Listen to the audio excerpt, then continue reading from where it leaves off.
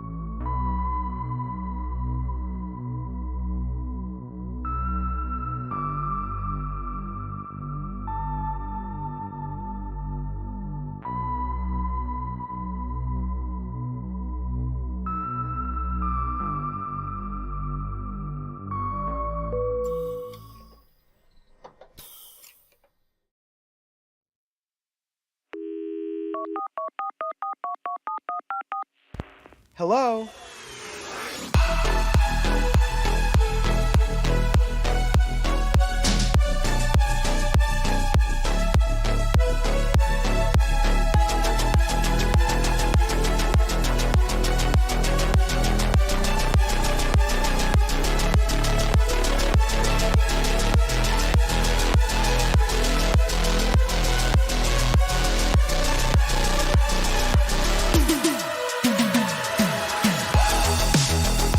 Hi, everybody. Peace, peace, peace, peace, peace. Welcome to the Fashion Bunker live stream / part 3 of our Louis Vuitton Band Me drama / saga / story. Listen, you guys, let me say hi to everybody first. Hi to all the mods. Hi, Debbie. Hi, Aisha. Hi, Audrey. Hi, Jizzes. And then everybody else also in the house. Well, also Kev. I think I saw Kev before. Hey, Vicens. Hey, Nina, Denise, Tawny Montana, Ella, Despina, Dorcia S., Laura Kojima. I'm reading on the side because that's where all my chats are. Hi, Kari Alberto. Hey, there's Kev. Trishan 1. And then Lux with Brit. Alberto, Fuchsia Floyd, Anna Christina, Julie, Cece, and Madame Pomme Rosé. Hi, everybody. Hey, T-Pal, how's it going? As I see you popping up, I'm going to read more. Hey, Andrea. Hey, Sultan Al Mansouri. Yeah, guys, listen, truth be told, I actually, I shot a part 3, boxing moment right as I was shooting part 1 and part 2. I shot part 1 and part 2 of the Louis Vuitton drama in one day, and also part 3. But then, I posted subsequently part 1 one day, then the following day part 2. And since the response was so huge, beyond my wildest expectations, I thought, okay, well, we have to do this live. We have to do the unboxing live. So y'all, we do have a special video, which is the OG unboxing, which now is going to become an exclusive for tier 2 members and patrons. Pardon me. I'm going to post it subsequently also to my tier 2 members and patrons. So there's that special little thing coming extra just for you guys. So maybe warrants reminding and repeating, I do have a membership plan on YouTube, also Patreon, Super Dacob on Patreon for extra perks, all spelled together. And then you can just join me and be part of the live, the pre-show live streams every Saturday before the main show. Now we've changed also the schedule. Sometimes I live stream, like for example, now in the middle of the week. So anyway, I want to say thank you to all of the new people who have joined the Fashion Bunker. That's the most important thing. Why am I saying this? Because looking at my analytics and my stats, these 2 Louis Vuitton Band Me videos, part 1 and part 2, have garnered around 300 new subscribers, like that, overnight. So who are these 300 new people? Hi, everybody. If you're new to my channel and you've just found me through YouTube, through these 2 videos, let me tell you a little bit about myself. So you're not like completely disoriented because you're brand new to the channel. So chances are you have no clue who I am, what I'm doing. So my name is Dacob. I've been on YouTube for quite a few years, actually started in 2014. On YouTube, and it's been quite a journey. I've changed direction for my channel several times. I've expanded it even to the point where I now, I love also perfumes. Of course, I love luxury fashion. I love pop culture, but I do have another channel dedicated just to perfumes and perfume reviews called Essentially Dacob, spelled like essence and then minus, then Tially. It's a little word game, like essence, Tiali, Essentially, Dacob. That's my perfume channel. And then there's a pop culture channel. I review TV shows. And that channel is being built up as we speak because there's a lot of things happening there, or that will be happening there in the near future. I can review TV shows there, but also other things are going to happen on the pop culture channel. Now, and then there's the main channel here. I talk about fashion, I talk about art, I talk about culture, I talk about luxury. We analyze it together. I live stream every week, usually on Saturdays, sometimes also in the middle of the week. And when I live stream, we have all of these conversations happening together where I read the chats, we talk together, we exchange information together, we learn from each other. It's a lot of fun. We kiki, there's a little bit of gossip, a little bit of drama as well. But it's like a family because, I mean, we've been around for such a while. So everybody who comes new to the Fashion Bunker is welcomed with open arms. We are an open community and everybody's welcome to join in and have fun with us. So I just wanted to welcome all of the new subscribers, everybody who has discovered my channel and who has so kindly and graciously decided to subscribe to my channel after watching part 1 and part 2 of the Louis Vuitton Band Me saga/drama. Thank you guys so much for joining and subscribing. So T-Pal says, I'm loving your new format. Thank you so much, T-Pal. So of course it is also the new year. And with the new year comes, well, a revamping and a refreshing of the Fashion Bunker. The Fashion Bunker is what I call our community here. All of us together are in the Fashion Bunker. Now, at the moment I am traveling. And since the pandemic stopped and the lockdown stopped, I've been traveling a lot for work. What work, you might ask? Well, at the moment, I'm not just a YouTuber. Now, you know, although some trolls in the comments love to try to bring me down by saying that this is just a little hobby, they don't take me seriously. No, YouTube is my job. I earn my money from YouTube, but I'm also an artist outside of YouTube and a director, film director outside of YouTube. But I've also worked for many years in fashion. I've worked in sales, I've worked in marketing, I've worked in public relations. I know the ins and outs of the fashion world. I know how it is behind the scenes. I know how it is on the sales floor, and I know how it is as a customer and a client.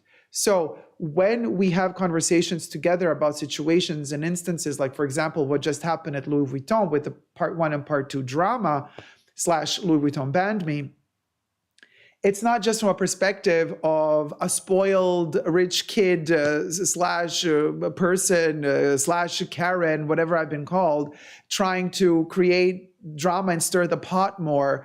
Yes, I love to get views on my channel. Of course I do. It's in the interest of the channel to grow. But first and foremost, I want to share these experiences with you guys. Why?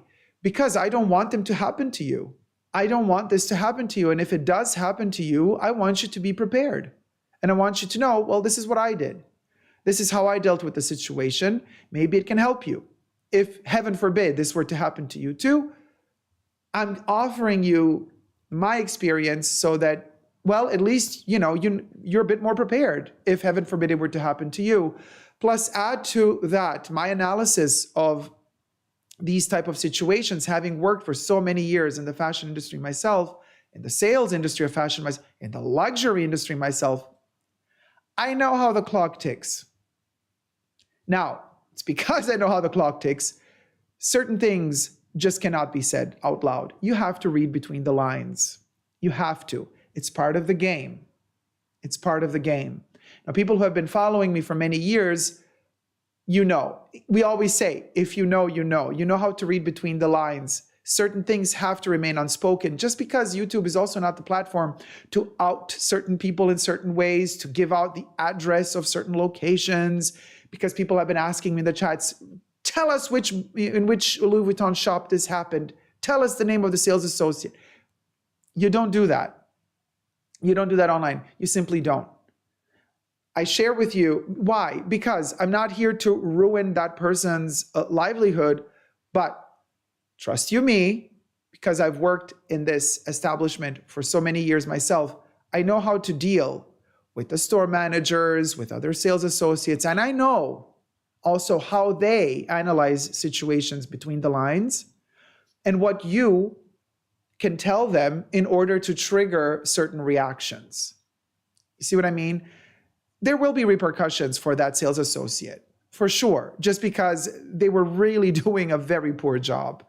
But beyond that, those repercussions have to come from their mistakes and from store managers and upper management realizing what the mistakes are that the sales associates did, but not just that, also realizing, for example, how to implement better briefing of their staff, how to get the staff to do a better job, to not allow something like this to happen again. Now, I have received so many wonderful comments. I mean, 99.9% of your guys' comments were beautiful, supportive, incredibly supportive and loving. So thank you guys so much. I'm talking about the comments on the past two videos, part 1 and part 2 of Louis Vuitton Banned Me. The 0.01% of the comments were quite bad, nasty, but that's a very small percentage. But we're going to touch base on those just to avoid misunderstanding. So stay tuned in this live stream, because we will get to the nasty comments, because I don't shy away from people attacking me. I go full on. I read them, I dissect them, and I debunk them if they're debunkable.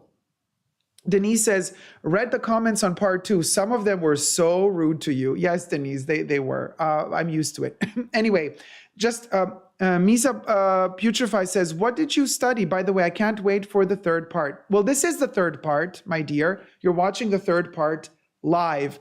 So a little bit more about me. Thank you for asking. I have studied art, experimental film, also film, not just experimental film, but experimental in terms of new medias. So not just celluloid digital, not just analog film, 8mm, 16mm, 35mm, but also digital. And I've also studied philosophy of art and art history. So you have an artist in front of you. Now, like I said before, I was lucky enough through the pandemic to have been able to turn my YouTube job into a full-blown career, because we were all in lockdown, and I started live streaming regularly every weekend for 2 years during the lockdown and built up a wonderful community. So I was really, really lucky in that respect, that in these terrible times of the lockdown, where we were all struggling, and we were all alone, and we were all home, and it was just a bad situation, I tried to turn the worst situation to something positive. And I then reached out through my live streams to a community that so graciously, with open arms, embraced me. And that's how the conversation started. And that's how these live streams also started. But also, during these 2 years of lockdown, I have perfected further my art career in film. So for those of you who don't know, I have actually released a movie with Vivienne Westwood, a wonderful designer who unfortunately just passed away this past 29th of December. That's why I also have Vivienne here. In honor of Vivienne, I have one of her scarves here next to me. And I'm wearing actually a Vivienne Westwood shirt. Oh, here she is. Here's Vivienne Westwood in one of her shirts, and the Vivienne Westwood orb. The movie is called Art Lovers Unite. And so I am also a director. The movie is made together with Patrick J. Thomas and myself. We are both co-directors of the movie and co-producers of the movie. Vivienne Westwood is in the movie. You see Vivienne Westwood and myself on camera. We're visiting one of her most favorite art museums, the Gemälde Gallery in Berlin, Germany. And we talk about her passion of love, of art and life and death. Coincidentally, death as well. And in fact, she did pass away this past December. So I also have been very busy in 2022 with the world premiere of Art Lovers Unite. And we traveled all the way to Melbourne, Australia, for the world premiere of Art Lovers Unite this past July 2022 at the Melbourne Documentary Film Festival. It was very well received, so much so that the cinema where the premiere took place, we then showed the movie another 3 times. Then after that, the DART Film Festival, which is a documentary art film festival in Barcelona, also invited us to show the movie. And then it had its European premiere just a short while ago, late 2022. So I am also working intensely as a film director, producer, / also actor, because I'm acting in that particular documentary. Don't forget to thumb up the live stream, you guys. Like, because there's a lot of stuff here that we're going to talk about. And working hard to entertain you guys. So I just want to say thank you guys so much. That's a little bit about myself. Now, yes, I am an artist at heart. I remember since I was a little kid since I was 6 years old, took my dad's camera and started kind of filming and doing stuff. Like it's in my blood to create content. It just has been since I was a kid. So there's that. I love luxury, fashion. Now, also something really important to say before we touch more further base on this Louis Vuitton Band Me drama is this. For those of you who don't know me, you probably have watched luxury YouTube channels. You have watched people unbox their Chanel bags, their Birkins, their Kellys, their Louis Vuitton bags, their Gucci's, their MCMs, their Yves Saint Laurent bags or YSL bags or Saint Laurent bags, their Versace bags, Moschino, whatever have you, right? And everybody has their good reasons to buy stuff. But you're going to notice if you kind of tune in over time to my channel that when I do an unboxing of something new, or when I review a product, or when I talk about certain products, it's not going to be the FOMO piece, fear of missing out piece. It's not usually going to be your typical it moment, trendy moment, object of the day moment, you know, the bag of the moment. Rarely does it happen. And it usually, and if it happens, it goes quite sour. As we've seen with the Chanel 22 bag that I unboxed on my channel for my birthday last year, that went really bad. But anyway, I digress. What I want to say is 99.9% of the time when I do an unboxing and a reveal of a certain object, it's because that object connects me to the heritage of the brand. So a lot of people might think, well, it's kind of basic and boring, right? I mean, you know, you're going to see, I don't know, a Keepall bag unboxing. You're going to see a Chanel 255 reissue review. You know, these are all, or Chanel Maltese crosses made by Goussan for Chanel reviews and unboxings. Like, these are things that you won't usually find on the luxury YouTube platforms. Well, that's simply because the way I see luxury is kind of like a direct link and a bridge to the past, to the heritage of a brand, to the history of the brand. So, for example, when 2 years ago, right around Halloween, I unboxed my first Speedy bag, the Speedy 30. You know, some people commented, why would you get such a basic bag? And I had a really long discussion, and I made several videos on this topic saying, well, they're not basic at all. Look at Audrey Hepburn. I mean, the epitome of elegance. Audrey Hepburn got her first Speedy when she was really young, and then she aged with her Speedy. Like, you see photos of her really young carrying her. Back then, it wasn't a Speedy 25. It was kind of like a Speedy 20 to 25. It has slightly different shape and size and proportions than the current day Speedy. But nevertheless, you see her wear that bag throughout the decades. And then she got a second one. Sometimes you see photos where she's wearing two of them, and she's aging so gracefully together with her Speedies. There is so much history and heritage behind a bag that a lot of people think, oh, it's just basic bag, and everybody, you know, it's a Speedy. It's nothing new, nothing special. Well, to me, no. To me, if I am going to spend the money at one of these brands, you best believe it's going to be one of those bridges that connects me to the past. I am that person that's also going to cry if I watch a movie from the 80s or the 90s, because I just feel like there was more empathy back then. I feel like the last empathy our society knew.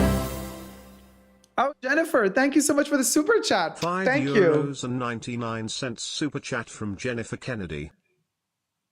I'm traveling right now. I'm not in the cement fashion bunker that I am usually. So I'm at the beach right now. So I don't have the actual little cherry poppers that I pop, little tiny bomblets that I pop for my super chatters and tippers, but I have a digital cherry to pop for you. So Jennifer, here goes. Bam. Thank you so much, Jennifer. Very, very kind of you. Thank you, my love. And so listen, where was I? I forgot, because I have too many things going on in my head at the same time. So, right. So we're talking Speedies, we're talking heritage. So I'm just saying this because we're going to rein it back to the drama of Louis Vuitton banning me, some of the negative comments that came my way were connected to people thinking that everybody on YouTube, luxury YouTubers, would just buy into the craze of things, would buy into the it moment of things. Well, that's not me. But I will go down rabbit holes digging into the past of certain products that I deem really important to the history of the brand, but also like comfort zones, things that make me feel safe, that make me feel good. I love the feeling of thinking that, okay, so if the Speedy 30 that I got 2 years ago, if that were to break one day, irreparably, heaven forbid, I know that I can go to Louis and just buy a new one because they're always going to make Speedies. I love that feeling of, that to me is luxury. That kind of, you pay for it, of course, but that feeling of having that safety net, you're paying that extra money to feel safe. You know what I mean? But if I buy a seasonal bag, a leather seasonal bag at Louis Vuitton that has a seasonal color, that has a seasonal shape, something that is released just this season. Okay, 2 years from now, something happens to that bag, well, that's it. You can't buy it again. You're going to have to buy some other ugly seasonal bag moment, whatever. You know what I mean? And that's fine too if you have the money, if you want to do it, go for it. Oh, Lindsay Wink. Thank you so much for the donation. Lindsay Wink donated $6. You are my favorite YouTube channel for sure. I live for your lives. And I love the atmosphere you set with your lives and the 80s music. Don't listen to the trolls. Thank you so much. Pompadour donated $10. Dacob, you're a breath of fresh air. Never lose your authenticity. Oh, thank you so much. Let me pop 2 cherries. Hit it. First one. Bow, bow, bow. It floated. And second cherry. Bow, bow, bow, bow, bow. Well, right after this one has fallen down. Hold on, hold on, hold on. Peace and jump scare. Yes. Thank you guys so much. Now listen, I have a very precise line I'm going through here. I know a lot of people are going to be like, get to the point, get to the point. This is all part of the drama. This is all I'm trying to make you understand how it works, how I tick, why my reactions to this particular ban from Louis Vuitton is the way it is, why I reacted that way. And, also for all the people who are new to my channel now, just to explain to you how I work. So, that safety net of knowing that I can just go into a Louis Vuitton boutique, shop, sorry. They call them shops, not boutiques. You can get your Speedy, and yes, you pay a lot for it, but just that feeling of knowing that 20 years from now, if we learn anything from the past, because, Louis Vuitton might decide tomorrow to discontinue everything they're doing in canvas, like they've been, like there's been speculations for years now. But if there's a track record here, we know that the Speedies, the Keepalls have been invented in the Noe bag has been invented in the 30s for champagne bottles. So like they've been producing these bags since the 20s, the 30s, the 40s, right? So what I'm saying here is, that's that safety net that makes me feel so good, knowing I can just enter any Louis Vuitton boutique shop in the world and ask for a Speedy, a Keepall, a Neverfull, a Noe, and they're going to have one, an Alma, and they're going to have it. No matter how many times you ask for it, it's going to be there. You go to Chanel to ask for a 255 reissue, they're always going to have it. That to me is luxury. That's security. That's why I don't care for their seasonal pieces. I don't care for Louis Vuitton seasonal bags. That's why on my channel, you're not going to see me lifting up, being super excited about their latest neon pink leather concoction bucket bag with paint dripping. I don't care. If I want some bucket bag, I'll go to Moschino and buy it at a fraction of the cost, and it's still going to be tacky. But to each their own. Now, why am I saying this? Because the drama of the situation that a lot of people didn't understand was, why am I making such a big deal? It's just a Speedy. This is why I'm making a big deal, you guys. It's the Speedy with the monogram canvas that brings me to Louis. It stands for that brand. That is the symbol of that brand, as is the Keepall, which I also have in my collection, as is the Noe BB, which I also have in my collection. Those are the pieces that you should not have issues with obtaining them. And especially the sales associates should not be effing with you because of those pieces. They can play their games with their seasonal limited edition, like the Yayoi Kusama collection, which, as you've seen in part 2, I mentioned the sales associate was like apologetic for the whole drama that happened. Also said, would you like something more? Maybe something special from the Yayoi Kusama collection. And I said, no, Yayoi Kusama is a racist.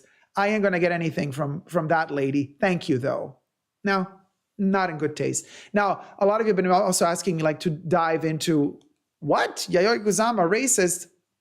We're going to make a separate video on that because I've seen there's a lot of people who really want to know more about it. A quick Google search and you're going to get a plethora of information on that particular topic, but I will make a video on that subject later. But anyway, so, you know, Yayoi Kusama, they're offering like some special piece, like sales associates can play with the limited edition seasonal pieces like that with you psychologically, being like, you know, you got to purchase this if you want me to sell you this special limited edition piece. But these games should not be played with the heritage pieces. The only brand that plays these games with heritage pieces, you've guessed it, is Hermes with their Birkins and Kellys and the Constance. But even then, even with Hermes, they're getting better at it. They're not that weird about it anymore like they used to be. But still, at Louis, I wanted literally a Speedy 35 without the bandolier. It's not even that requested because, you know, the bandolier is the actual strap. Though that one, more people buy it because it's easier to wear. I just wanted the old school version without a strap, just to hold like that. And the whole issue happened. What happened? Quickly went into this spa boutique in this place where I am right now, which I will not disclose for obvious reasons. I don't want to get anybody in trouble in that boutique or shop. And they take out the Speedy, they show it to me. I also asked for a packing cube, small. They did not know what a packing cube was. Then I said to them, well, you know, another sales associate in the other language that they were speaking said, maybe they changed the name. I'm like, no, they didn't. Now, some of you have been telling me, well, that's why they didn't let you buy the Speedy, because you were kind of throwing shade at them, saying like, no, the packing cube did not change its name since 2018. I don't think that was the case, because after I said all that, they still brought out the Speedy 35. I looked at it, and then, you know, for some odd reason, this sales associate said, but I can't sell it to you because you already have 3 I see in the system. Now, the story is a little bit more complicated because obviously they said, well, what's your name? And then they couldn't find me in the system. Then they found me, but with a wrong birth date. And then the birth date in the system that they had was the first date that I ever purchased from them online, which is like super bizarre. I'm like, oh, what am I, 11 years old then? Something is wrong here. So there was something trippy about what they were doing something sketchy. And in fact, they're like, oh, then fill it out again. I'm like, but I bought from you online. I receive posts from you guys all the time. Something is really wrong here. And now I remembered also that they made me sign something. And now I regret signing that online thing. I don't know what the hell I signed, but I'm looking into that right now because, girl, that is another piece of drama. Because I'm like, what did they make me sign at the Louis Vuitton store in this little spa resort place? Because I'm like, when you make a profile with them, you already sign off, you know, like they're going to send you this or that. Anyway, so then they look into this account that doesn't really have my data in it, but it does because they start telling me what I bought. And a lot of the things that they were telling me that I purchased are correct, except they said I have 3 Speedy 35s. And I'm like, excuse me, I don't have any Speedy 35. So then they just looked at me like, yes, you do. So I can't sell it to you. Well, but then you will get, so you're banned. You're banned from buying, literal words, you are banned from buying another Speedy until March of 2023. So again, for those people who then in my comments under the videos were saying like, you weren't banned. What are you talking about? Literally banned. That's exact. So look it up, as Madonna would say. Look up what the terminology means.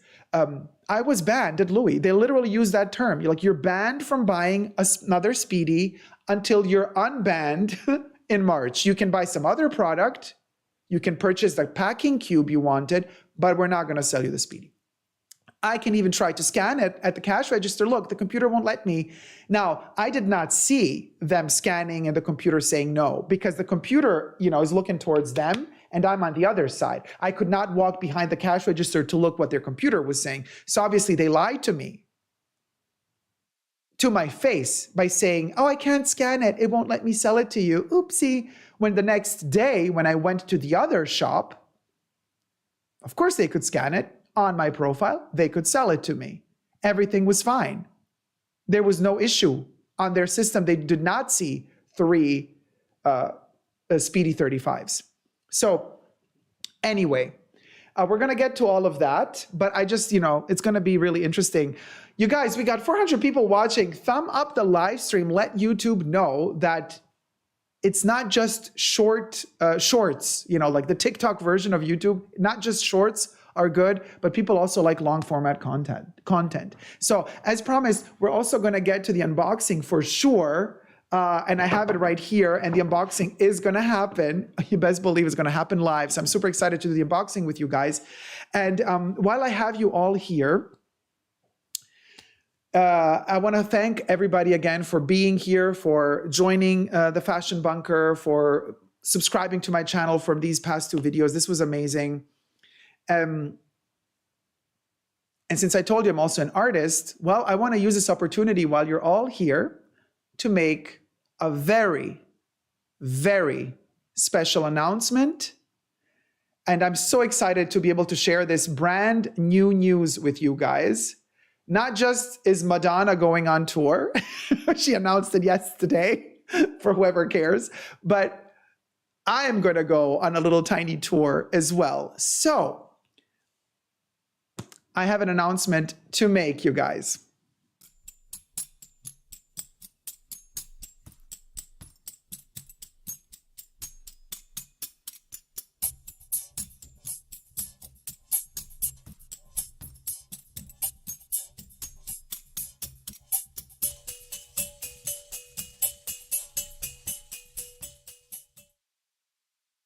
Hi everybody, Dacob here. Welcome to the Fashion Bunker. I have a very special announcement to make. My movie with Vivienne Westwood, Art Lovers Unite, co-directed by Patrick J. Thomas and yours truly, starring Vivienne Westwood and myself, as you know, has already had its world premiere while Dame Vivienne Westwood was still alive back in 2022 at the Melbourne International Documentary Festival, and then it had its European premiere at the DART Barcelona Film Festival, the Documentary Art Film Festival of Barcelona. Well, now we are going to have the most exciting premiere of all, dare I say, because for the first time ever, of course, unfortunately, Vivienne Westwood passed away on the 29th of December of 2022. But the most exciting premiere is going to happen in a very special place because for the first time ever, the entire crew of the movie will be together on stage to present the movie, for the Q&A session after the movie. It is going to be the most wonderful goodbye to Vivienne Westwood. We want to celebrate her life. We want to just send her off in spirit in the most emotional and impactful way that we can. And so I am honored to announce where the next premiere of Art Lovers Unite is going to take place. Hit it.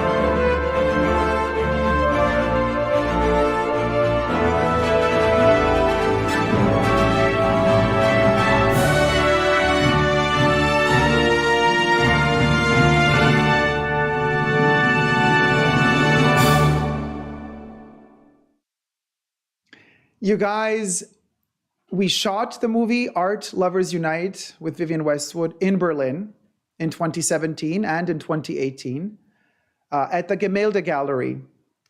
It was the last time that Vivienne Westwood would come to Berlin and to that particular gallery, which was one of her favorite art museums.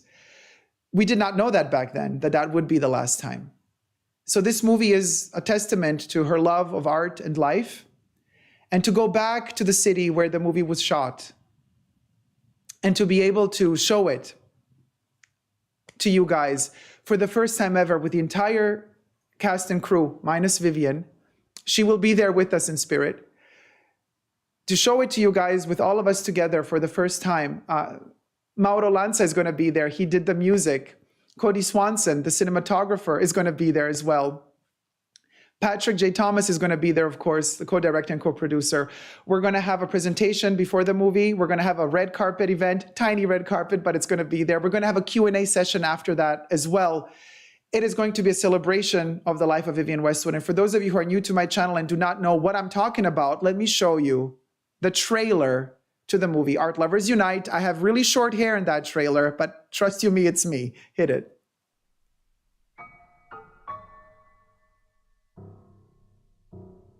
Truth is fiction when the fiction's true. True or truthful. Real is non-real when the non-real's real. Yeah. And that's what art is. And that's what we can appreciate. Dacob, you can understand the world through art because art stops the clock. And it's not real, but it's more real than we are because we're all just actually all whirling around in a total flux. Too many photographs. That's why I don't really like photography too much. Really, you don't? Because I'm just sick of seeing all these grinning faces. I'm sick of all these. I never look at magazines. I'm completely OD'd. If people today know what overdose means, I expect they do. I've never taken drugs in my life. Not really, I don't think so. It's very well done, this gallery. Yeah. This gallery is really good. I don't know whether Titian invented that pose of that nude, but all his nudes have got this pose, this thing, this Venus. Actually, I Venus. remember a photo of you in a very similar pose. Yeah? Yes. Oh, was I naked?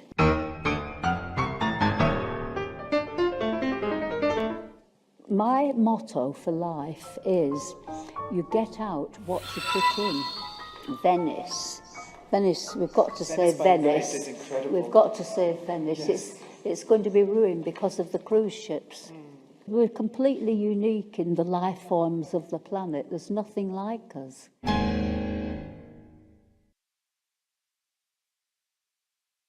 You guys, I'm so excited. The tickets to the Berlin/German premiere of Art Lovers Unite, the tickets are available now.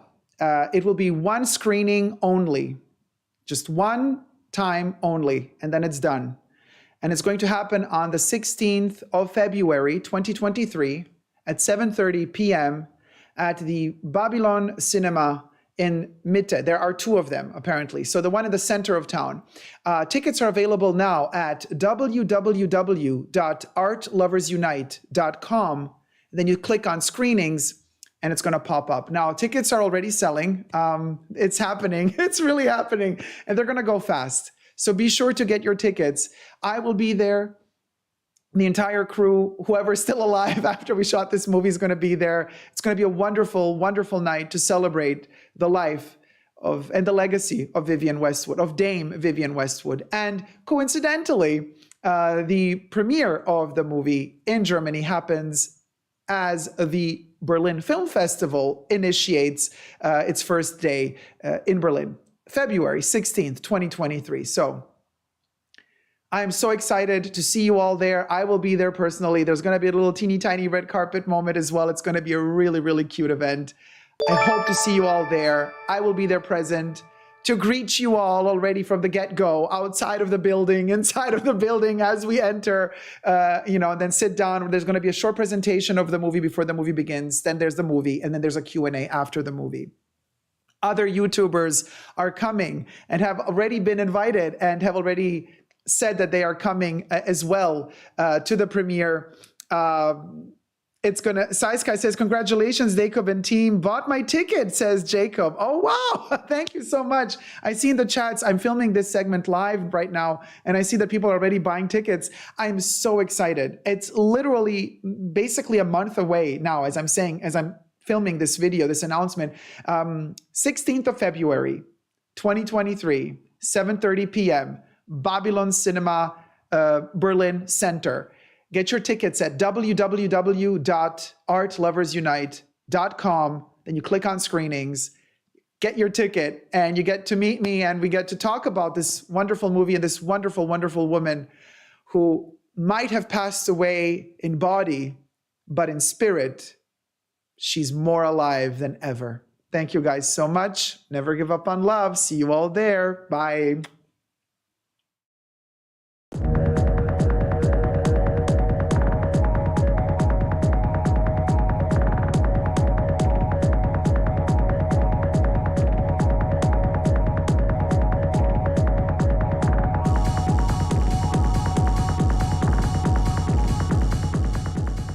Hey guys, I just wanted to celebrate this moment with you because I knew that we had so many new subscribers and a lot of you don't know all the things that I do in my life. And since this was happening, we just got the confirmation 2 days ago that it's a go for the movie. I needed to really plug it in to this entire live stream because it's just a wonderful, wonderful, happy, joyous moment for me. And thank you so much for tuning in and listening. Now, of course, let's get back to the nitty-gritty of the drama of Louis Vuitton, shall we? Because, of course, part 3. Here you go. Oh, by the way, listen, I'm near the beach and I've been out the whole day, and there's a lot of like salty air and my hair is all kind of like fluffed up. And I just wanted to also commemorate a little bit. Hold on, let me just say this. Lisa Marie Presley, who has also passed away way too soon. This is I'm channeling her hair a little bit today. I'm giving that Lisa Marie vibes, you know? I did the makeup a little bit similar to what she would do. Lisa Marie, we're thinking of you and we love you so much and we miss you. Like, seriously, it just breaks my heart. But I'm channeling Lisa Marie with my hairdo today, just letting you guys know, but also channeling a little bit French cocotte, you know, out of bed look, you know, a little slutty moment. So for those of you who might want to be coming from in the comment section, say, what's wrong with your hair? You look Paul. It's done on purpose. I want to have that 60s French, you know, cinema, this kind of nouveau cinema, kind of nouveau vogue, just, you know, zhuzhing it up, but not. You know what I mean? If you know, you know.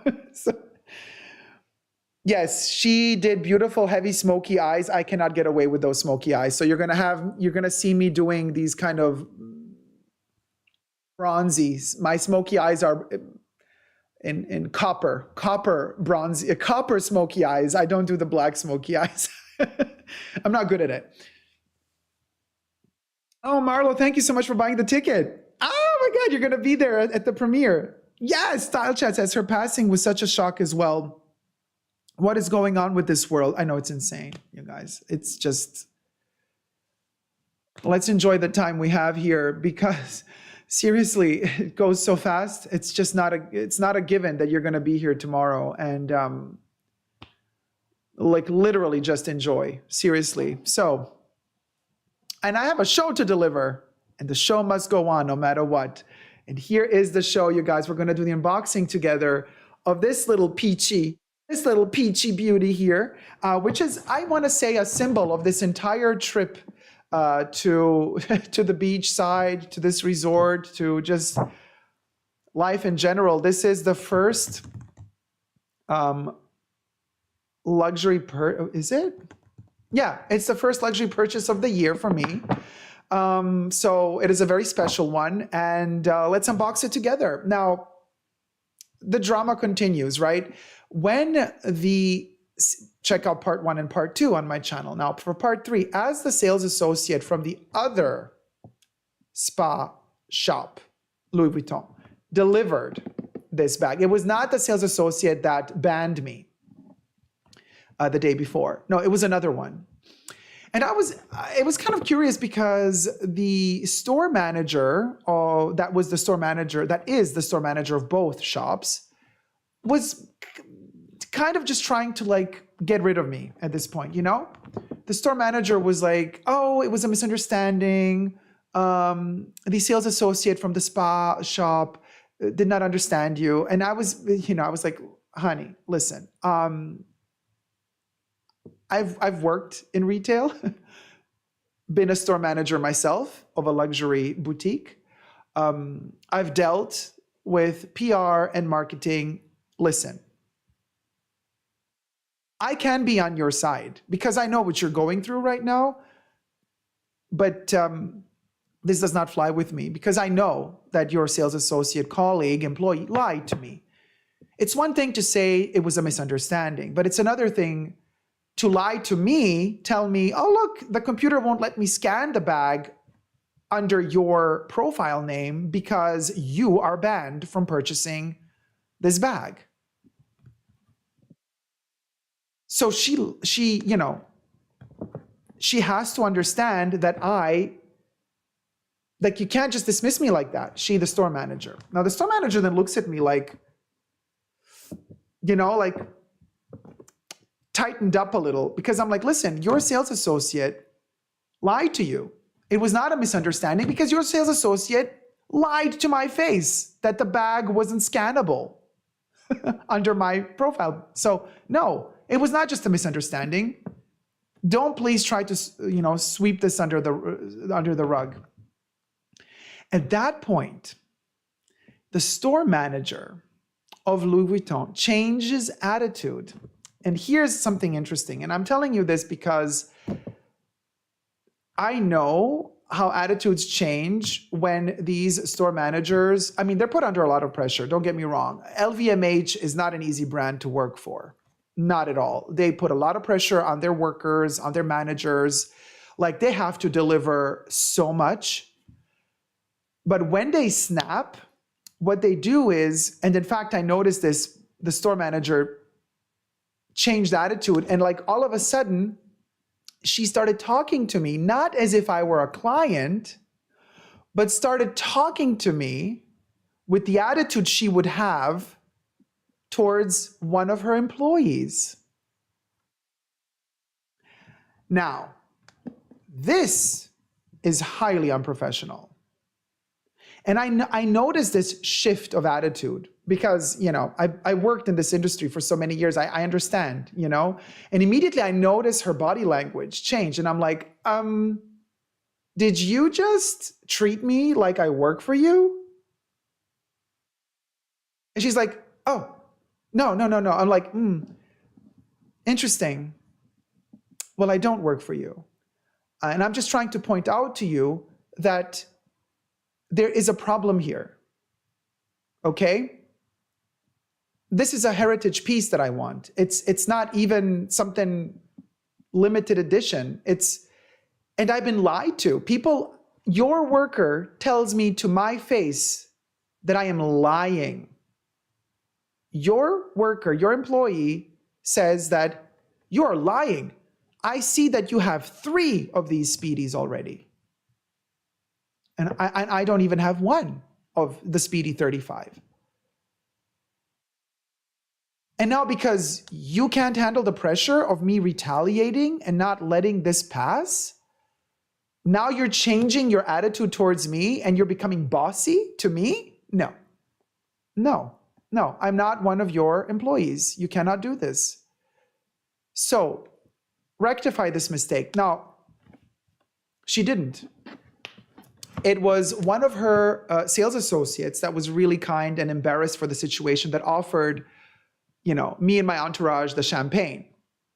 Little thing I didn't tell you in the second part, but I'm telling you now in the third part. As we were seated and we were waiting for the champagne to arrive, she passed by once more, right? And she's like, so, yes. So would you like to see something more? Would you like some more water? And the other sales associate that already offered the champagne and, was getting ready to bring it to us said, oh no, I'm bringing them champagne. The store manager was like, oh, she wasn't happy about it at all. And I was like, oh, okay, now you're not happy that we're going to get, okay, Miss Thing. Well, I can make this even more fun. So we got loud.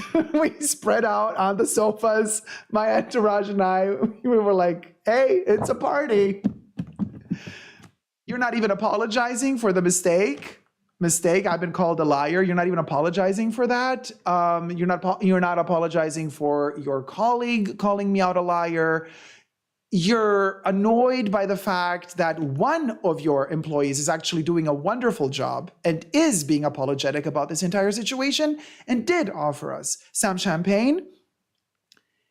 And by the way, thumb up the live stream, you guys. We got over 400 people watching. This is amazing. Thank you so much for tuning in. And I'm like, and she's like, I'm like, oh girl, you did not just throw me the side eye because your sales associate was doing an actual great job. The one person in this entire establishment who is kind, who understood the situation immediately and stepped up to the occasion and offered to apologetically treat us with beautiful things, be very kind to us. And you're like being annoyed that she offered us champagne? Girl, no, absolutely not. And so we're there 20, 30 minutes, drinking, talking, took some group photos of us together. I mean, we were having fun at this point. I was like, you know what? That's it. Well, it's not just it, there's more. But so finally, this other sales associate that I've never seen before arrives with this bag, right, from the other shop and looks at us and sees the group and comes to us and says, oh, were you waiting for this? And I was like, oh, yes, let me see what it is, And I'm looking to see, like, where's the store manager? Now, mind you, this was all unboxed in the boutique, in the shop, because I'm like, let me inspect it. Not that somebody from the spa shop spat in the bag or cut it or did something to it. You know what I mean? Just out of spite. So I was there a little bit tipsy because I had my champagne, inspecting the bag like extra carefully because, I'm like, oh no, I'm a little bit tipsy. I have to see that there are no flaws. And the sales associate that doesn't know much about the situation, the new one that brought this bag, right, is like, so is there anything else you would like to see? Like something from the Yayoi Kusama collection that just launched? That's when I was like, while I'm inspecting the bag, I'm like, absolutely not. Yayoi Kusama is a racist. I don't condone that attitude. No, I don't want anything from Yayoi Kusama, please. And then, this guy was like, oh, yeah, okay, maybe something else. I was like, listen, this is already amazing. It's a dream of mine to get this particular thing produced well, manufactured properly. So we're good. Thank you so much. Where can I pay? Now, we go to the cash register and I'm looking like, okay, so where's the sales associate that gave us that champagne? Nowhere to be found. Okay. Where's the store manager? Because, listen, we started getting a little bit loud there as the store manager was started treating me like I'm one of, her employees after I wouldn't let it, because she's like, oh, it was just a misunderstanding. I'm like, no, your sales associate called me a liar and lied instead. And then, when the store manager realized that, because the shop was full at this point, other clients around us started listening in. Other clients started becoming aware that there was a problem. So we're in the middle of the store with this kind of altercation happening, and she just wanted it to end, right? so after I said, hey, I'm not your employee, she's like, what? No, sorry. Yeah. Anyway, she's like, okay, I have to go. So she's gone. Then the issue with the drinks. And now that I'm at the cash register, we finished our drinks. This thing arrived. I inspected it. I'm going to pay. She's nowhere to be found. This guy, who I haven't seen before, right? Before he brought the bag, he's like, he's also looking like, he's like, okay, well then I can cash you in, And I'm like, okay, yeah, sure. Why not? Another side note, when we entered the shop, the second day, I was greeted by the store manager. Now, this is before the store manager knew anything about the drama, right? And the store manager said, you're going to have to wait a couple of minutes. You are fourth in line to be assisted by a sales associate. The shop is a little bit full, but you can come in and browse around. And as soon as somebody's available, they will assist you. And I said, oh, don't worry about it. All good, all chill. What a wonderful shop you have. I'm always very polite when I enter these places. Obviously, I know how to play the game. So I'm like, oh, it's beautiful. Thank you so much. Don't stress, whenever you're ready. So she was really, nice in the beginning, and then when the situation unfolded and I started explaining what's happening, then she just wanted to get rid of me. And then basically after we had this altercation with her, like treating me like I'm her employee. And I said, I'm not with me, girl. She leaves, and she was on the sales floor greeting people entering. Now she's gone from the sales floor. She vanished from the face of the earth. So I'm like, well, okay, let's see if the system is going to scan this bag now and if it's all going to go through. He's like, what's your name? Are you in the system? Oh, we have the same story again. Types it in. My profile is there. I'm not going to explain the whole situation again to him at this point. Because that's why I was looking around, like, where's the sales associate who already knows the story? Where's the store manager who already knows the story? I don't want to have the same situation again. But even more to prove my point that the sales associate from the shop the day prior was lying to me, that the bag was not scannable in the system, this guy who doesn't apparently know anything about the situation types in my name, scans the bag, tells me this is the price to pay. Here's my card. Done. And then says, would you, here's also 2 little samples. Can I put 2 samples in for you? Would you like to try these 2 perfumes on? So I got Ombre Nomade and Sur la Route. Funny that it's called on the way. Literally, everything is holistic. The second sample is literally called On the Way. What a coincidence. And I'm like, so is that it? I'm like, is everything, like we're good? He's like, oh yes, of course. Let me take you to the door, gives me the thing, thanks me. I turn around one more time. I'm like, where's the store manager to say goodbye? Where's the sales? So thumb up the live stream, by the way, you guys. Let's show YouTube that we're doing something here. Come on, you guys. We got like 500 people watching. Thumb up the live stream. Show us some love. Thank you, guys. We only got 200 likes. What the hell? Like, we could do better. Oh, thank you, Nina, for thumbing up. And I'm like looking, and I'm like, so I see what's going on here. The store manager really does not want to risk me saying anything more, because thank you for subscribing, because she understood when I told her, listen, I've been working in luxury too, my dear. I come from your same position. I've been a store manager as well. She was like, okay, you know what? Let me disappear, cha. Let me tiptoe back. You know that meme of Homer Simpson, like disappearing in the bushes? Like, literally, she was like, and she probably also told her sales associate, like, girl, let both of us disappear. Now, at Rose Vidalita says, oh my God, are they watching this at the Louis Spa right now? I hope they are. And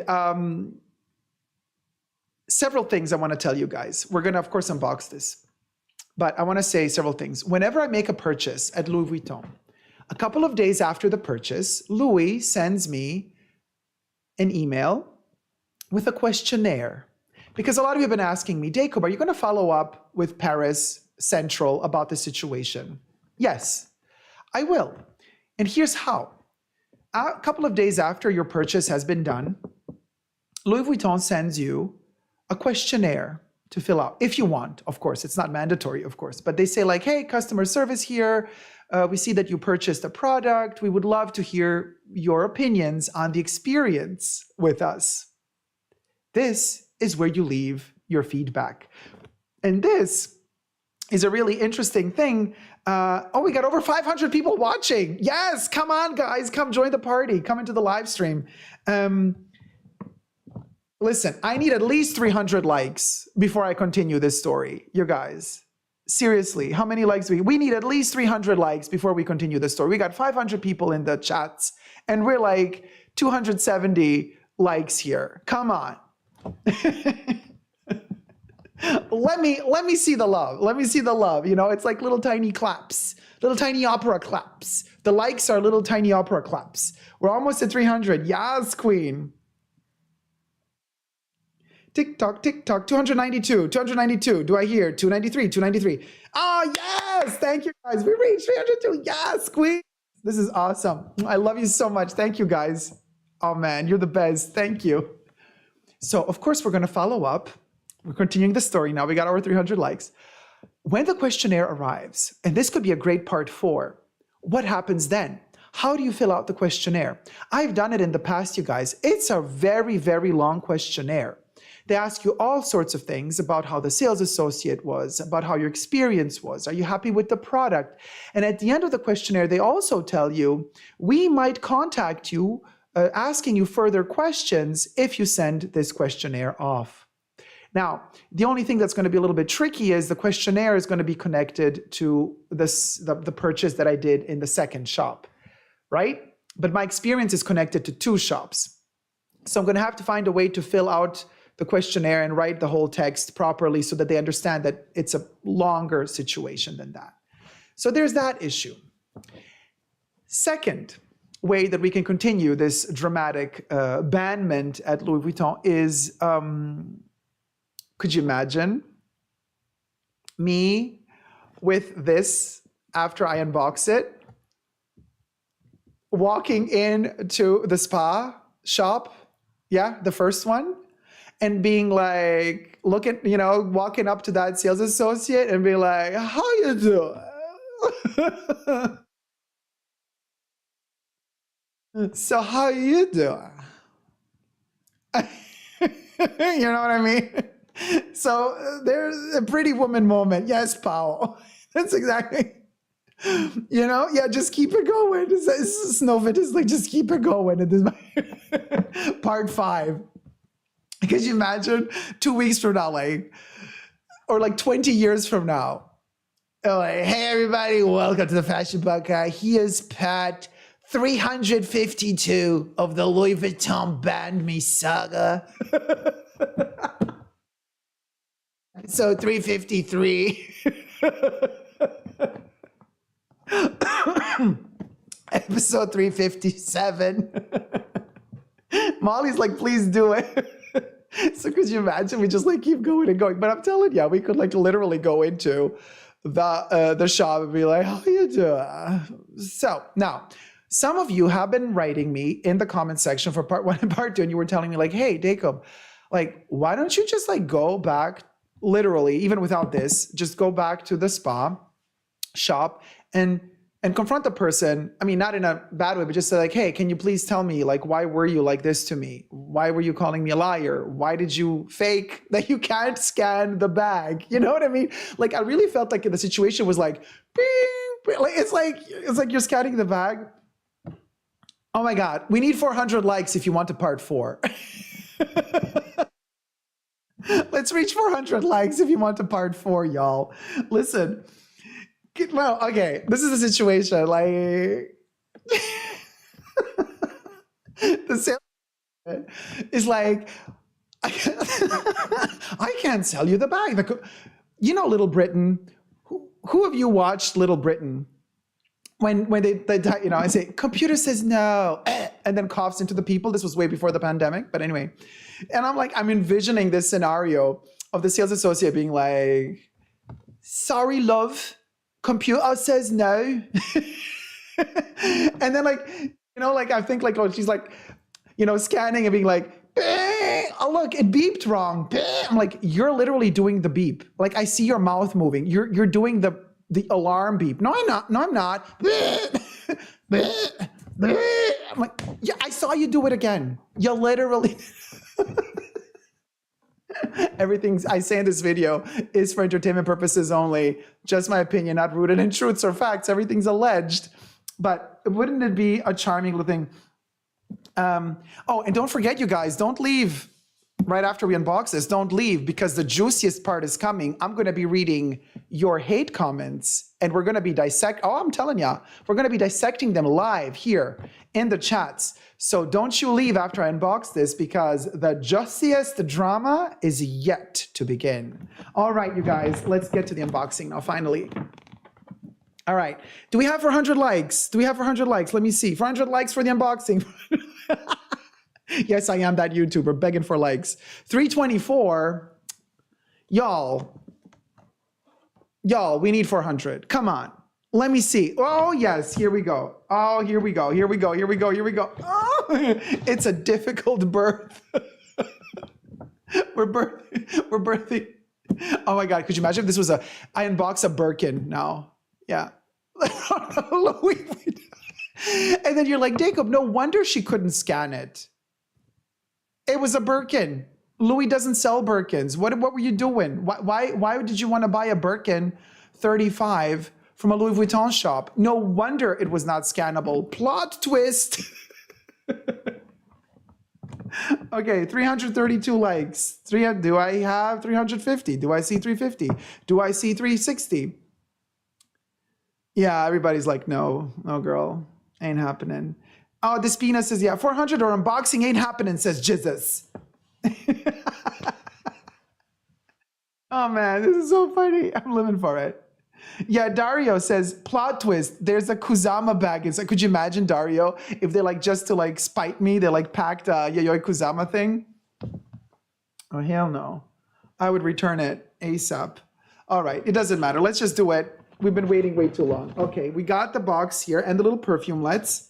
Also, you see this? This is their Christmas Lego edition shopping bag, right? Usually their Christmas edition bags are like gone, like even before Christmas. But this year they still had some left over, which kind of shows me that they weren't selling as much as in the past years, or maybe they just manufactured way more bags. I don't know, but yeah, leftovers, Sistina. But usually they're out of these bags.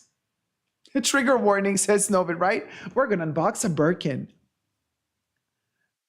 Oh, yeah, let me do a little screenshot moment. There you go.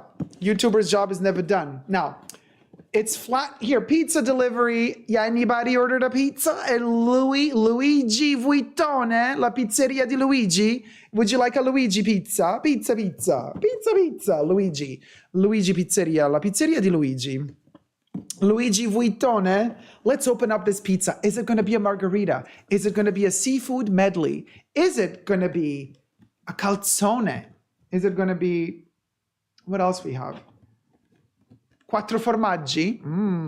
For those of you who like cheese. What pizza is it going to be? Oh, it's going to be a taco. T-Pow is like, taco. Nutella pizza, says Sultan. Oh, those are really good. Yeah, calzone, right? Upside down and folded. Yes. All right, here we go. We'll go. It's going to be a barbecue, says Polly S, with the sales associate as topping. Oh my God. The macabre moment of it all. Here we go. We'll go. Lux with Brit says, did you not get the packing cube? Well, that was going to be the plot twist for the end, but since you mentioned it already now, somebody forgot to pack it from the spa shop delivery to the main shop. You best believe there was a little spiteful end. Like, oh, oops, forgot to pack the packing cube. But at that point, I was like, oh, that doesn't matter. This was the most important thing, because the packing cube I can get anytime at my shop at home. Totally fine. A little spiteful moment of like, oh, sorry, forgot to pack that one. What? Says Novit. Yeah, no way. Oh, yes. Oh, yes. Yeah. Yeah. And then they're like, oh, so sorry. Yeah, the sales associate forgot to add the packing cube. Well, should we ship that one over as well? You're gonna have to wait another 40 minutes. I'm like, you know what? No. All good. All good. All good. All good. All good. Could you imagine? All right. All right. So let me. Woo. So the box is made in Hungary. I love to see where these things are made. Here you have the manufacturing. So the little box is made in Hungary. The shopping bag is also made in Hungary. There's a little dirty thing at the bottom here. All right, here you go. And here goes, you guys. Bam, bam. So thank you, ma'am. A little pizza, folded. Hold on like that. Here you go. Folded flat as a pancake. We got the Speedy 35. Yes. Now, a lot of people say, oh, it's so bad how they fold them. This is terrible. I actually love this system. This is also one of the reasons why I love the Chanel 255 reissue bag, because it's folded flat. This is great for travel. Now, I know a lot of people think, oh my God, it's terrible, but don't worry. Once you unfold it, the folds and the creases, just got to stuff the bag and then they go away. Now, I will make a separate review video for this bag, but this is the little beauty. Oh, and there's going to be a separate review video that goes in detail about this bag. Well, let's just open it together. And let's not forget one thing, that we also have to baptize the bag. What does that mean? We have to give it a name. Now, you know that all my Louis Vuitton bags have a name. Now, where is it?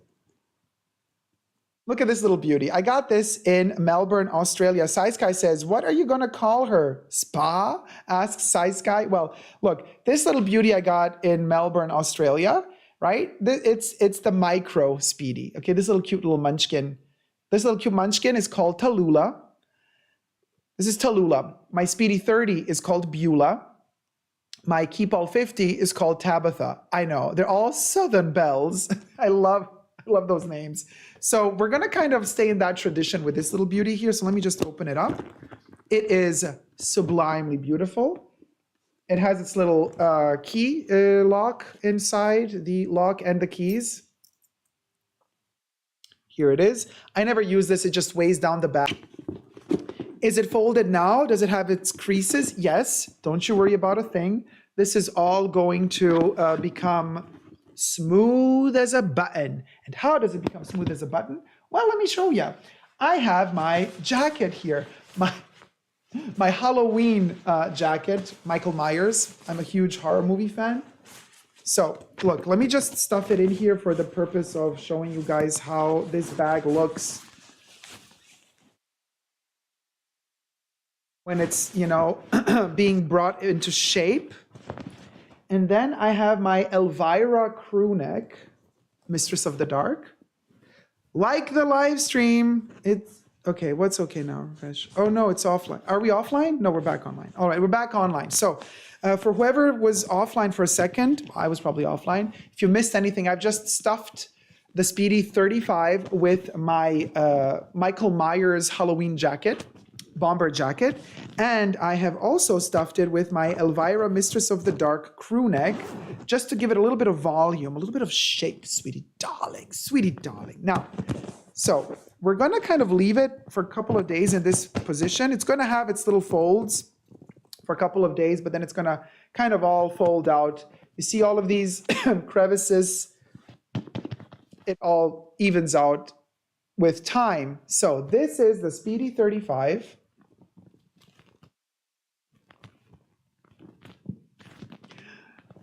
It is sublimely beautiful. It was such a difficult birth. It took a while to get here, but we are here finally, and we have to give it a name together. So listen, I've been looking for names. And don't leave the live stream just yet, because we got to get to the hate comments. Thumb up the live stream while you're at it.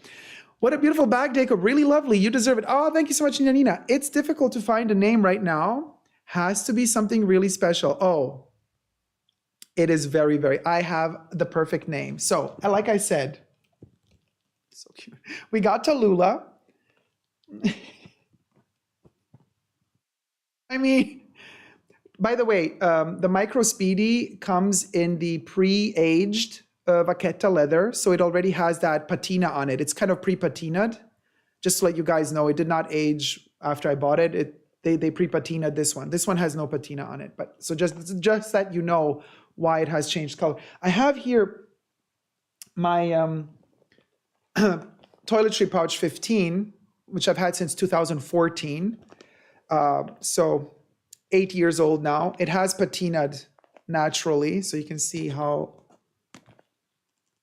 darker this color is than this color. Look at the beautiful honey color that this will turn to this color with a couple of years. Amazing. So anyway, I have a name, you guys. Listen, it's a special name. Oh, watch, it says looks like 30 to me. It's because I'm a big boy. And so you think that it looks smaller than it is?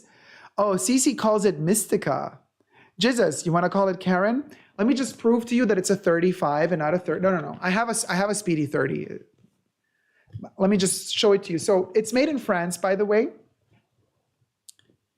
So you have the made in France stamp right here. And then when you lift this, you see the size. Do you guys see that it says 35?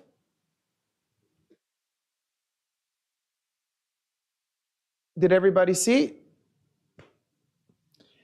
It's a 35.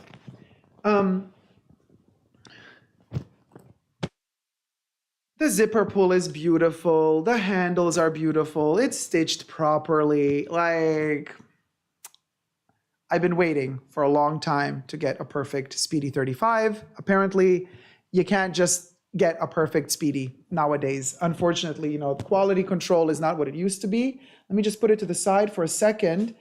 You know, quality control isn't what it used to be. It is what it is. I know it's terrible, and I know a lot of people say, well, then why buy it at all? Because I love heritage. She is a 35 gal, says Tyler, yes. I love these heritage pieces. Love them to bits. And the kick of getting them actually in the boutique, in the shop directly, and not secondhand, not used, not vintage, is just that feeling of, again, like I was telling you before, it's like traveling back in time to the 30s or 20s and buying one of these bags.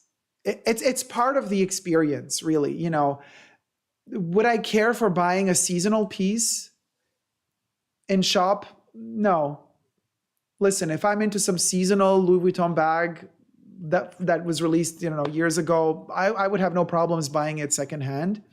But these heritage pieces that are always in production, there's something so beautiful about buying it in that time when you buy it in the shop new. For me, it's important.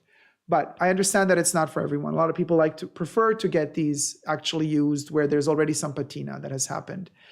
But let's get to the name. All right. Quick to the name. Hey, Zara Justina, Speedy 35 made in France. Perfection. Congratulations. Thank you so much, Zara. It is a beauty. Okay. Are you ready for the name? I think nobody guessed. Oh, thank you, Andre. Thank you so much. Oh, Kika? Oh, blue. I love Kika. Carla also says Karen. No, I'm not gonna make my bag suffer.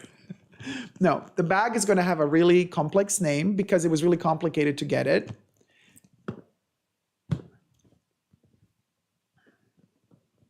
I name all my bags Rachel. I mean, all my Louis Vuitton bags have a name. Well, all the Speedy Keepall family has a name. So as I said, where are you, you little rascal? Tallulah, Speedy 30 Beulah, Keepall 50 Tabitha. And now welcome to the family. Are you ready? Are you ready? Well, let me do a screenshot moment.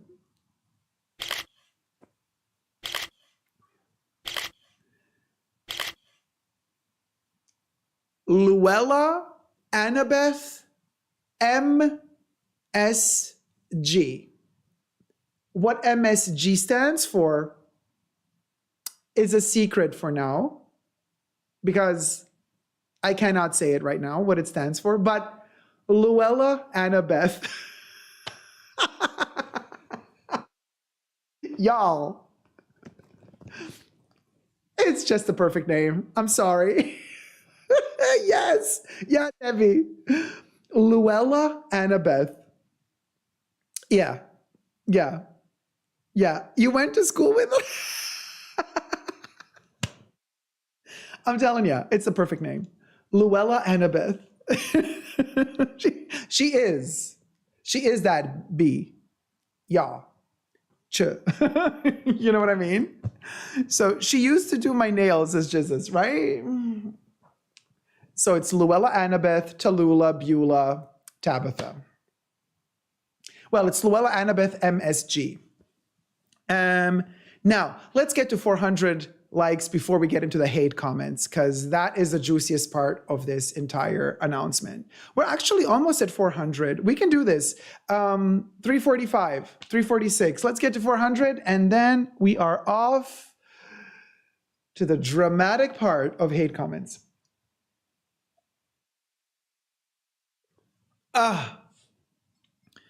Hydration, super important. Jesus says, MSG for extra flavor. No, I know. Some people say, it could also be message. MSG for message. So, yeah, says Tyler, right? Oh my God, I'm collapsing, says Novid. LV might change the names of their bags now, says Aisha, right? It's no longer a Speedy 35, 30. No, it's Beulah, Luella, Annabeth. Oh my gosh. So we're at 356. Let's see them thumbs, and we're going to get to the hate comments. Also, 357. Yeah, I keep seeing them. Thanks for clarifying Tallulah's patina. I was thinking for a minute, hasn't it patinaed well? Yeah, no. These little, all of these micro bags are pre-patinaed. All of them, even the micro. Noe, which other one did they have? They have a couple, they have like 3 or 4 of those in micro. They're all pre-patinaed. Yeah, they are. And some of the seasonal bags, even the bigger sizes, seasonal bags usually have a pre-patina. It's just the heritage pieces that they still keep making in this untreated vaqueta. Yeah.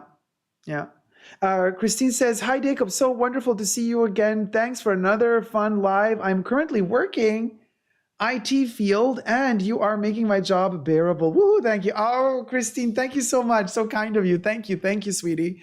Listen, you guys, I have a little bit of coconut. I have coconut. I'm going to nibble on one little piece of coconut.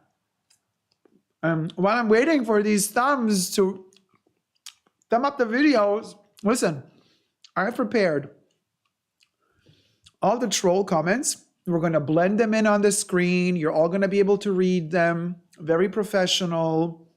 We're going to dissect them one by one. It's going to be really juicy.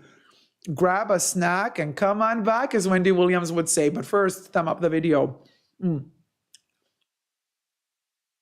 going to be a doozy. Listen, when I promise a show, I deliver. So, best be seeing those thumbs.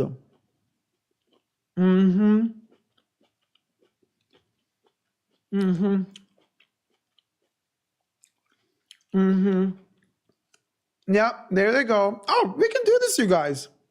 Less than 30 to go. Andre says, should these classics get price increases soon? I wonder. They keep getting price increases all the time. It's so annoying. You guys, 27. Only 27 likes to go. Oh, Kuriyoro, thank you for becoming a Tier 1 member. Oh, repeating Tier 1 membership. Thank you so much. I think you should have an animated banner to remind people to thumb up the live stream, says Emotion. That's a good point. My God, the coconut is so good. Hey, Deja Young. You made it. Welcome, sweetie. The coconut is so good. Okay. 400 likes. Are we there? Bing. Bing. Look at that.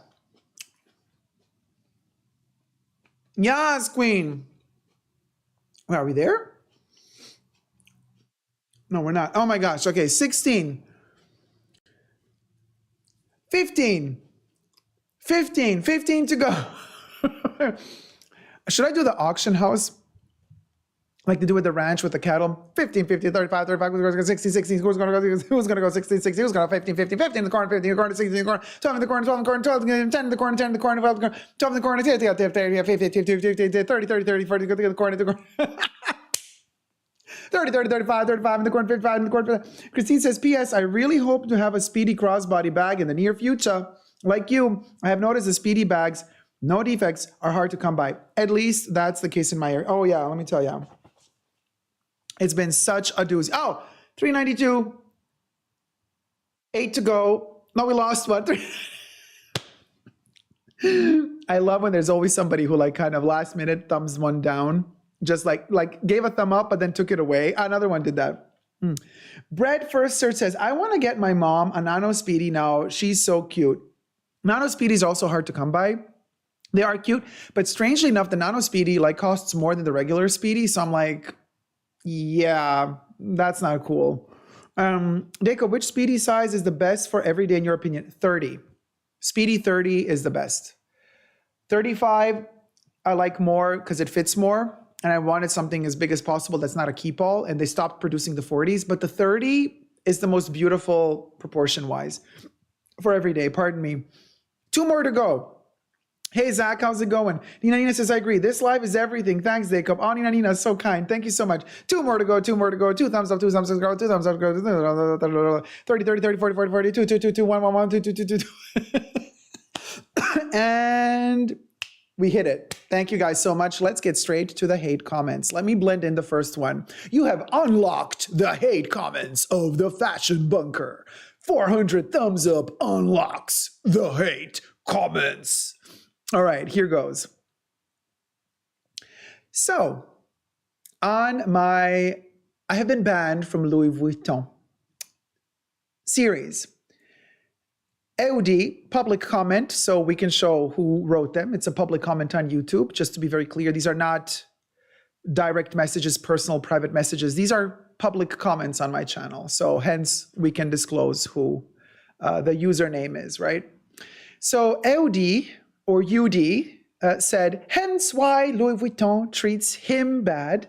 He buys bags, uses them for a day, then returns them. So I think what this person is referring to is the fact that back in August of 2022, I did buy a Speedy 35. And when I came home, I unboxed it. It was in terrible condition. Poor leather, cracked leather. There were holes in the leather where they shouldn't be. I made a whole video about it. And this the second I had time to return it, which is like literally 4 days after I returned it and I got my money back. Louis has great service when it comes to that. Like if you return it within the deadline for returning, they give you your money back. Not like Chanel. Chanel just gives you a voucher, you know. But like Louis says, look, you want your money back? Here you go. No, LD, sorry. Let me debunk what you're saying here. Louis Vuitton does not treat me poorly. In fact, the Louis Vuitton in my hometown is wonderful. They treat me with a lot of respect. They're very kind to me. They're very patient with me.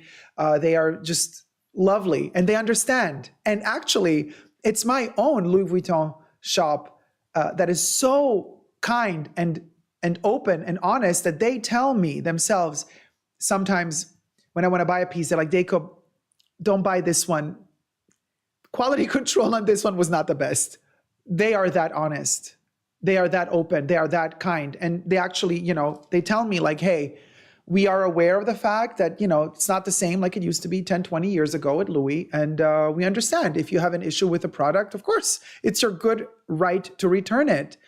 I don't know what it is, guys, with some of these, I want to call them retail warriors who are like fighting for corporates, like this creature here. Like, are you kidding me? I'm here fighting the fight for us consumers, trying to make our experience better. It's our money we're giving them. It's okay to return something that is flawed. It's okay. You should not be punished for returning a product that is flawed. You should not be made to feel like you did something wrong, guilty for returning something that is flawed by manufacturing processes, that is flawed because quality control is missing. These brands should not make you feel guilty or bad for returning something that they manufactured poorly. And most importantly, you should not be punished for that. Like, oh, you returned the bag? Well, now we're not going to sell you another bag because you're a bad client, because you returned something that was broken, that we sold you defect. Like, no, UD, that's not how it works, honey boo boo cha. And I'm sorry to have to say that it really feels like you are a total victim of the system. Like, only a victim would write something like this. Molly Papassian says, if it's defective, return. Deja Young says the quality is going downhill. Tina says it was damaged, of course, from the get-go, and not damaged by me, mind you. This was a production flaw. The person who was hammering the holes into the handle literally poked a hole, like not even where the thread should go through, but like half an inch to the side. And I showed that in my video of the flawed Speedy 35 from last August. Deja Young says, too much money for this. Exactly, says Deja Young. Saiskai says, he or she's just jealous, and unfortunately, that's what it all boils down to. I think you're onto something there. Yeah, Marlo says, corporate apologies are the worst apologies. Melissa C says, I exchanged an Alma BB because the feet were uneven. Nina says, you're totally right, Dacob. Heather Orth says, wow, returning, exchanging a flawed item is wrong now? Ridiculous. I know, it's ridiculous. Well, that's what this person is implying. Trina says, it was a disaster of a bag. It was terrible. I showed you the close-ups. Well, let me show you the next hate comment or troll or what have you. All right. White glove plans. Also on my Louis Vuitton banned me video, either part 1 or part 2. The not selling you what you wanted was absolutely retaliation for you both correcting them and speaking to them in their language that they thought you didn't understand. Unacceptable, and no part 3 yet, but I hope you go all the way with this. I really think the attitude is overcompensation from the sales associates. Unbelievable. This is not per se a hate comment towards me. This is just a speculation that this person has and says, hey, they didn't want to sell you the Speedy 35 because at the beginning when you entered the shop and you asked for a packing cube, they didn't know what it was. And then in their own language, they kind of said, oh, he probably doesn't know the new name because they keep changing name of these products. And then I speak their language. So I spoke to them in their language and I said, no, it's still the same name. It has never changed since 2018, since they released this product. Now, after that happened, they still brought the packing cube. And then after the packing cube, I asked, do you have a Speedy 35? And then they also said yes. And then they brought the Speedy 35. So had they wanted to somehow play a power game, they would have told me, oh, sorry, we don't have a Speedy 35. You know what I mean? But white glove plans, you're not the only one who actually commented this type of scenario where you thought that the sales associate felt like, how dare a client correct them? Like, how dare a client call them out on them not knowing the products that they're selling? Well, honey, thank me. Thank me for having taught you the name of the product. And I was actually really nice to that sales associate because when they brought the packing cube in small, hold on, where's my other packing cube? I have a medium. I love it to bits. Here's my medium. Let me just close it so nothing falls out because I have all my makeup in here. So I tell them, so this is the packing cube in medium. It is the love of my life. I carry it with me all the time. I just wanted a smaller one just for more accessibility. But anyway, And I tell them, you guys, and I'm like not being condescending at all. I'm like being their friend at this point still, because this was before the 35 drama. And I said to them, by the way, just to let you know, the packing cube, I know you guys usually promote it on your website as like something to put socks in, underwear in, it's like for clothes. But I'm telling you, this is the best stuff for makeup. It's the best stuff for if you have, you're doing your makeup and stuff. And for me, who's filming a lot, this is just amazing. And the fact that the interior of it is not plastic, the interior is this canvas, like a cottony material. The fact that the interior is like this is much better for me, because the other interiors, like the toiletry pouch, they have this kind of plasticky material in here. And if you spill oil, or if you spill makeup or perfume or whatever, it's going to become sticky. They think like this is more washable, but no, you got to put dry stuff into this. But here,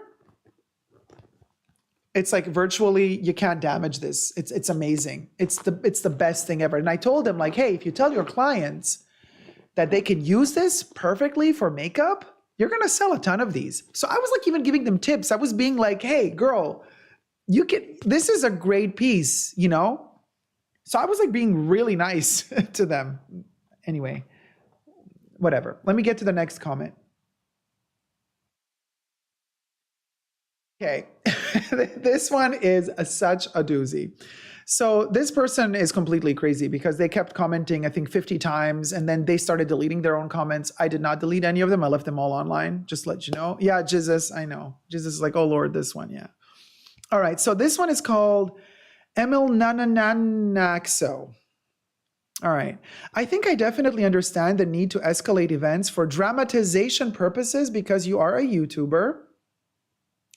Oh, interesting how you love to analyze psychologically. Now, by the way, you guys, I think this person used to already kind of troll me and my fellow colleagues, other YouTubers on other channels under a different username, because the way of writing is very similar. So I think I know who this is. But anyway, to make videos like these, but calling out that individual for in my opinion, miscommunication mistake. Okay, first of all, is just appalling. All right, let me dissect and let me just stop you here, Emil. So, first of all, there was no miscommunication. There was no mistake. That sales associate called me a liar to my face and lied to my face about the fact that the computer would not scan the bag under my profile name, client profile name. That was not a miscommunication. That was a lie. They were literally like, look, the scan doesn't work. Like they were lying. They weren't even scanning the bag. That was not a miscommunication. That was a lie. That was an out front lie, not a miscommunication. I even spoke their language. So even that was not a miscommunication. They kept telling me, you have 3 Speedy 35s, which I don't. Now I have one, but not 3. And when they told me that I had 3, I had 0. They lied to my face. Okay? Now, I did not think of the first day logging into my account on my iPad and seeing and kind of proving to them. But now I know better. Now I'm always going to, by the way, one day after I bought the bag, I checked my account. All my purchase history was gone. I got a heart attack. I'm like, oh my God, here we go. Something is happening. I freaked out. I refresh. My purchase history is gone. 0. Nothing there. I panic. I write my sales associate in my hometown. Oh my God, my poor sales associate. Like, I'm just at this point. And I'm like, oh my God, my entire purchase history is gone. And as I'm writing and sending the message off, I refresh like a 4th time, and then the purchase history reappears. And I'm like, okay, it's back. And I wrote my sales associate, sorry. I'm getting really paranoid now because of like what just happened the other day. But now my purchase history reappeared. And this is interesting because you see how much this has caused me like a traumatic moment, the situation that now I'm like obsessively looking at my purchase history, and once like it was not refreshing properly, and it literally showed me like you have 0 purchase. Not that it wasn't loading. It told me you got 0 products purchased in your history. Of course I got a heart attack. I was like, there you have it. I've been hacked. And yeah, it was traumatic to me. So of course something like this. So I'm telling you, this experience that I've had is not just like Emiliana, whatever, thinks I'm over dramatizing it for the purpose of getting views. This has stuck with me, like to the point where I kind of obsessively keep looking at my credit card. Like, oh my God, is somebody going to book money off my credit card now? Has that been hacked? Has my account been hacked? This has really been traumatic for me. I'm not lying. This has been really traumatic for me, you guys. Also, I did not call out the individual on YouTube. Okay? I kept their identity secret. Like, are you crazy? Emiliana Nana Axo? I did not tell you in which city the shop was. I did not tell you what shop it was, in which location. I did not tell you the name of the sales associate. So I did not disclose any of that information because I did not want to make more drama out of this than it is. So are you crazy? Like, are you blind? What's wrong with you? What's wrong with you? You got an issue. Let's read on. So after a full stop, you should start with a capital letter, maybe. Emil Nana Axo. So let me see. Really hard to read your... Anyway, so you gotta... Okay, just appalling, a full stop. Okay, that person could have lost his job. I never said it's a he. So their job. So that person could have lost their job because you decided to be a luxury version of a Karen. And this is the most blunt way I can put it without even trying to be mean. But you are being mean. And if this means to be a Karen, if what I did means to be a Karen to you, then I'm a Karen, honey. I'm proud of it. If that's your definition of a Karen. What I did, if that's a Karen to you, then so be it. Then, so put without even trying to be mean. Your entire life is centered around, again, full stop. Your entire life is centered around luxury, which that is not true. My entire life is not centered around luxury. It's a part of my life. It's a part that I share with you guys on YouTube. But my life is not centered around luxury, which is not a problem because you are having a lot of fun doing it, like any other hobby in the world. Okay, so you see, because you see me talk about luxury on YouTube, you imply that my entire life revolves around it, but you also imply that it's a hobby. Well, YouTube is not a hobby to me. YouTube is my profession. It is my job. But no one with a life, so now you're implying that I don't have a life. But no one with a life would have this much time complaining about something so non-existent. I have a problem with people calling me a liar when I'm not a liar. I have a problem with people lying to my face. And I have a problem with people gaslighting me for absolutely no reason. Now, I do have a life. My profession is on YouTube. I earn money off of my career. So I have a life.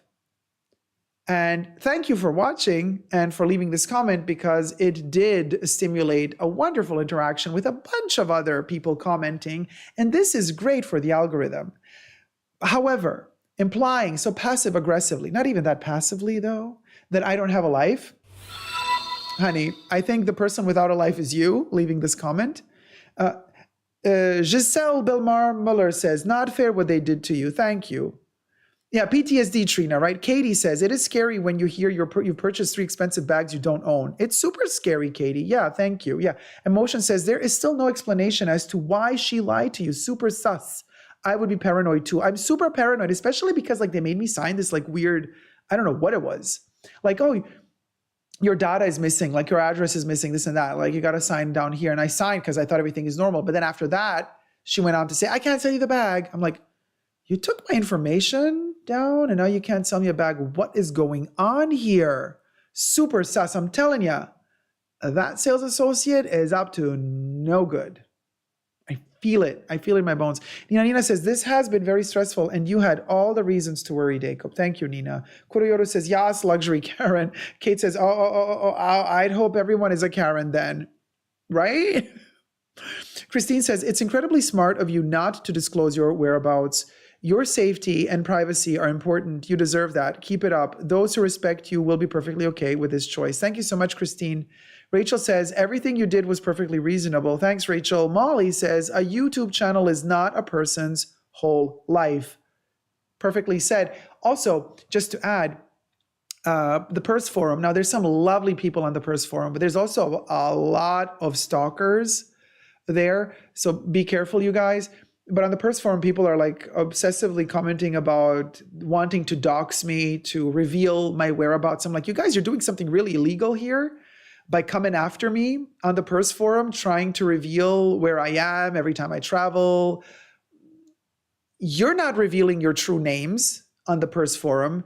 You are not revealing even a photo of yourself on the Purse Forum, and yet you expect me to tell you where I live, like where I travel, where I am every time I go somewhere, and you call me creepy? You said I'm creepy on the Purse Forum because I don't reveal my whereabouts?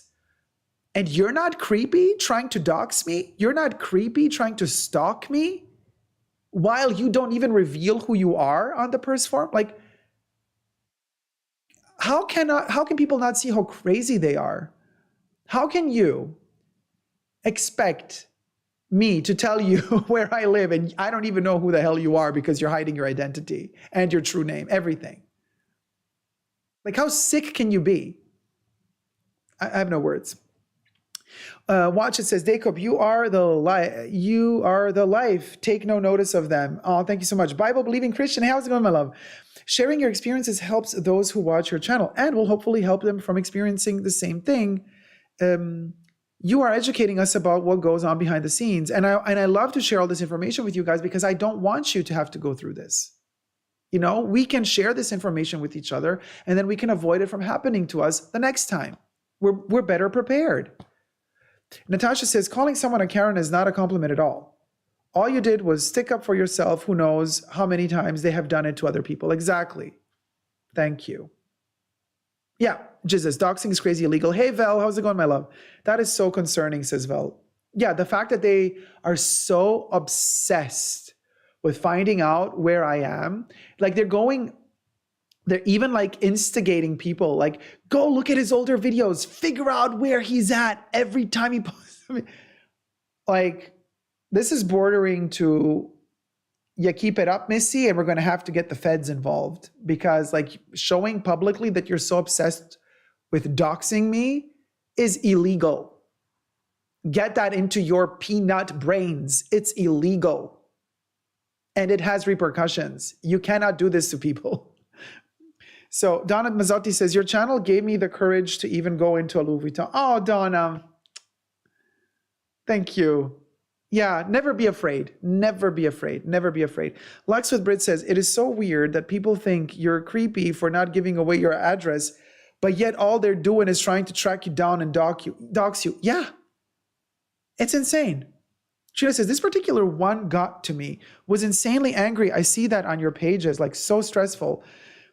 I'm telling you, I know, it's like the one or two people that are particularly obsessed with that.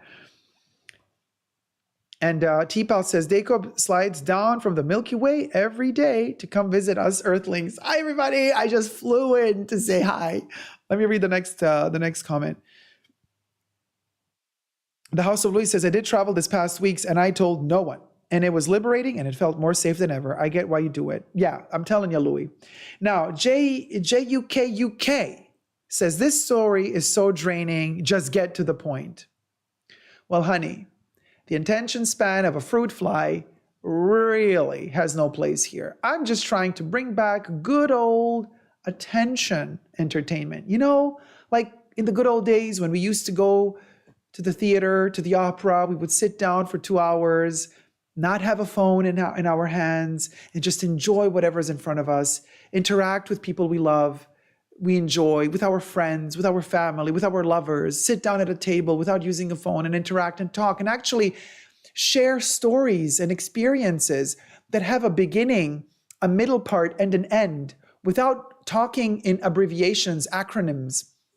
without talking with LOL, ASAP, you know, whatever they are. Like, thumb up the live stream, you guys, thumb up the live stream. Yeah, listening to the radio. That's right, Tina, listening to the radio. You're telling me to get to the point, but I'm telling you,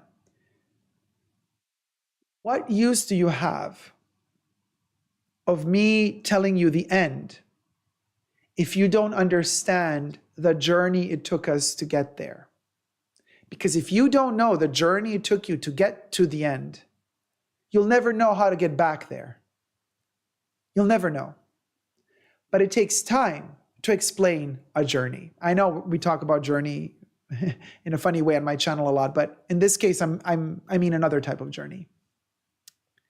And if you don't take the time to understand and to listen and to share the experience, it'll be like giving you some sort of endorphin kick without telling you why you even got it. And this is why I think social media is particularly dangerous at the moment. I have the feeling that all of us are just hooked to that adrenaline. This is why TikTok is so popular, because you get those little gotcha moments, those little memes, those little wait for it, adrenaline kick, dopamine kicks every time you log in, because they're fast and they're like little tiny explosions of laughter, of gimmicks, of memes, of catchphrases, and you're just kind of scrolling through them, and 2 hours pass and you just got stuffed with these tiny little dopamine kicks, but there's no substance. 2 hours have passed, you're emptier than you were before, and those are 2 hours you'll never get back, because time is ticking, honey, and life is short. And you want to spend it in kind of blissful ignorance, high on these limited and limiting dopamine kicks? Be my guest, but that's not my channel. I will deliver to you an entire journey, because I believe that that's the only way we can grow. Sharing experiences means also talking, means also communicating. It means spending time together, not spending time on your own while you're scrolling through your shorts and TikToks that are delivering meme after meme. No. Spending time together, bonding. It also prolongs our lives. Did you know, and Katie can attest to that, let me know, correct me if I'm wrong, because Katie is a health professional. Studies show that people that actually have more friendships and a more active social life, that connect with more people, live longer. They live longer. There's more synapsi in their brain that just develop and become stronger. Because we are social creatures, believe it or not. We're not made to be isolated and alone, sliding TikToks one by one or shorts on YouTube one by one. That's going to kill you. We are made to socialize, to bond, to unite, to connect. That's what makes us live longer. It's like this huge connectivity pattern. Everybody's connected. And when you detach yourself, you perish, you wither, you dry out. Now, how do we connect? We do live in a digital world. I try to make the best of it by creating a platform here where we can all join forces together, be together, spend time together, bond. You're not going to bond on TikTok, honey. You're not. Here, you will. It's a very, very precise distinction to be made, the bonding. The bonding is fundamental, and it can only happen if you invest time to hear, to listen, the journey from A to B and back again, as Andy Warhol would say. It's a great biography, autobiography. Andy Warhol's autobiography, check it out. From A to B and back again. It's silly, but it's good. So let's get to the next comment. Oh, Katie says, yes, absolutely. We need strong connections, even a few good ones. Thank you, Katie.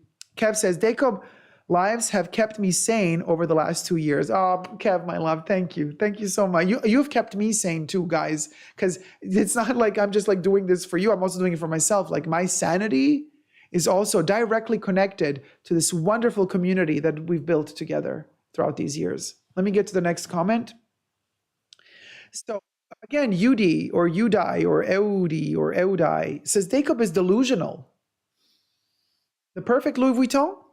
And he always seems to get treated bad at these luxury stores. Clearly, he's not telling the whole story. Never have I ever been treated bad at a Louis Vuitton store, and I've never ever have I ever received a piece that had flaws. It's just a bag. Spending thousands doesn't not mean perfection. Oh boy. Okay, UD. Okay, so I guess what they're trying to say is spending thousands doesn't mean perfection. Get over it. At this point, people are buying because of the name brand. Dacob, go buy brands that are not Chanel or Hermes or Louis Vuitton because you complain too much about a wrinkle. Okay, here again with this, how do I want to call them? Retail warriors that are fighting the corporate war for corporate people or companies. I don't understand really why you don't get the point.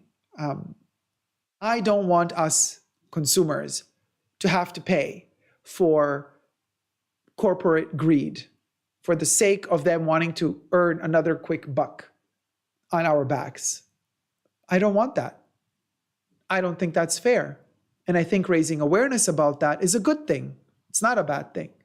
And if we can share our experiences and learn from our experiences while sharing them in order to not allow the corporate system to mess with us, then it's a good thing for us consumers. It's a good thing to share these experiences with each other. And mind you, you're the one who's trying to belittle my experience. You're the one trying to say, oh, for a wrinkle. What wrinkle are you talking about, boo-boo? What wrinkle are you talking about? The Chanel 22 bag did not have a wrinkle, honey. The Chanel 22 bag was literally falling apart, peeling after 20 minutes of use. In fact, even Chanel acknowledged that they never give you your money back. When they saw the bag, they were like, oh, yeah, we'll give you your money back. No further questions asked. They were so embarrassed for being caught selling something that costs more than $5,000. That is pure and utter trash. Garbage. Otherwise, they would have stood their ground and they would have said, well, we can give you a voucher, but we're not going to give you your money back if you want to return the bag. No, they acknowledged the fact that that bag wasn't it. Okay. Watch, it says, Dacob, you are very useful and valuable to us. The remark you made on the hammered and rough back of the Chanel jewelry made me go and look at my Chanel earrings. Very useful info. Oh, thank you. Thank you so much. Yeah, I have this one here from the Métier d'Art, the Chanel Scarab from the Métier d'Art 2019 collection made by Goussan. You know, I adore Goussan. Goussan is the way to go for me. The only costume jewelry from Chanel I buy is Goussan. I did make in the past exceptions for some special pieces, but from now on, it's just Goussan for me. And this is a particular hammered technique that they use. And it is 24 karat gold plated. Yeah, Goussan does that still for Chanel. Blue Moscato says, I'm spending all the money you best believe that quality better be 100%, right? Tanya Billing says, these brands should be accountable for the quality they claim they are all about. I completely agree. Sheena says, those comments are just disrespectful. Thank you. Thank you for acknowledging it. Just says, Yudi is sucking on Bernard Arnault's barnacles, LMAO. It kind of does sound like this person might be working for somebody. Jane Ann says, Dacob is the reason why I don't use self-checkout at the stores. Thank you, Jane. Self-checkout, another thing I told you guys, don't do it. Don't do it. Don't do it.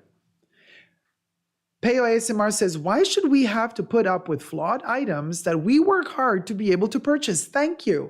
But according to this individual here, the Oompa Loompa, it's like, zip it.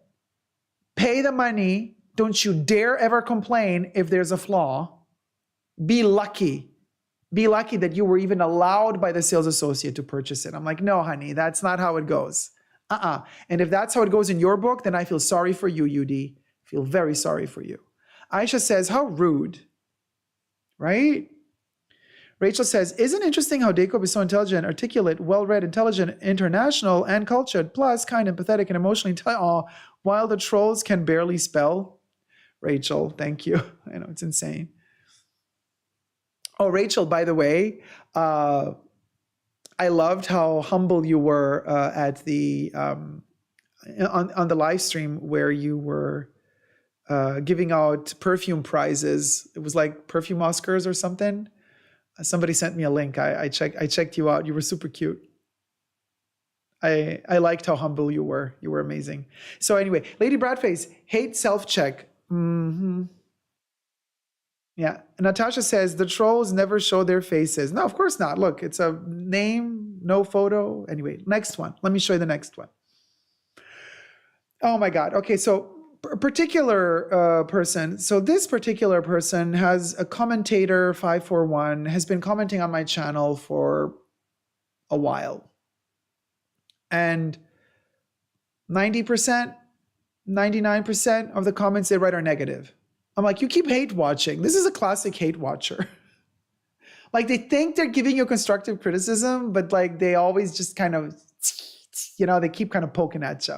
So this particular individual says, this feeding into negative energy may be great for the following, but do you want to be followed by those people or someone with a more positive outlook on life?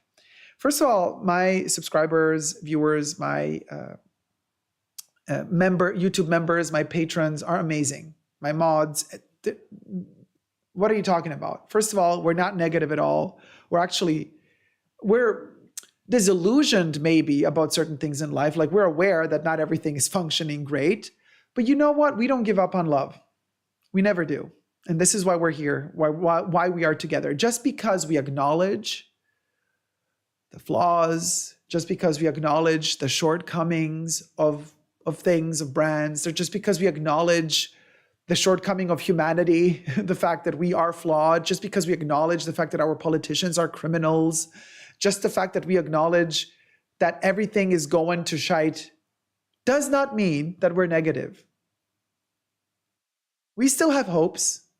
We still have dreams. We still believe in one another. We still believe that together we can make the world a better place. We still do. With little things, reading a poem, writing a poem. I have wonderful members of my channel who are actually poets, who are published authors even.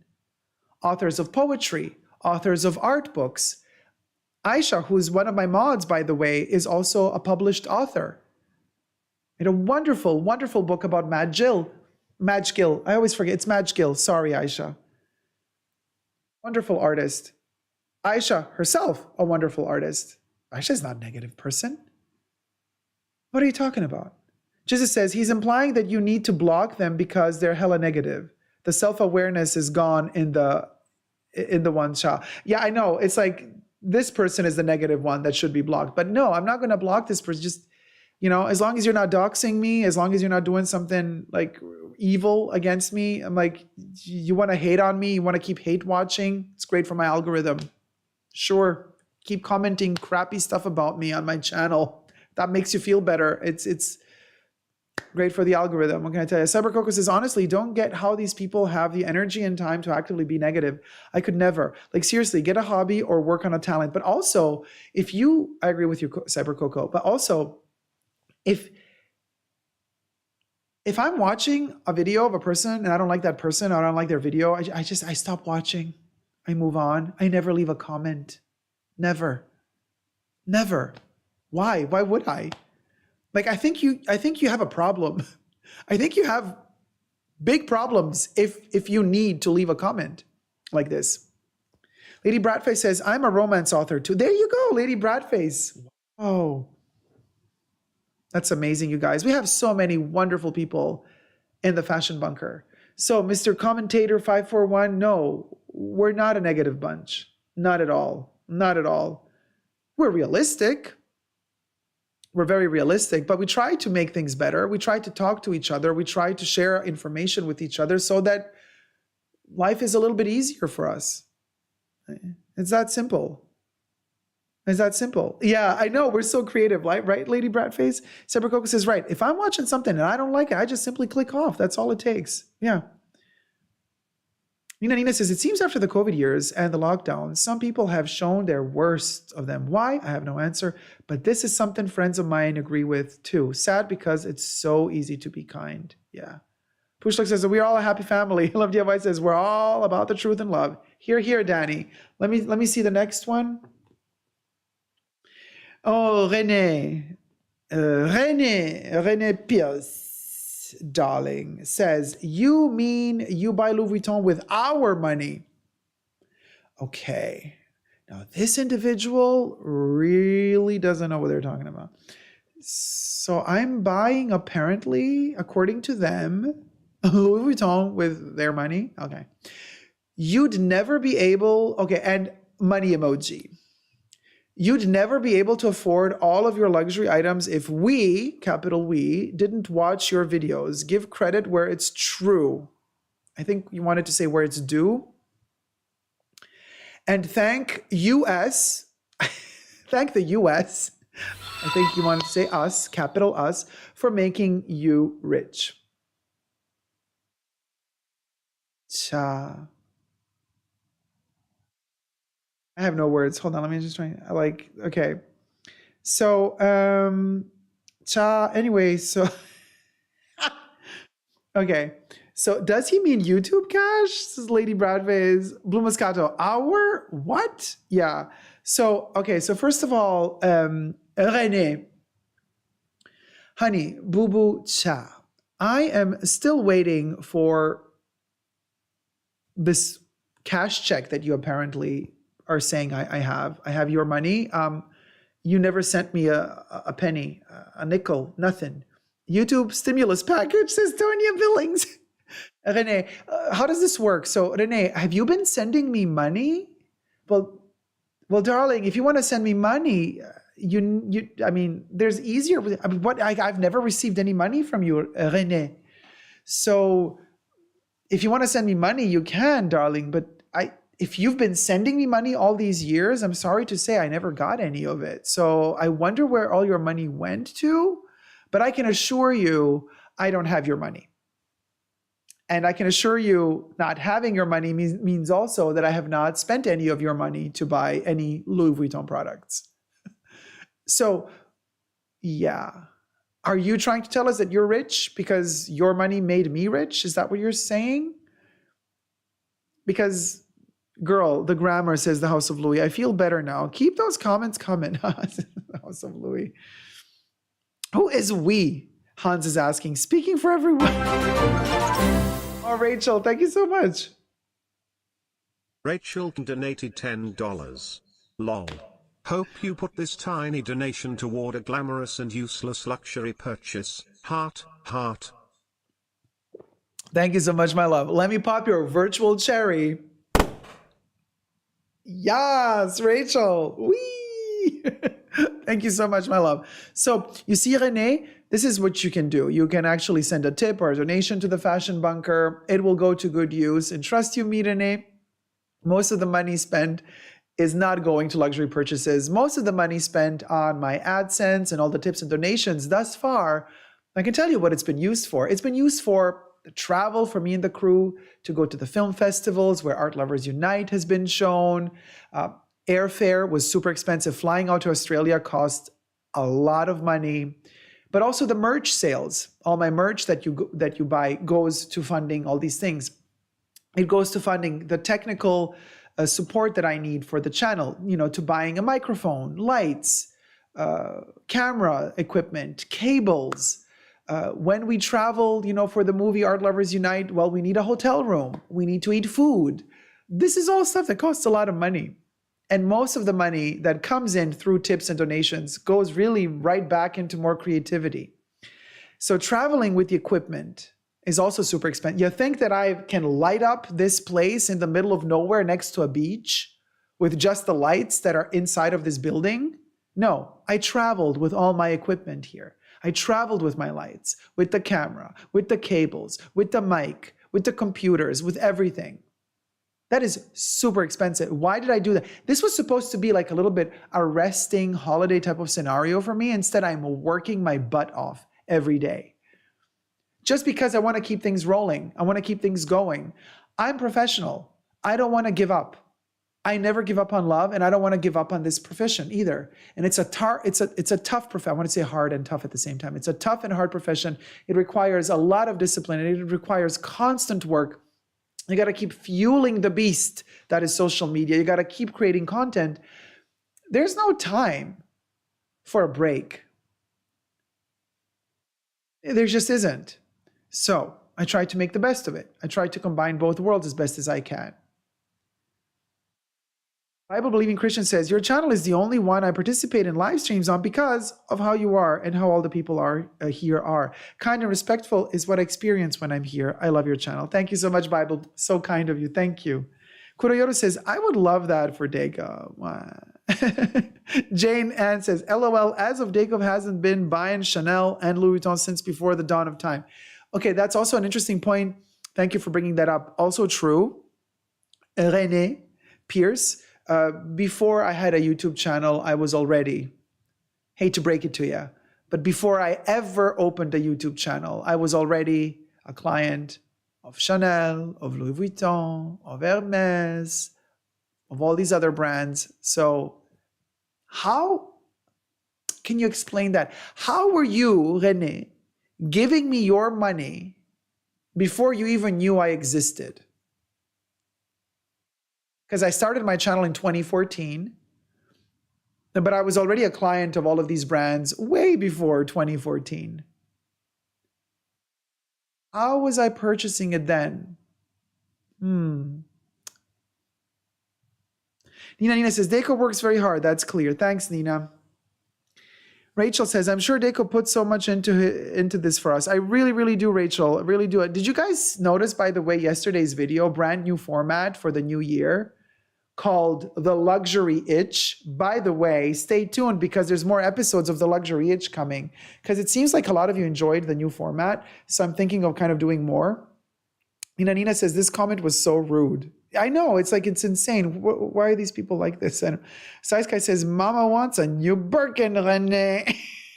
René, darling, you can send us $10,000 for the new Birkin. Actually, René, why don't you just send a tip right now? You could send a donation to the Fashion Bunker right now by clicking on the tip Dacob directly at the top of the chats. It's pinned at the top of the chats. You can send me 10K for a Birkin. And I'll thank you if you do that.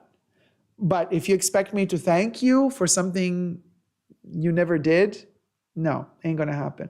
It's always the fake profiles with no profile pics, says Jizzes. Cyber Coco says, Dacob works so hard. You do too, Cyber Coco. G says, yes, hustle babes, we appreciate it. Thank you so much. Let's get to 500 likes, y'all. Monarch says, but so, I love the new picture on your banner. Thank you so much. Cyber Coco says, loved the new video. AJ says, sorry, I didn't like the new format. Too fast for me, but glad others enjoy it. Well, Asia, we also, of course, look, we also have the slower format right now as well. So there's a little bit for everyone. Kuroyoru says, the new format was so good. I love all your formats. FOMO. Thank you, Kuroyoru. Asia A says, hope it works great for the algorithm. Fingers crossed, you guys. Miss B, people forget the energy one live stream takes. Like, you give us so much. This comment is stupid and you're great. Thank you so much, Miss B. Kev says, oh my God, we are so close. Just 50 more, please. 50 more thumbs up and we get to 500. Yes, queen. Also, let me see if there's more comments. I'm a baby. How's it going, love? I'm a baby 902. It's amazing how people want to be entertained, but don't want creators to make money. I know. And this is a general thing that I notice. Also, other of my fellow colleagues on YouTube also get a lot these comments. It's not just me, by the way, it's a general thing. A lot of YouTubers get these like comments from haters saying, just not taking it seriously, not taking content creators seriously. And I'm like, this is a job, not even a full-time job. It's an overtime job. Like, I never stop working, you guys. The last thing in my mind before I fall asleep is YouTube and social media. And the first thing I have in my mind when I wake up is YouTube, social media. But it's a passion of mine. I love it. Also, the best thing in life is if you find a job that you love. So it doesn't feel like a job, but it is energy draining because it takes up all your life. And priorities, you have to prioritize.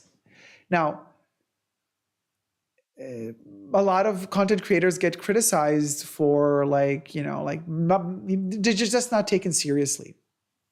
And I think to myself, why is it that people, don't question moderators on television, newscasters, news anchors or whatever, news anchors on TV, TV show actors and TV shows. It's like if it's on television, you don't question it.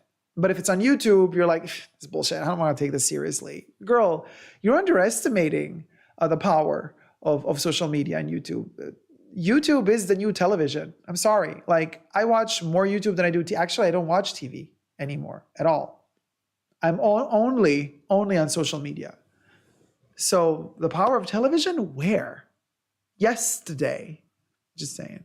Trina says, you will pop 2 cherries for the Birkin cash. Come on, Renee. Right, Trina? Aisha says, Renee will wire the money. Oh my God. I have no time for this. I don't have time for you. Dacob never got the wire. No, Anna Delvey. Oh my God. Is Renee Anna Delvey? Winter Rose says, how come he can't do self-checkout? Right? Cha, my hair. I'm living for this messy out-of-bed hooker look. Living ferret. Anyway, Trisha says, is Renee Anna Delvey your Paul? Your Paul. Nina says, I admire YouTubers real, and I admire your passion and dedication, Dacob. It takes a kind soul and thick skin to deal with the haters, trolls, and there is always criticism. I couldn't take it. It's a lot. I love DIY. Danny says, I had to take an extended leave from creating content. The hate is insane. And also, you know, especially when I have not long hair, you know, when I had shorter hair, people could kind of classify you easily as, oh, okay, he's a guy, gay guy, whatever, but a guy. But now with the long hair, they're like, you know, doing like gender bashing and stuff like that on top of it all. And I'm like, it's just like, I can't take it seriously. You know, I'm not even going to address those comments really because it's just ridiculous. Bible says, since I'm not a member, I make sure to contribute by always watching the ads. I have your videos playing while I do housework, etc. And if a long ad starts, I let it play and I thumb up every video. It helps. Oh, Bible, you're so kind. Thank you. Yes, you're doing it right. You're doing it right. It really, really helps. Thank you so much. Yeah. Nina says, I haven't switched on my TV in months. Yeah, neither have I. Dondism, thank you for being a member for 21 months. Can you help explain why Yayoi Kusama is a racist? Dondism, I'm going to make a video about this because a lot of people have been asking. But actually, I can just tell you quickly, you know, you can just Google it yourself, obviously, because there's a lot of articles about this. Thanks, Dondism.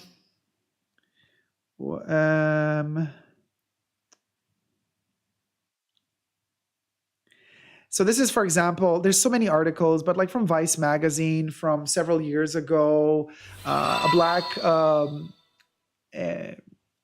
interviewer was going to interview Yayoi Kusama for the opening of her museum. This was 2017. And then after a couple of questions, she banned him. And then he's kind of analyzing why the reason is, and it's a long article, but basically when he starts analyzing the situation, you know, he says that there's like in the museum messages written around the walls, call for love and peace. But then he also kind of analyzes the exhortations have grown increasingly nebulous over the past span of Yayoi's career. Her understanding of poor communities that she kind of declares to be standing for. It seems like sometimes the delivery is very simplistic and disappointingly simplistic. Black people, I'm quoting here, make several appearances in Kusama's 2002 autobiography called Exotic or Primitive Beings. Did you hear that correctly?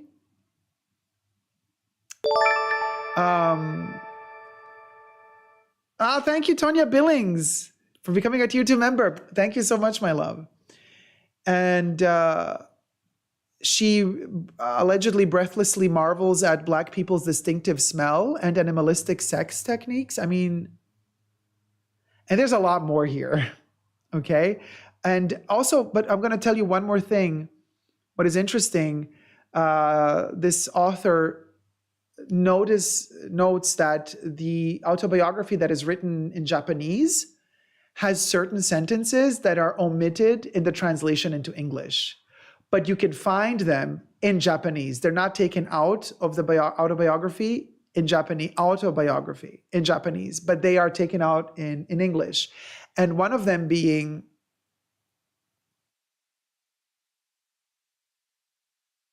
she apparently laments that the area in Greenwich Village where she used to live has turned into a slum where real estate prices are falling by $5 a day because Black people are shooting each other out front. Now, this sentence is only in her original Japanese text. It was deleted from the English translation, curiously. And it goes on and on and on, you guys. I mean, this is just the tip of the iceberg. So there you go. Jonna O says, yeah, she used an old racist trope of saying Black people smell. Yeah. So that's why Louis Vuitton, I will not be buying anything from your Yayoi Kusama collection. Sorry. It just... Pure Ounce says, I'm Black and I smell of Francis Kurjan. Yes, queen. As do I. Wearing Au Noir today, by the way. Francis Kurjan's perfume for Dior. Blue Marine says, thumbs up the chat, you guys. Thank you, Blue Marine. I'm Black and I smell of Francis Kurjan. I read that one already. Exactly. I bet people won't boycott a Louis Vuitton like Balenciaga, lol. Well, listen, it's a Yayoi Kusama situation. You know, exactly. I bet people, yeah. Cyber Coco says, I'm Black and I smell of Chanel, Dior, and Vivienne Westwood. Here, darling. Here. And let me tell you, I met Cyber Coco in Melbourne. We hugged at the premiere of the Art Lovers Unite movie. And Cyber Coco, honey, that smell, intoxicatingly alluring and attractive. By the way, so just FYI. Hiromi says, oh gosh, I will have to read the Japanese version. Sad. Yeah. Sai Sky says, I'm just glad Virgil is not here to see this. Young Reparations says, LOL. Lux with Brit says, hey, Lux. Monarch says, this is why I love your channel. I never would have known this. I learned so much from your channel. Oh, thank you so much, Monarch. Truth be told, I think it was Jizzes from our chat who first made me aware of this. So you guys, you should thank Jizzes, really. Jizzes is amazing. He is I get so much information from Jizzes because he lets me know about everything that's going on in the world quicker than I could ever figure stuff out. And he also, for example, made me aware of the Byredo situation with Gypsy Water, the slur. And then he also made me aware of Fragrantica being very, very racist, and also for Grantica deleting his comments because he was trying to raise awareness about this situation. And so I just want to say thank you to Jizzes so much because, like, you're my shepherd. I'm your sheep. He always guides me in the right direction. Yeah. And funny. And his name is Jizzes. And he literally is like a Jizzes, you know. And I love him so much. So anyway.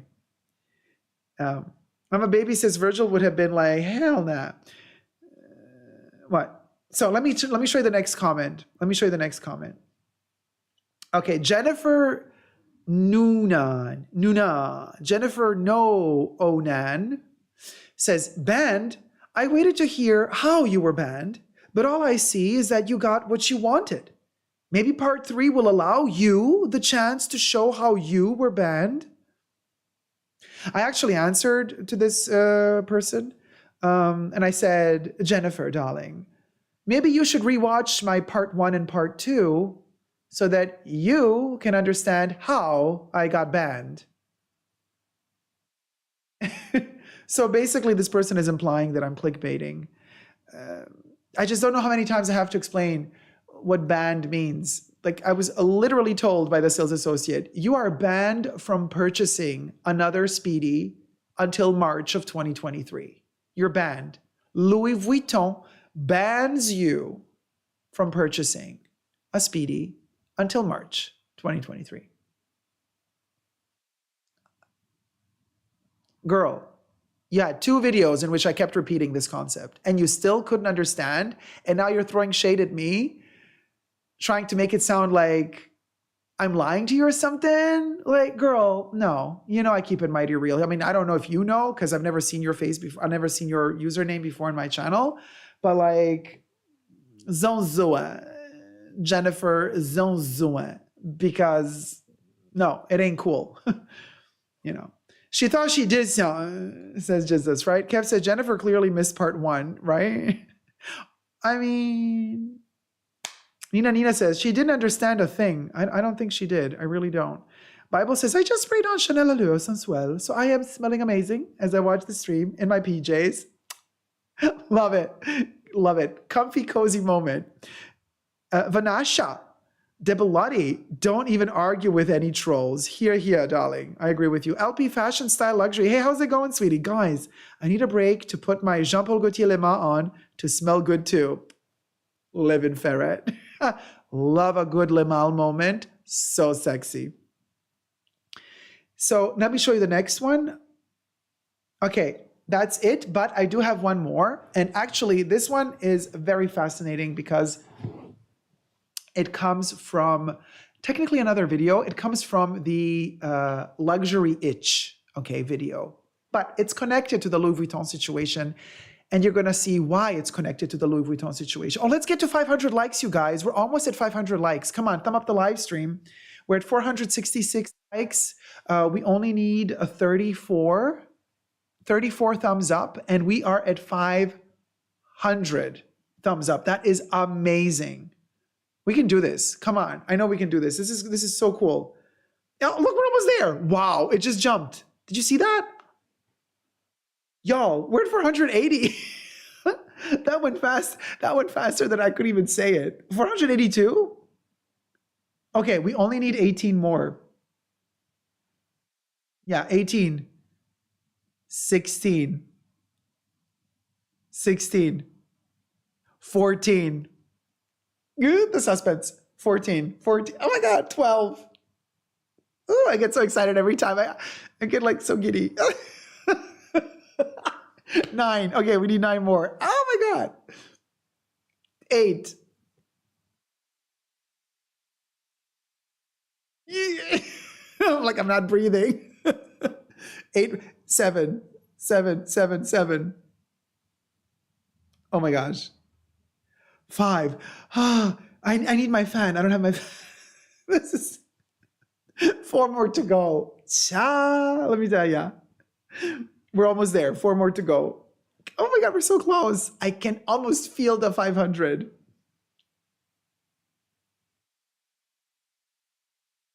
Yee, 2 more. Like 2 more. Hey, Rich Mitch, how's it going, my love? Come on, Rich Mitch, thumb up the live stream. 1 more to go. Corey K, Corey K, Corey K. Okay, Corey K. Yes, we did it. Yes. Let me pop a cherry. Pop a cherry. Yeah.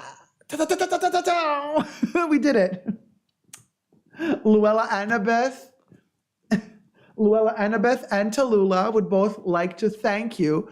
And all 3 of us would like to thank you from the bottom of our hearts for reaching 500 likes. Yes. Totally. Lemon Parrot. Oh my God. You guys, let me read you this next comment. Okay. So now this one is a doozy. So this one was posted on the, here is attached to my Vivian little broochlet. Okay.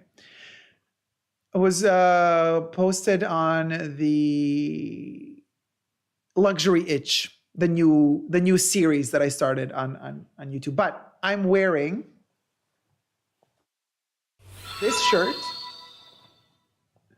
Oh my God, I'm showing you my costumes. This is like so, well, I wear this shirt all the time, but it's like so bizarre. Like usually you see me wearing it. Now I'm just like lifting it. This is one of the relics of the fashion bunker. You know, like one day it's gonna be like, oh yeah, Dacob wore this in his videos. So it's a United Colors, not sponsored, by the way, by any of these brands. But Christine says, I lost sound. Can everyone else hear? Oh. Okay, no, Jesus says restart the app, Christine. Can you guys hear me? Yeah, it's not a record yet. You're so right, because we did more than 500 likes once. you know what would be the record if we managed to reach 600? Oh my God, Cody, thank you so much for the super chat. $9.99 super chat from Cody Monaval, party face, heart, sparkles. Thank you, Cody. Let me pop your cherry. Yes, Queen. Pow, pow, pow, pow, pow, pow. Thank you, Cody. You can hear me? All right, you can all hear me. Yes, 600, Debbie, 600 likes would be a record. You guys, we did in the past reach like 550, 560 thumbs up, but we never in the history of the Fashion Bunker reached 600 thumbs up during a live stream. I'm scared to say let's try to break the record, but I think we could do it. So keep them thumbs up coming. Let's see if we can reach a record. That would be amazing. So anyway, this shirt that you usually see me wear, I'm not wearing it now. I'm wearing Vivian's shirt for, to announce the new premiere of the movie. But anyway, so it's not sponsored anyway, but so it's Benetton, Night Colors of Benetton, designed by Castelbajac, one of my favorite designers. He's still alive, used to be a great friend of Vivienne Westwood's as well. So anyway, so this shirt, I wore this wonderful shirt a couple of days ago to shoot several segments for my channel. As you guys know, I live stream and I prepare like a lot of different topics, and then I film a lot of different topics in one go. And I wear one piece of clothing for it. Why not? Why wouldn't I? Well, somebody seems to have a problem with this. So for those of you who have watched the segment, the first episode of The Luxury Itch, I talk about PewDiePie, Chanel sales, Erica's Girly World getting a great treatment at Hermès in Paris. PewDiePie is telling us that he doesn't want to have more than one pair of shoes now that he's super rich. And when he was not rich, he would buy more shoes just to show off that he can. Now he doesn't need to. And he thinks you're a loser if you need to buy anything more than once. The gist. And I came for him for that, in a funny way. But so Corey Levy says, all it means is insecurity. Fronting is exactly that. And speaking of shoes, you've been wearing the same shirt and brooch for 3 videos. True wealth doesn't need to flaunt it. That's how they keep their money. So he's implying this is the shirt that I've been wearing for 3 videos. So I answered, I said, well, in fact, I don't need to flaunt anything material, but you seem to care about my shirt and brooch making an appearance in 3 videos of mine. All right, then, let me offer a focal point of illumination for you. Don't forget maximizing profitability. Why am I wearing the same shirt in the past 3 videos? Because I shot them all in one go and day. So you are new to my channel. Otherwise, you would know how I work here and how I produce my content. You would also know more if you were a member of my channel. Here I plug in my members and we're like, hey, become a member today. Or a patron, Super Dacob, all spelled together on Patreon, because you get access to live pre-shows, like 1 to 2 hour live pre-shows before the main shows, where we do film segments together and we have a whole more intimate conversation going on between us because we're in an even more safe environment and space. So I said, become a member, and then you'll realize how much work it is. And how I do not break. I do not take a break. I tirelessly keep going and going and going. There's no time, honey boo boo cha, to do a quick change, outfit change from video to video. There's also no need to. I don't need to prove anything to you. I feel comfortable in my clothes. I love the fact that the clothes that I have are really good quality and that I can wear them for decades and decades before they break and fall apart. For those of you who have been following me for a long time, you know how many years I've had this. This is my favorite shirt. It's my favorite shirt because it has Vivian on it, okay? Because Vivian designed it, she's on it. I've been wearing this shirt for when was it released? In 2016? So I've been wearing it for 6 years now. And I'll keep wearing it and I take very good care of it. I don't just throw it into the washing machine. I put it in a special net so that it doesn't get all twisted up, so it doesn't break, because it's viscose, it's not in cotton, it's particular material that needs to be delicately treated. So you best believe I'm going to keep, and same with this one. I'm going to keep wearing this one until it falls apart. I don't care what you think. I love it. And I think it's quite sustainable to keep wearing those few pieces that you have, that you love so much, to keep wearing them and wearing them. You wear them for yourself. They make you happy. I'm not here to make you happy. I'm here to make myself happy with what I wear, with the perfumes I wear. Oh, the ignorance, says Nina. Jane says, so having one pair of shoes is okay, but Dacob needs wardrobe changes every live stream. Yeah, but listen. So anyway, he replies to my reply and says, girl. No, he says, Super Dacob girl. I know they were all shot in the same day. That's the only way to make that lifestyle choice viable. Oh, now he's like acting like he knows.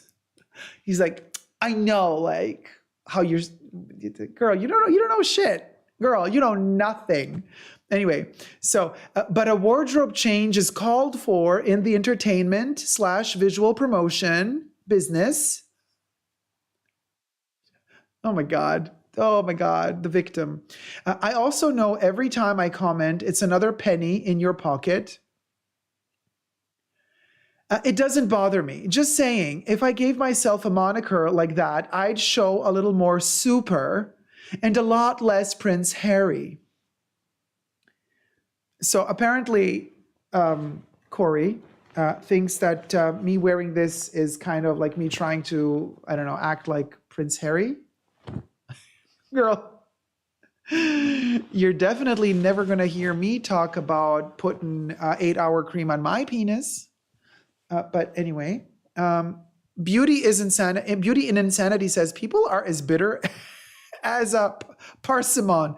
I think those are bitter, LOL. Hollywood expert here says, Nina. What?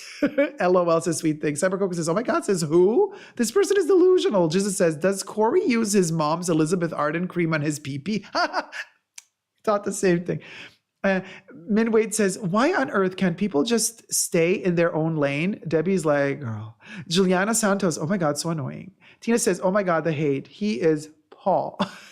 Madame says, beauty and insanity parsimons are delish.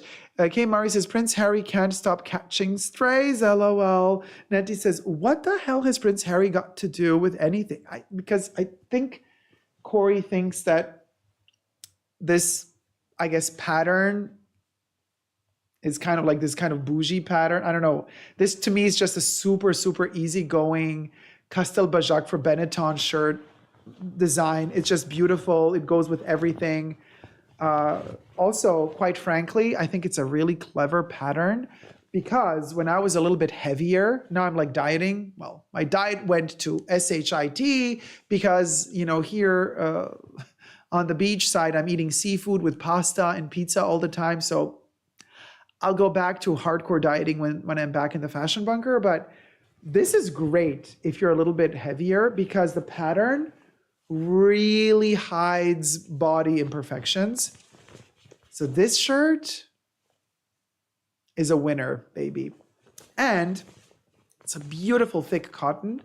It is so sturdy. Like this thing goes with me through hell and it survives. Okay. And it even has like a double layered cotton on some parts of it. So it is just, it's really amazing. I love this shirt to bits. Like I love it. And the TV just turned off. And my chats are all gone. The TV is completely off, you guys. Okay, let me try to read. Well, anyway. Okay. Hold on, you guys. Let me just get this.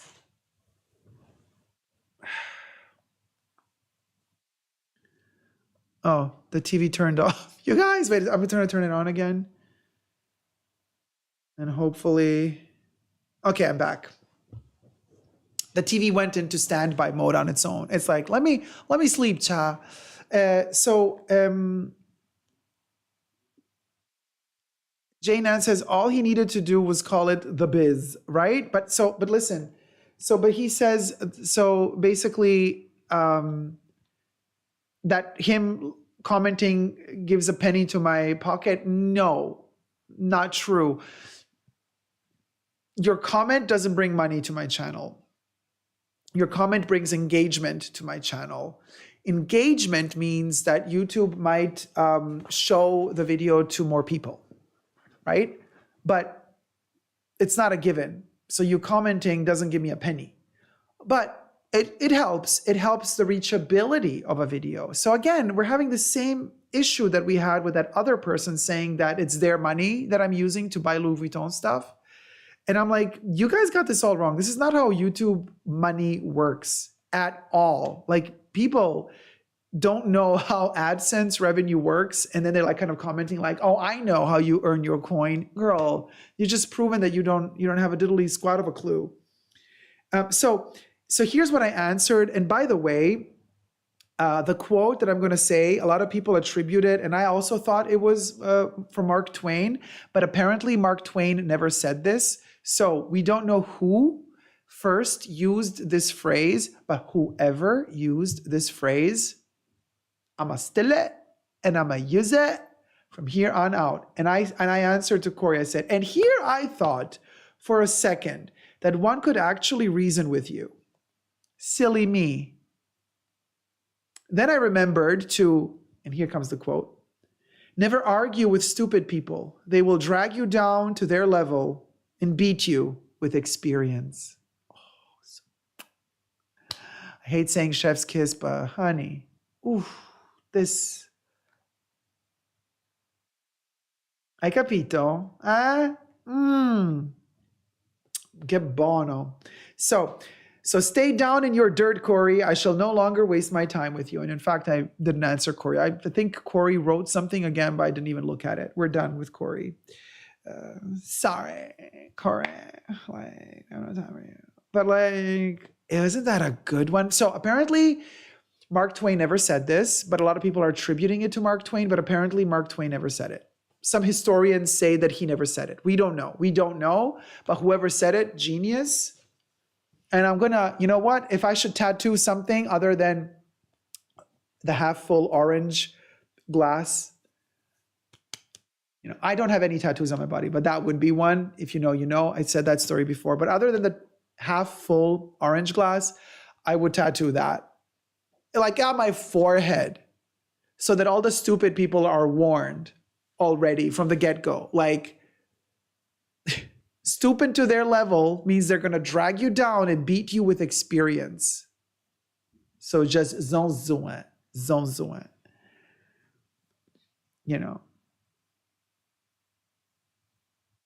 Oh my God, we're only 85 likes to 600. Not 500, 600. That quote is a biblical verse from the book of Proverbs, says, "This is free to be me."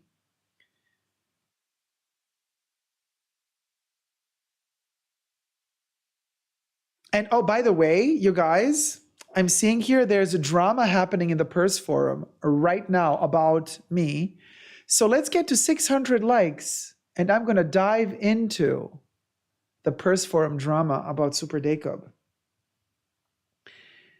Watch, it says, I thought all the beating up of the bloggers, creatives about their earnings on YouTube only happens on the African bloggers' channels. Oh, I have no clue. Kev says, people so nosy, right? Jean Cocteau. Oh, Debbie. Debbie says, I saw who said it. Jean Cocteau. Oh, apparently a lot of people said it. So if it's a Bible verse, I'm not so versed in the Bible. So, but thanks for letting me know. If it's the Bible, it's the Bible. What can I tell you? Purse Forum on Discord or Reddit, asks Netty. Well, let's get to 600 likes. We're almost there, you guys. We are at 524 likes. We can do this. We can reach 600, like easy breezy. And then we're gonna address the drama that's happening right now, live on the Purse Forum. Oh, this is a doozy. Are you ready to roll up the sleeves? Mine are already rolled up, so I'm ready for a little boxing match. How about you guys? 5:35. Hey, if you want me to go live into the Purse Forum chats, let's bring in the 600 likes and we're going to go there. Otherwise, we don't have to. 600 likes and I'm going into the Purse Forum. What can I say? Such a tease. We're at 536. We're a bit far away. I don't know if it's going to happen. Shout out to the losers in the first one. Shout out to their families, says Jesus. Kuroyoru, member for 14 months. Like the stream, you guys. Thank you so much, Kuroyoru. Debbie, flooded fam. Mr. IG says, hugs dear. Oh, hugs to you too, sweetie. Patricia B says, wow, lucky. Kisses from LA. Oh, Patricia B. Love to you. Jane Ann says, not me dusting off my purse form login. Cha. Farinalda's second accounts. Konstantinos Papadakis, a big like from Bulgaria. Although Greek, it's 1:33, so time for a good night's sleep and a touch of discontinued La Nuit Trésor à la folie. Ah, thank you so much, sweetie. And have a wonderful night, darling. So, sweet things. Yeah. Oh, thumb up in all the possible variations and iterations of it. Yes. Live in ferret. So, okay, well, if you don't want me to, I won't. It's your choice. It's your choice. 546. So, we are 54 thumbs away from 600. Oh my gosh, we might actually beat our record if we get to 600 likes. Rachel is like, I want purse drama. Denise says, I would say to that rich boy with one sneaker, the more you buy, the more jobs are created for or maintained. Don't be stingy. Also interesting. Well, you know, there's probably a reason why Mr. Beast became a bigger YouTuber than PewDiePie, you know, because Mr. Beast also gives a lot of money out to all sorts of communities. He also earns a lot. Let's not say like, oh, you know, everything he earns, he gives out. No, he earns a lot, but he also gives out a lot, which is also really cool. Hi, Dacob, new subscriber here and love your personality. Hey, Chris, thank you so much. Do you model or have you ever? If not, you should. Oh, thank you so much. I have modeled in the past, but it's been a while. I don't know. Listen, I don't think I fall into the type of body type that is a model at the moment. You know what I mean? I don't think that, maybe, I guess I'm just born in the wrong time, the wrong era. You know what I mean? Yeah. Hey, Tisha. Oh, love you too, sweetie. Hi, Dacob. Love you so much. Thank you, guys. Yeah. So tell, right? Okay. So we are at 560. We only need 41 likes, actually. 559. Yeah.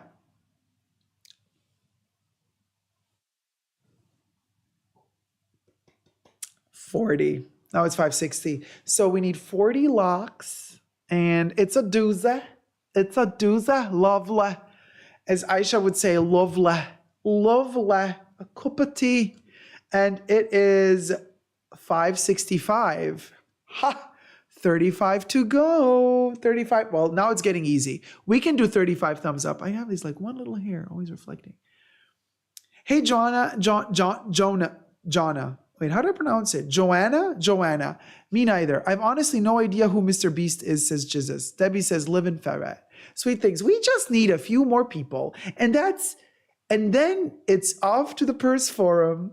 Min Wade says, I'd never heard of PewDiePie before Super Dacob mentioned the chat. I know, I mean, he's a gamer, but he used to be the biggest YouTuber. Like he has, I don't know, how many, 10, 50 million subscribers. He was like the biggest YouTuber in terms of subscribers on YouTube, but now he's not anymore, so. My cat wants a channel so he can like videos. Oh, T-Pal, that's so cute. Like the video, says Blue Moscato. Watch it. Kev says, Pewds probably has a market for stinky shoes on OnlyFans. Yeah, but then if he only sells one pair, it's probably really expensive. He might sell the socks because the old shoes produce the stinky socks. You could keep changing socks and get them stinky, right? So maybe there's a business there. dirty sock business there that PewDiePie is not talking about here. I'm like, oh, that's the trick. 571 likes, you guys. So we need only 29. 29 more thumbs up and we're going to break our record. Shout out to his family, says Jesus. He was the one Cartman was emulating on South Park. Oh, could be. Oh, 115 million, says Gloria Simmons. Cha. Which concentration of Coco Chanel do you like? Oh, Parfum, the most. I adore the Extrait, but I also like the EDP. I also like the EDT. The EDT is earthier, woodier. 571. Well, if you want us to go to the Purse Forum and do a little digging and a little battling, darling, then we need a thumbs up because, 572. Okay. 28 to go. Eileen R says, break the record, break the Purse Forum. You best believe. Bible says, in the meantime, show us the Vivian item behind you, please. I am begging for it. Oh, you've seen that this one has been with me. I travel with it all the time. You see me wear it on my Instagram posts. By the way, go follow me on Super Dacob Backup, all spelled together. You've seen me use this as a backdrop in Melbourne, Australia, when we were premiering Art Lovers Unite. I take this with me whenever I travel. It's a scarf. It's a blend of silk and wool. And it's a Vivienne Westwood scarf. It's like a stole. It's huge. Look at it. It's ginormous. She's advertising coconut water. Save Venice because of the cruise ships that are destroying Venice. Then we have the gender neutral zone, gender-free, unisex. And then we have the blowjob moment, which is, of course, censored. It's a ginormous, so you see me wear it a lot, actually, When it's windy, I also sometimes put it, ouch. I also sometimes put it over my head, Like today, I posted that video when I was going to eat. It was so windy. I put it all over my head to cover my ears and my head because I just washed my hair. So, yeah. Oh, we're still at 571. You guys, seriously? You really don't want me to? Okay, fine. Then we won't do it. That's okay too. What can I tell you? I wish I could thumbs up more than once, says Pao. Oh. All the best outfits have a scarf. They kind of do. They really kind of. Oh, you know what? Let me take a little bit of coconut.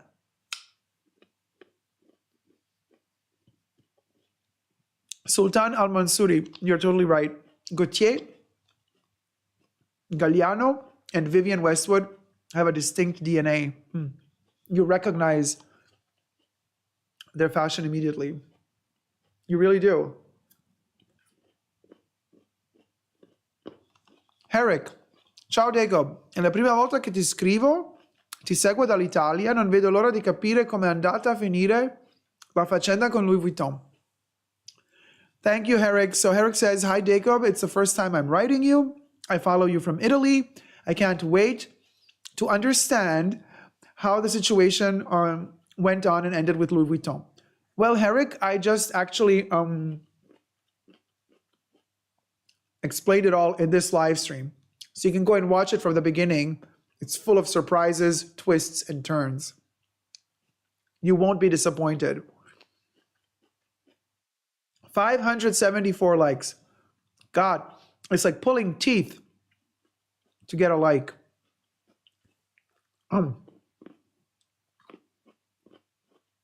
75. 25 to go. Curioro says, Dacob is such a mood. I need a best moments video. Oh my God, that would be amazing. Sultan Mansouri says, coconut ignites your metabolism. I know, it's amazing. I also love coconut water. How many languages do you speak? Oh, Sarah.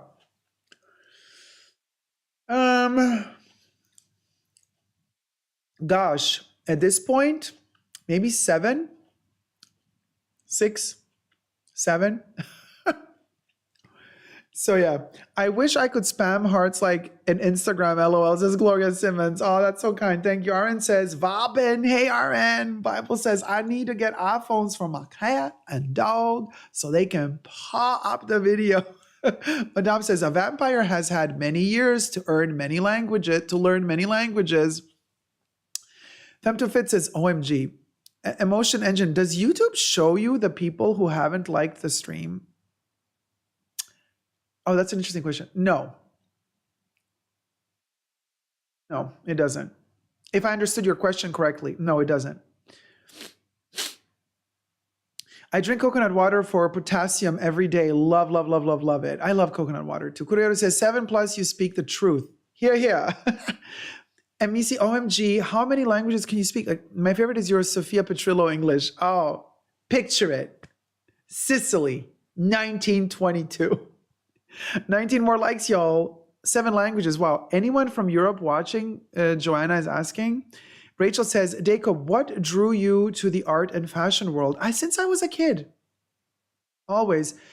I can tell you, I'm a baby says, Dacob, so sorry to hear Vivienne Westwood passing. I know she was in and is close to your heart. Thank you so much, I'm a baby. Thank you. Yeah. It's been difficult, but we're celebrating her life and her legacy by now releasing the movie also in Germany on February 16th, 2023 at the Babylon Cinema in Berlin. You can get your tickets now at www.artloversunite.com. I will be traveling to Berlin. I will be there for that premiere.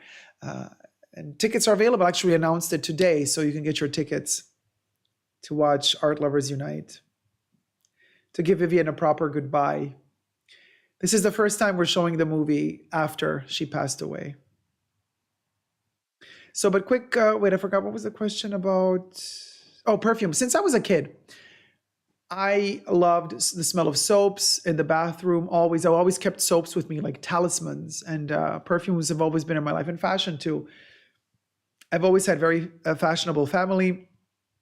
They weren't really into luxury, that they didn't care. My mom still today, she doesn't care about brands. She just likes classy, stylish stuff. I was just raised surrounded by style, and then smells just came naturally to me. Loved scented objects since I was a kid. I would always smell toys. Whenever I would get a new toy, it would be about the smell, not about the shape of the toy. And I would recognize by the smell of the toy if it was new, or if somebody was trying to give me one of my old toys and say like, oh, here's a new toy for you. Like, the smell would be a dead giveaway for me. So smells have always been like such an important factor in my life. Really. 585. Oh my God, we only need 15 more likes. We can do this, you guys. 15 more likes and we're at 600. And then we're going to go into the purse forum. AB, Gensendinstall. Hello, Dacob, and hello to you all. Such an exciting show. I always learn something new about luxury brands. Thank you so much, AB.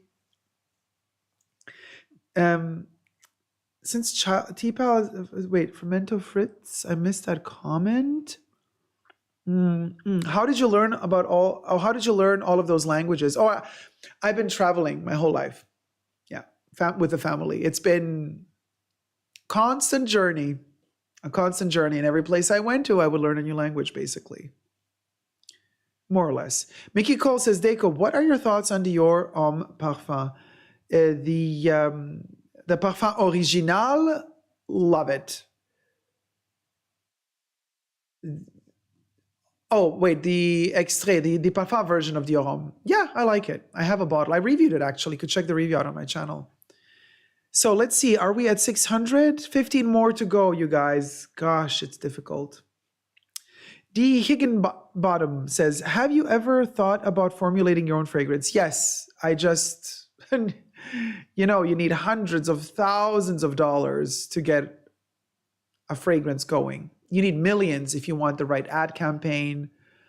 I mean, I don't want to do some trashy perfume just for the sake of saying, look, I did a perfume. No. If I'm going to do a perfume, I don't want it to be, one of those moments like, wait, so that's in the picture. Let me put it here. I don't want it to be like one of those moments like the fame. Just saying. The pineapple, not the pineapple. The coconut, so good. Vel.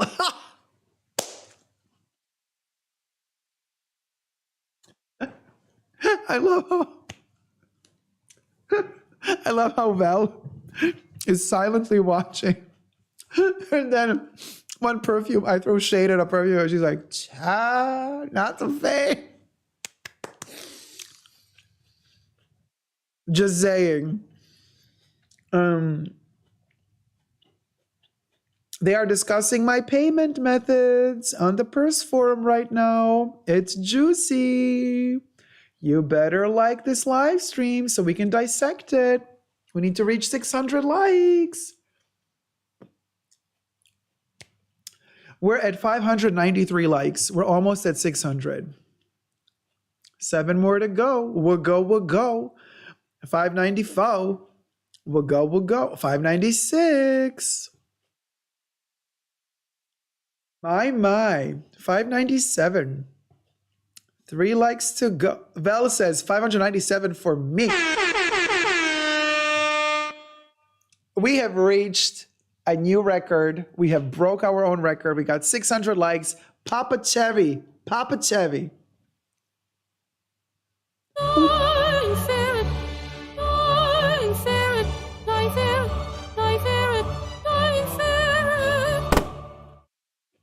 Yes, Queen. All right. Now, I know, Debbie, we're so proud, right? Blue Moscato says, fantastic, congrats. Yay to the legs. Pop open some havoc on chill, darling. Let's get straight to it, you guys. Thank you for the 600 likes. You have unblocked the Purse Forum shade level of the Fashion Bunker with 600 likes. Let's get straight to it.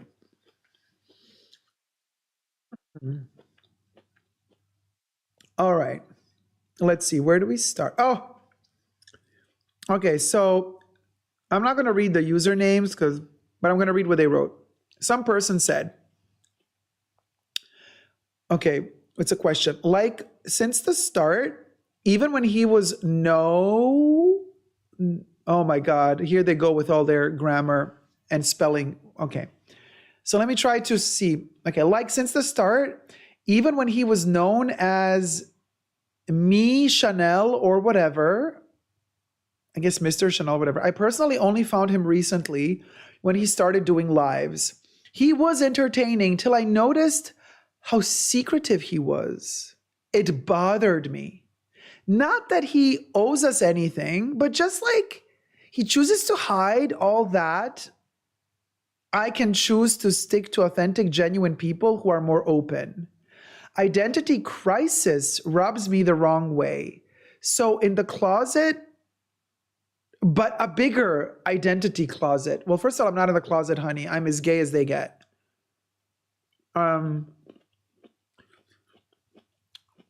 Sweet Things comments, not that he owes us, but he totally owes us. LOL, right? Hey, Alvaro. Hola, guapo.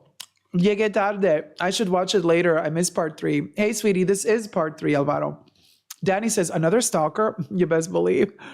My baby says, oh dear. Emotion Engine says, people who reveal everything about themselves online are not genuine, says Emotion Engine. That's a good point. Okay. And then somebody answered, ever since I can remember, this is the Purse Forum. Ever since I can remember, Dacob has always been very ambiguous and secretive. There is value in knowing a person's geographical location when watching a review video. He does have some great informative older videos about Chanel. Really shows how much he loved the brand. Emphasis on the past tense. Oh my God, the coconut is so good. And then somebody else says, identity crisis. What is that supposed to mean? I could care less about how someone chooses to identify, where they live, whether that conforms to binary standards of how influencers portray themselves online and how much about their personal life they want to disclose. Live and let live. Oh, that is really kind. Oh, thank you. Somebody in the Purse Forum defended me. Hallelujah. Miracle, a 2023 miracle. Sweater weather, and purse for a miracle. Purse for a miracle and sweater weather. And then somebody then answers to this nice person saying, Dacob, is that you? Y'all. Okay, somebody thought that I wrote that comment. Dacob, is that you? You were getting too defensive. I thought you said everyone else is also not disclosing anything about themselves for safety reasons. Now you say you don't care if someone doesn't conform to what other vloggers do. So which is it? Anyway, it's an observation. No one is demanding anything from anyone. No one is stopping anyone from being any way they want. You don't care, and that's you. Others can have another opinion and inquire. It's not that serious, just bizarre. Asked and answered. Has he shared which part of the planet he's on? No, he never has. Done. Telling us all these experiences and reviews of products obtained from a mysterious location cannot be relatable without knowing where this interaction and little stories happened. So I can vlog from my grandma's basement in Alabama and review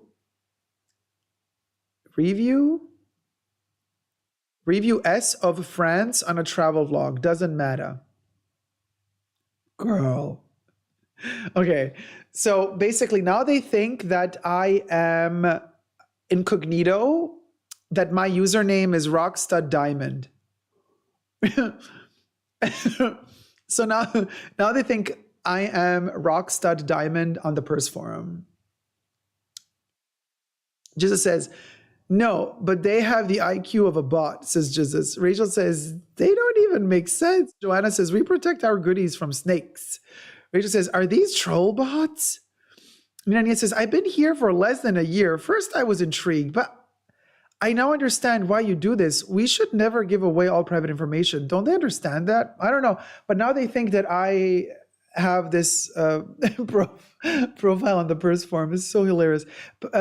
Peo says, there are other YouTubers that don't even show their faces and they call you secretive. There are YouTubers that never show their faces. That is true. Tonya Billings says, they really want to know where you are.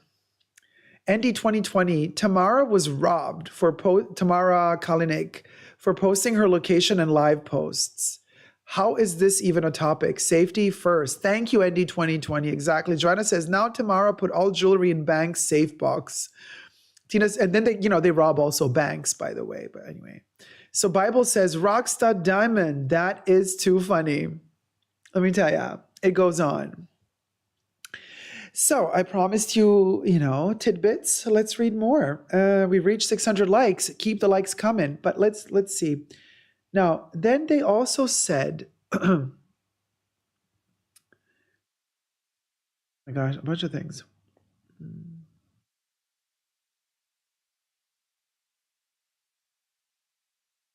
With being private and be more, okay, somebody says, I agree.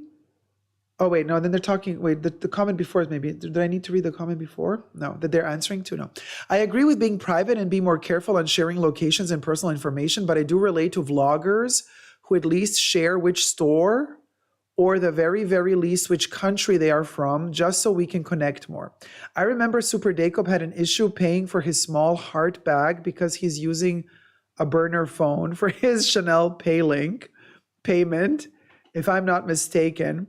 He went through hoops to pay instead of just using his real phone. I'm assuming he has, of course. Things like these just make me wonder. For sure, his stories are true, but the littlest details like that just somehow makes you think, why? Also, us is so big he could be from anywhere. Oh, sorry. So I think y'all. Okay, I guess this person means also the U.S. is so big he could be from anywhere in the U.S. He can easily say U.S., but not say specifically where. I'm not judging, just really wondering why. I would understand if maybe he is from a country like Singapore where there is only a couple of Chanel or luxury stores, but I'm assuming he's not from there. Maybe a little. I'm not saying he's wrong, just weird. And then somebody says, wow, So not even using his real phone at the store? I guess it's a bigger issue than YouTube. Dacob and his burner phone. It's an issue, y'all. So, and then somebody answers to the, wow, so not even using his real phone, I guess it's a bigger issue than YouTube. Somebody answers, I mean, he didn't use his real phone to purchase his item from Chanel. No, I did not use my phone, honey. I used my money. So the number couldn't be retrieved or even put data load on it because he used a burner phone. And I think he hasn't loaded it for a while, so it was cut. He had an argument or not good discussion with the customer service of his phone provider because they couldn't bring the number back and has to fill up forms, if I remember it correctly. I think that number is what he used as a record in Chanel. I think he may have used his usual phone if he wanted to, just an assumption. I wonder why go through all the hoops instead. I doubt he is in a country where luxury is banned. Is there even a country that bans luxury but has luxury stores in it? Something just doesn't add up. As Jennifer Coolidge said, it felt like the 4th of July. Sweet Thing says, none of our business. Why? LOL. Lots of legitimate reasons. Tonya says, you a spy. A burner phone. Lily Bonfi says, wow, you have an alter ego? Showtime synergy. That's truly outrageous. Very, very, truly outrageous. You best believe. Gem in the holograms, y'all. Oh, brother, says RN. There are too many freaks in this world to be too open with your location, says D. You think? The Turning Star says, I'd like to recommend GPS tracking, LOL. Rachel says, that's so uneducated. I've lived in many nations, and we often summer abroad. These things are normal when traveling. Jesus is laughing, and he says, LOL, this is entertaining. Kev says, Dacob secretly works for the CIA. Dun, dun, dun. Kamari says, oh, have you never revealed your nationality? I'm like so confused about why they care. Vel says, I don't understand how people think it's weird to not disclose private information. They think you owe them something because you're kind of like a public figure. I'm like, a public figure doesn't mean you can have my, that you can have my social security number, honey. Teepa says, I need to check Interpol most wanted now. G says, I am screaming. Jonna says, now they will hack your phone to track your location. Well, they can't. It's a burner phone. Polly says, people have a lot of imagination. Julie Fitzgerald says, she's on top of it. Like a recap, period. Ella says, okay, now they are just making up nonsense. Tina says, that makes no sense. Tanya says, wait, they are watching now. Mr. Free to Be Me says, are they serious? Sarah Candy, why do they care so much?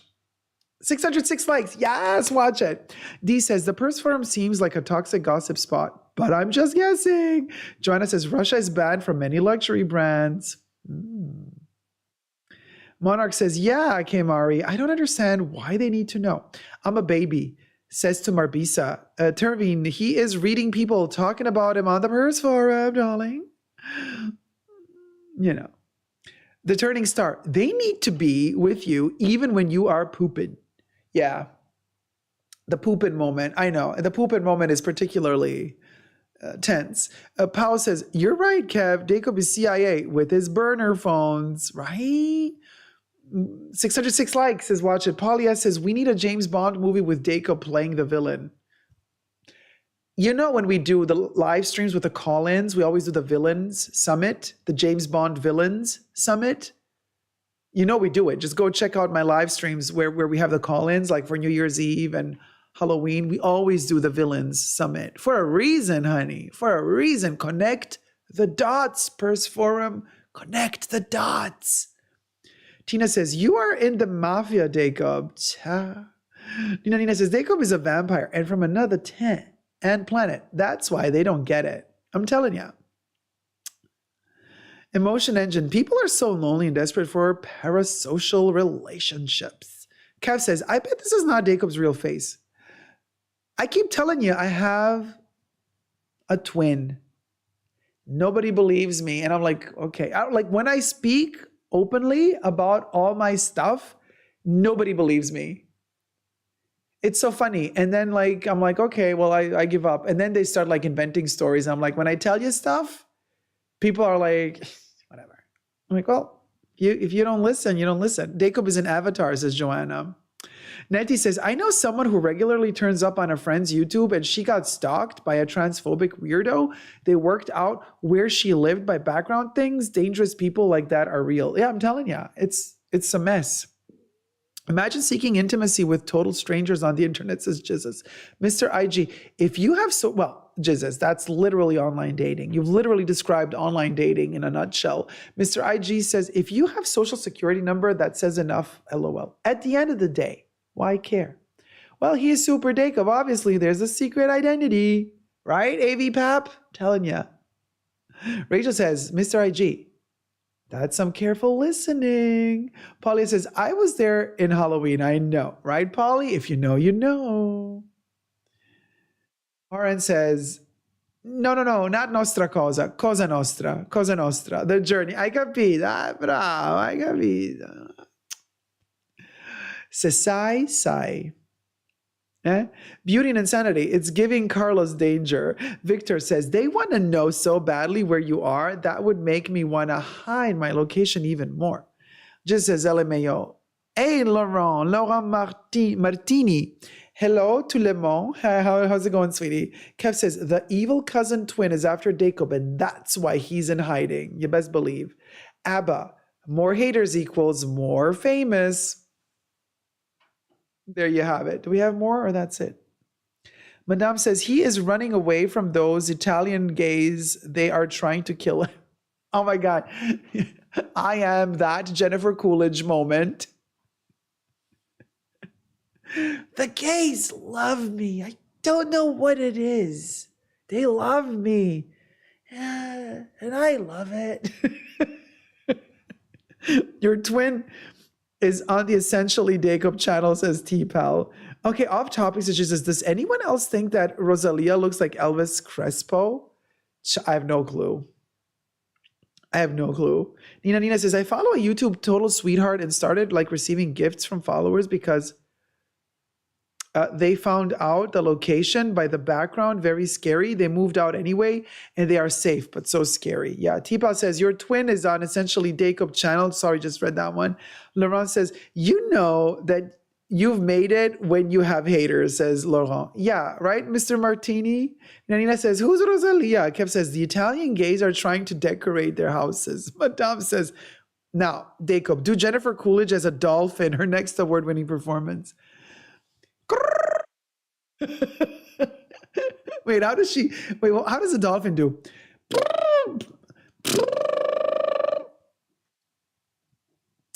That's as dolphin-y I can get right now. After speaking for many hours, my vocal cords are busted.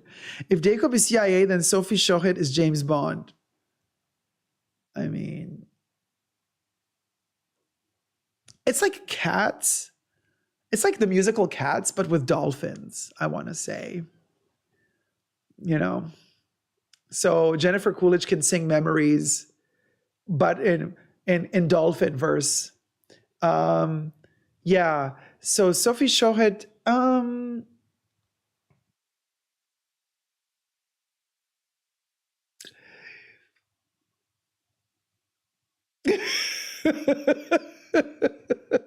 not good.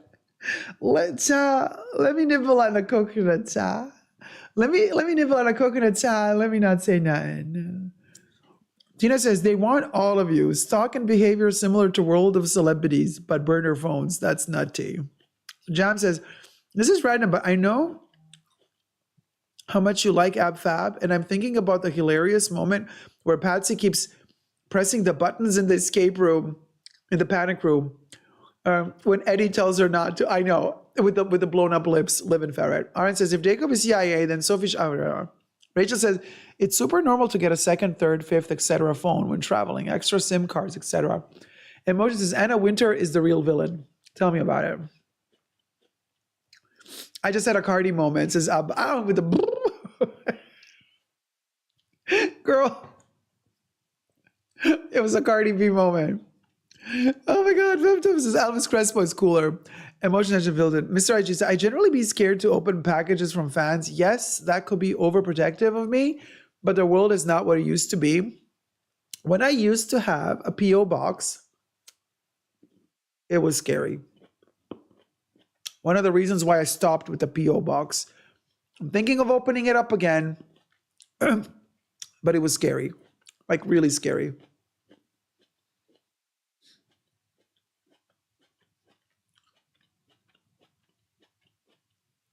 Lila Grayland, the shade. Jesus, if Dacob is CIA, then Sophie is kicked. Huh? Julie, Turkish Delight, want. Julie, it's coconut. Madame says, did you see the Benetton controversy? Girl, are we going there again? Alvaro says, now I'm more intrigued about your thoughts about Sophie Shohet than your location. Alvaro,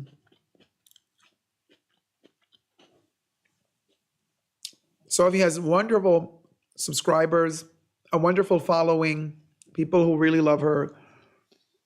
And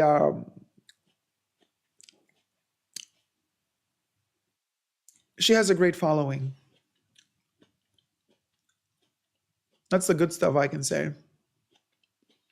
She has great subscribers. Shout out to her family. But I would love to have Sophie Shohet on the luxury itch. Sophie, what say you? Want to come online to the luxury itch?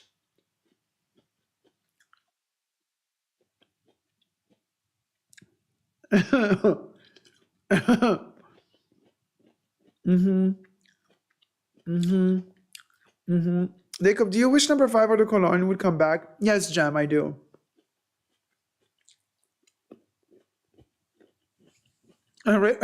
Raquel, keeping it cute and professional, I see. Nina says, Dacob, are you staying at the beach much longer? It's been snowing here again. I like it, but I want a sunny paradise for myself to listen. I actually really want to extend my stay here because I do. I really do. But now that the premiere of Art Lovers Unite is going to happen, and there I can tell you where, in Berlin, Germany, because you can buy tickets for it right now. I have to go back home, and I have to prepare everything, coordinate everything, and then I gotta go to Berlin because I'm gonna be there for the premiere of the movie. We're gonna fly in. The whole team is gonna be there. For the first time ever, the entire crew, minus Vivian, is gonna be at the premiere.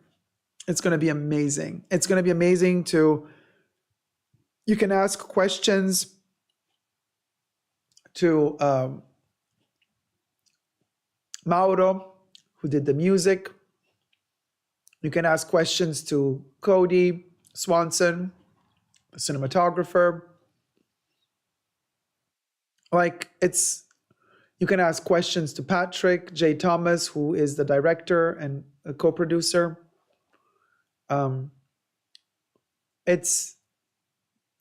It was a small team. You can't ask questions to Vivian anymore. That ship has sailed.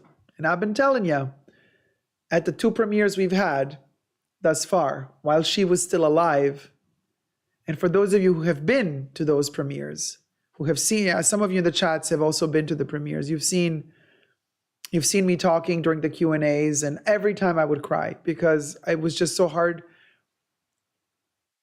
I would always say, when she is no longer with us, people will take this movie more seriously.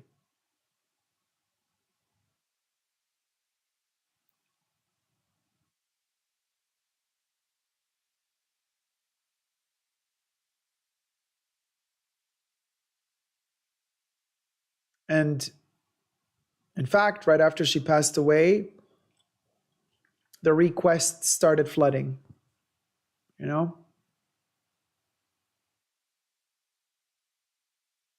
You could have celebrated her while she was alive. You could have listened to her. All those beautiful things she said about love and preserving the world, helping people.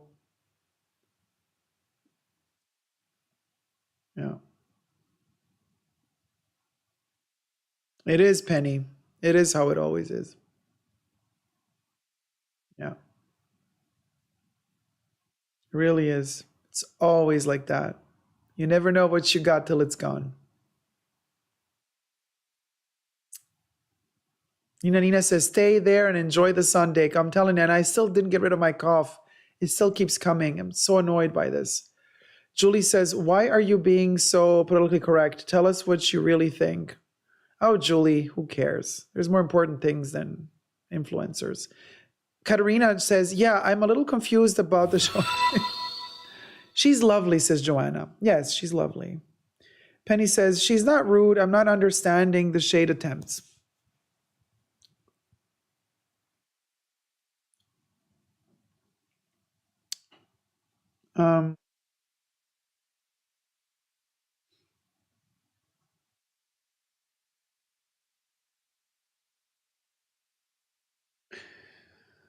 Well, you guys, I've worked in public relations for many years.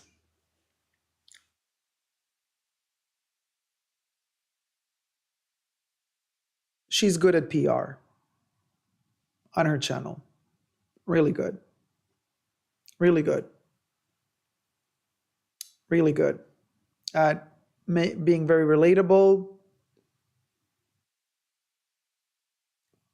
plays the cards really right, you know. But if you know people who worked with people,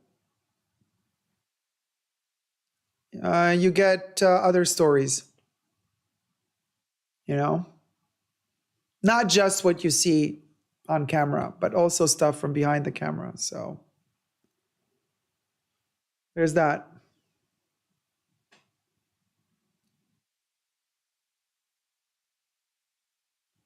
But this is nothing new. There are so many people out there, you guys, actors, musicians, politicians, bakers, you know what I mean? In every field, there is somebody who works the crowd just right. And that is good. Good for them. That is a professional approach to this genre. Pardon me. I'm burping the coconut. Oh my God, it's such a Wendy Williams moment. Am I going to burp and fart at the same time? And I am delivering to you the Wendy Williams type of shade, right? Because I keep it real, honey. Let me tell you, I don't need to sugarcoat nothing. But I can tell you, now,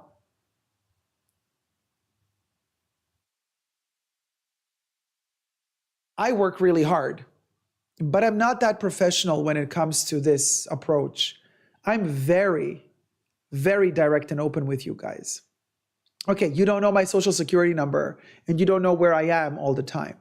Fine, but you know, trust you me, you know more about me than you know about Sophie. Or Cassie or anybody out there really. Because I don't keep it. I'm sick of PR. I hated it. I don't keep stuff PR friendly. I don't keep it politically correct. You know? I keep it very real. And this makes me unrelatable to many people or unlikable because I speak my mind. People don't like you when you speak your mind. You know, they want you to always be pleasant, easygoing. They want to have the feeling that you are easy, you know, that you're not dangerous. You're not a threat to anybody. You know, you're always charming, always nice, always sympathetic, you know, all that. I'm like, honey, listen, I ain't got the time. I ain't got the time. I really ain't. Life is too short for me to spend it lying, faking smiles, faking politeness, faking that I like you. If I don't like you, I don't like you. And if you don't like me, you don't like me. It's okay. It really is. Let's save each other the time and let's spend that time better in other ways. Really, it's okay. So, you know what I mean? It's like, and this is why on YouTube, you're not going to find a lot of YouTubers who are going to be really candid with you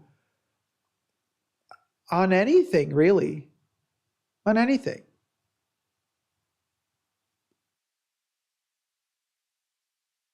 They're not.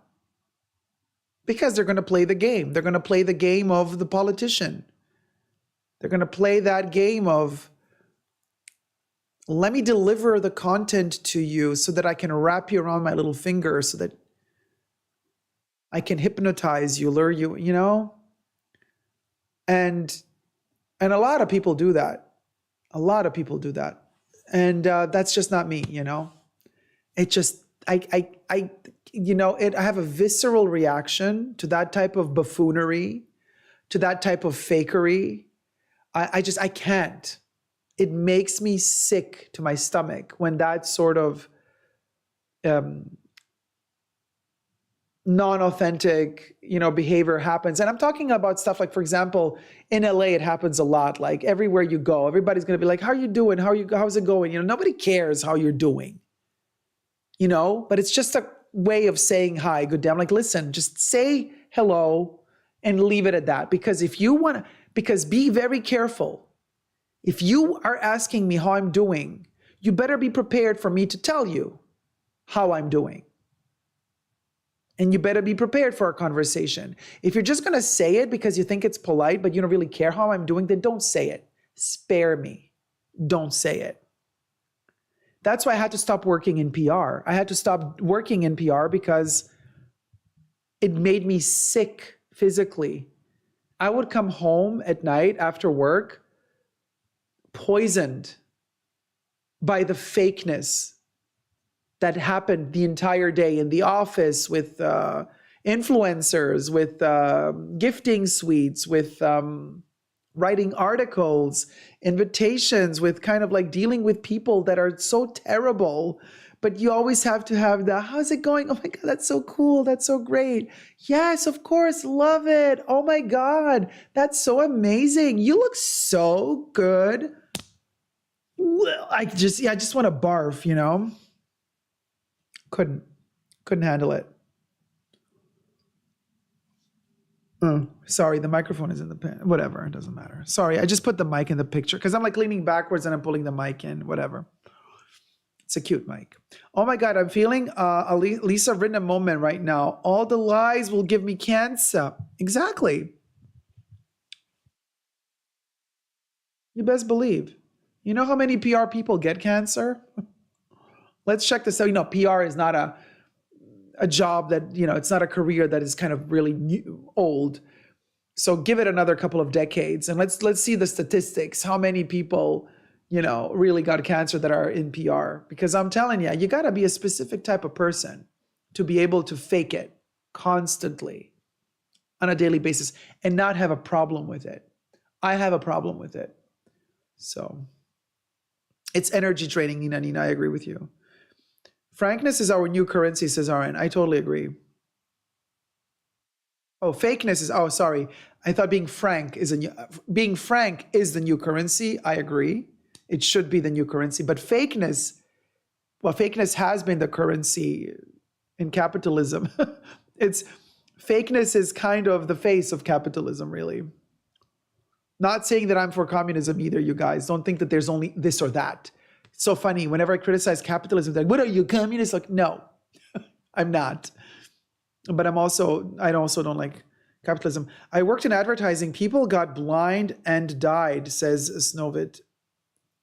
True, says Aaron. Julie says, people who are frank get you nowhere. Let me tell you. Wait, people who are frank? Wait, Julie, what did you want to say there? People who are frank gets you nowhere. So you're trying to say if you are honest, honesty gets you nowhere. Well, that is true because it's like putting stones in front of your own path.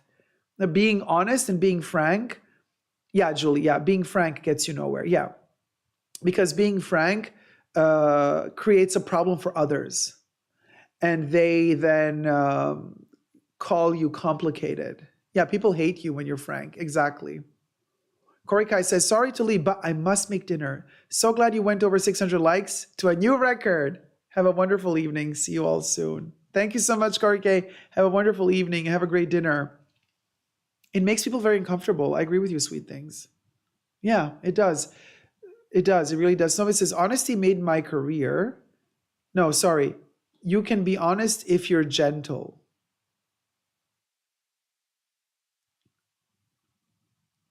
That is such a PR thing to say, though. I know what you're trying to say, but yeah. It's hard to get away with that. Yeah, there you go. You're laughing. I know what you mean, though. I know what you mean. I'm too frank and I don't get ahead, says Julie. My sister keeps her mouth shut and is way ahead.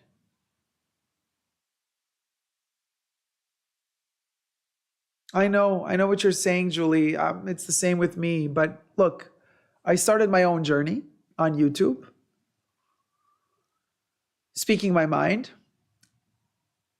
And yeah, that's why I don't grow as fast as some other YouTubers who grow super fast.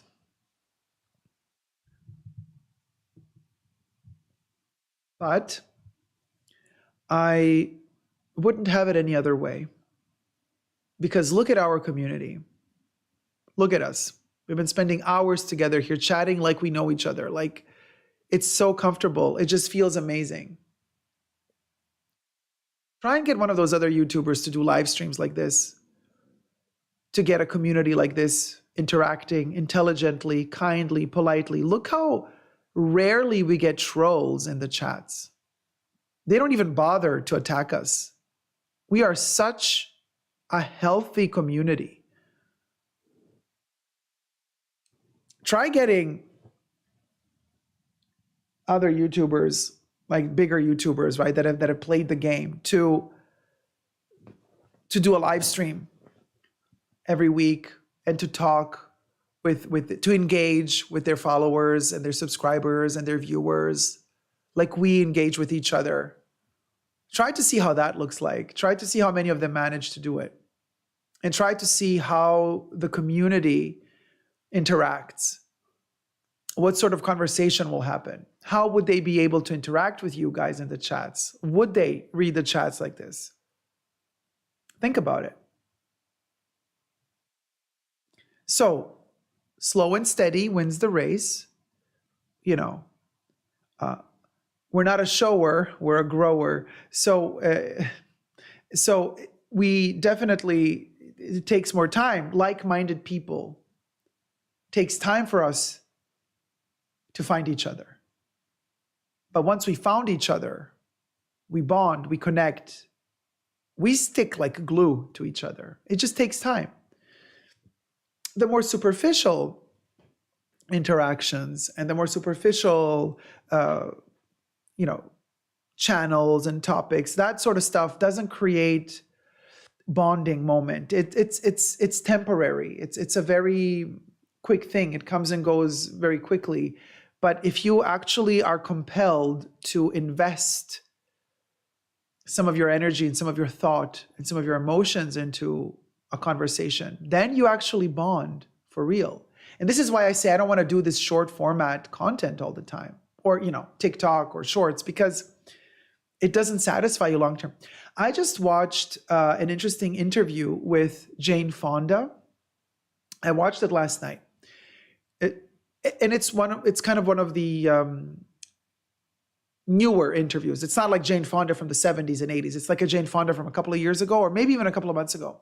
So it was Jane Fonda, Lily Tomlin. I love both of them. And it was, God, I forgot her name again. She is from Steel Magnolias. She is Julia Roberts' mother in Steel Magnolias. Julia Roberts' character dies. Her mom, what's the actress's name? Sally Field. Thank you. Yeah, Emotion, Sally Field. Saltfield, love it. I love Sally Field. Sally Field. Rita Moreno. Oh my God, I love Rita Moreno. Sally Field, yeah. And then there was one more. But anyway, so Sally Field, I love her to bits. I love Lily Tomlin to bits.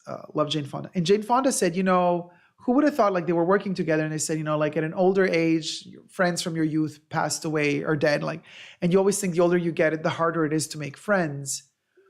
And Jane Fonda said something so beautiful to the likes of, if you want to make friends and bond after a certain age, you really have to show the other person that you want them in your life. And you have to show it over and over and over again. And Lily Tomlin said, and also Sally Field, I love how Sally Field and Lily Tomlin were honest. And they said, you know what? We really don't like human beings. we like to just be on our own. We've had so many bad experiences with humans. I can relate. But they both said, but Jane Fonda kept writing us, kept bombarding us with phone calls, said, no, we have to meet. No, we have to meet. Let's meet. When are we going to meet? And they said she pushed us. She showed us so often that she really cared, that we had no choice. And now we're amazing friends. And this moment where Jane Fonda kind of made clear to me that you can't expect just others to always make an effort. You have to make the effort. You have to make that step and to take that risk into wanting to get to know another person. It might not work out, but you gotta do that. You have to make that step. You have to show them, hey, I want to get to know you.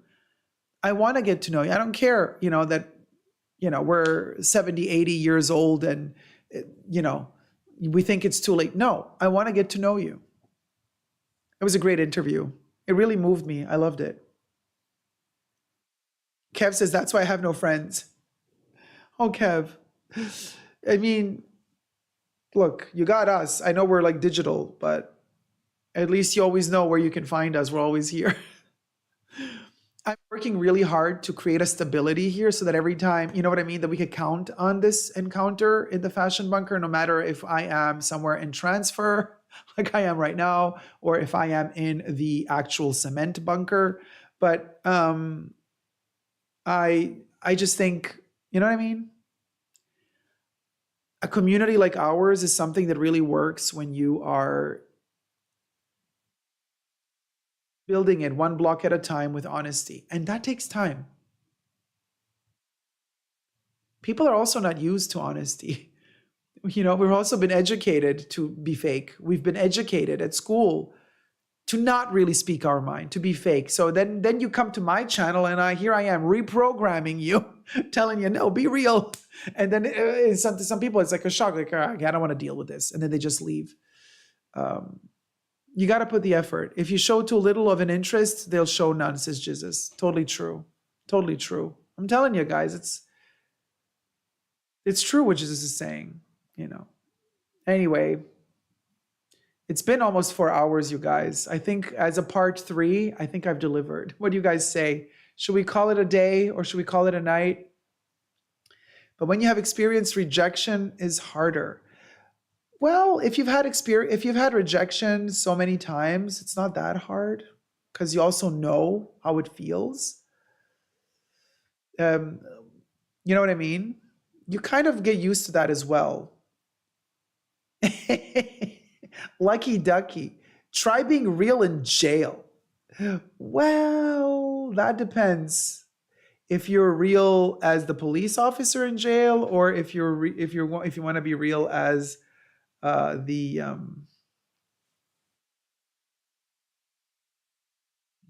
person who's imprisoned. Jail bait, says Madame, right? Listen, you guys, can I just plug in Art Lovers Unite one more time? Can we because, we're going to have our German premiere in Berlin right at the beginning of the Berlin Film Festival, coincidentally, on the 16th of February, 2023, at the Babylon Cinema at 7:30 p.m. in the center of the city. And I would love for you guys to watch the trailer with me.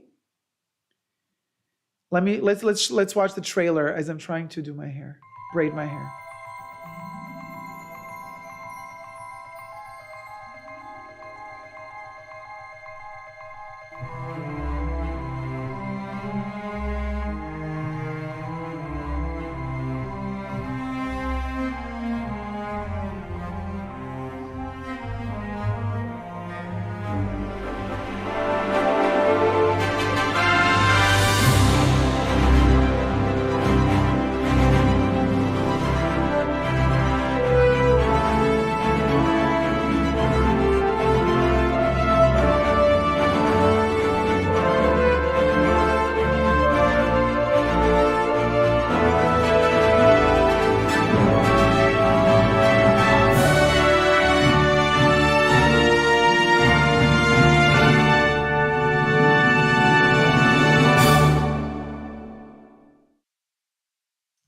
So yes, I did my little braid.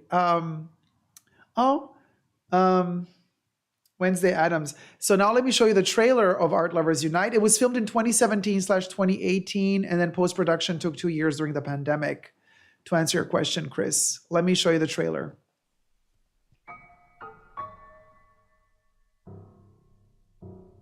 Truth is fiction when the fiction's true. True or truthful. Real is non-real when the non-real's real. Yeah. And that's what art is. And that's what we can appreciate. Dacob, you can understand the world through art because art stops the clock. And it's not real, but it's more real than we are because we're all just actually all whirling around in a total flux.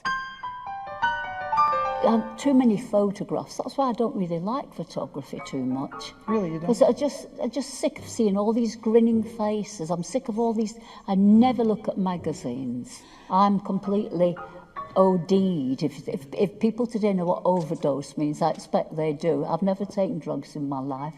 Not really. I don't think so. It's very well done. This gallery. Yeah. This gallery is really good. I don't know whether Titian invented that pose of that nude, but all his nudes have got this pose, this thing, this Venus. Actually, I Venus. remember a photo of you in a very similar pose. Yeah? Yes. Oh, was I naked?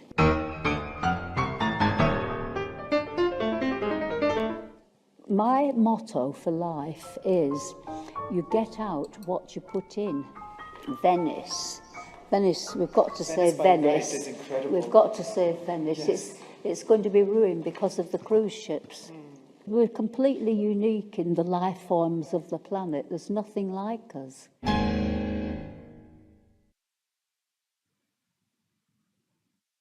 So there you have it, you guys. Push the hair back. So, yeah. Let me play Bubbles, the song, to thank the mods, because the mods have been prepared today for crazy troll attacks. And look, everything went relatively smooth, right? But the mods were ready. We're ready to fight. So Bubbles, can you sing a little thank you to the mods? A special thanks to the mods in the fashion bunker. Thanks to Debbie, Jesus, Audrey, Asia, Nicole, and Guest Bubbles loves you.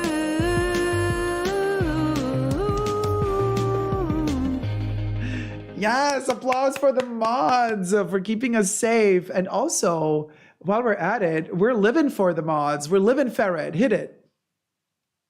I'm living ferret, living ferret, living ferret, living ferret, living ferret, living ferret. That last part, like living ferret. Oh my God, that's the best part. But then after we live ferret, we die ferret. Hit it. Lying ferret, lying ferret, lying ferret, lying ferret, lying ferret. And then there's one more. Ciao, ciao, ciao, ciao. Ciao, ciao, ciao, ciao. Ciao, ciao, ciao. Ciao.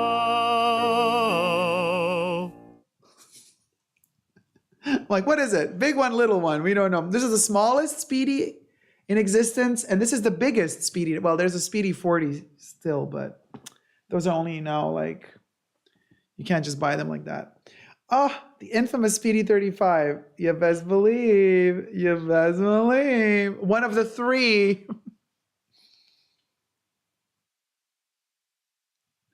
Is the packing cube inside of the Speedy? Packing cube is here with my tweed, with the tweed palette, darling. Debbie's like, fake? Is it? Oh my God, somebody commented on my review of the 255 reissue bag. They commented, this Diana bag looks so fake.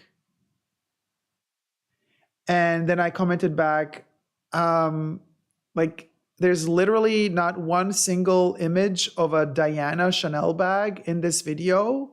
This video is for the 255 reissue. And then they answered back, oh, sorry, yeah, no, this comment was for another video, not for your video. I'm like, how can you even make such a mistake? Like, how can you comment? How can you, how? No, you guys, I really don't get it. I really don't get it. Oh. Oh, I see. Wait, we did have a troll. Lucky Ducky Daisy Flower.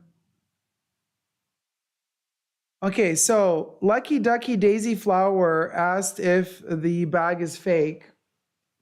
Why is it so wrinkled? Shouldn't it be thick? No, the bag is not fake. Could you imagine? And it is thick. I'm going to talk about it in the review. I can tell you this now already, you guys. I'm really surprised. They're back to thicker canvas, by the way, but it's folded. When they manufacture it, they fold the bag flat when they sell it to you, and it arrives flat. It arrives like this. It arrives this flat into the Louis Vuitton shops. So, you know, I've stuffed it now with my jacket, and then it's gonna, you know, it's gonna lose the wrinkles with time. But yeah, it comes all folded and wrinkled. They all do. That's how Speedies. That's actually one of the ways you can know that they're authentic. When you buy it in the store, they bring it. They keep them in drawers, all piled on top of each other.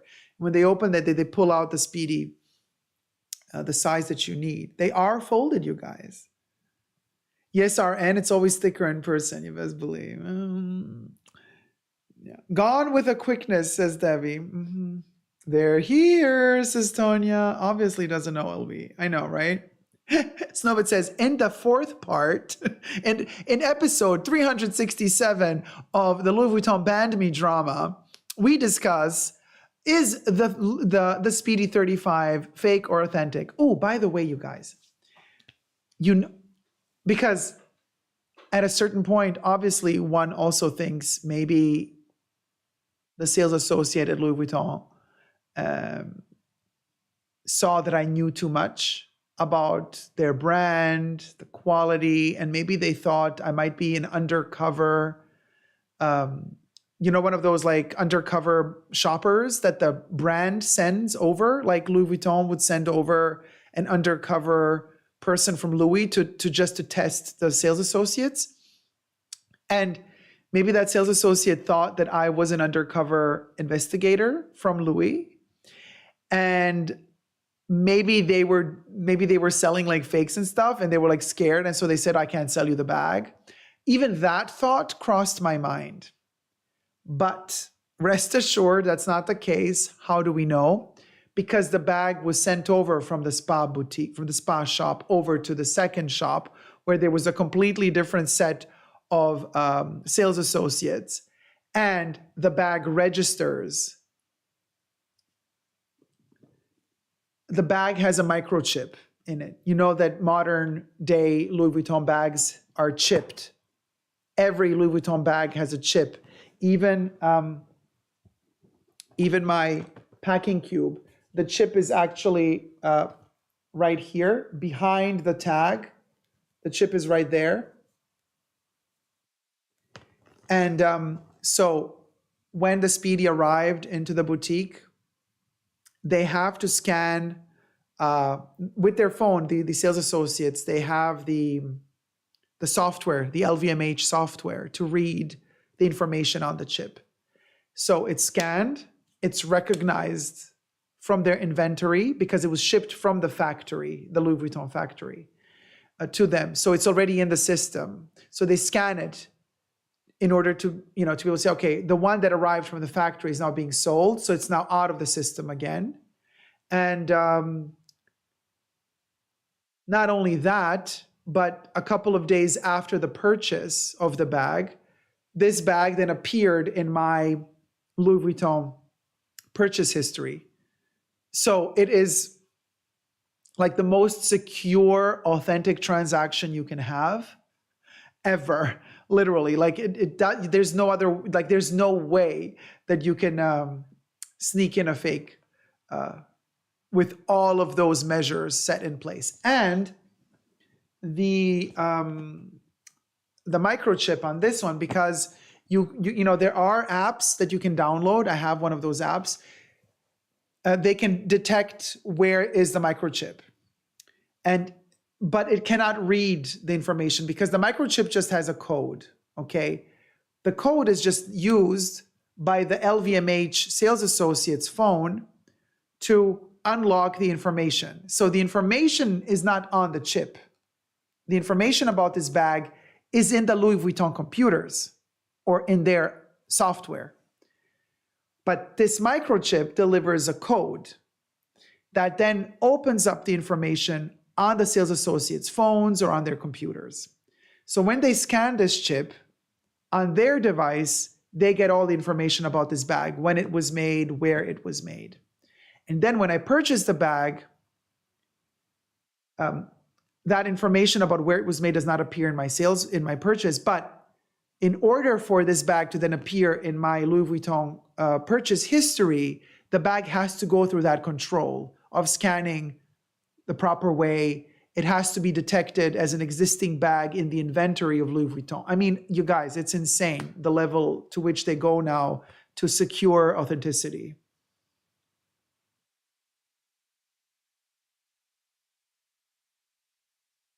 Lucky Ducky. Quality shows itself, though. I can't believe they would deliver a bag crumpled.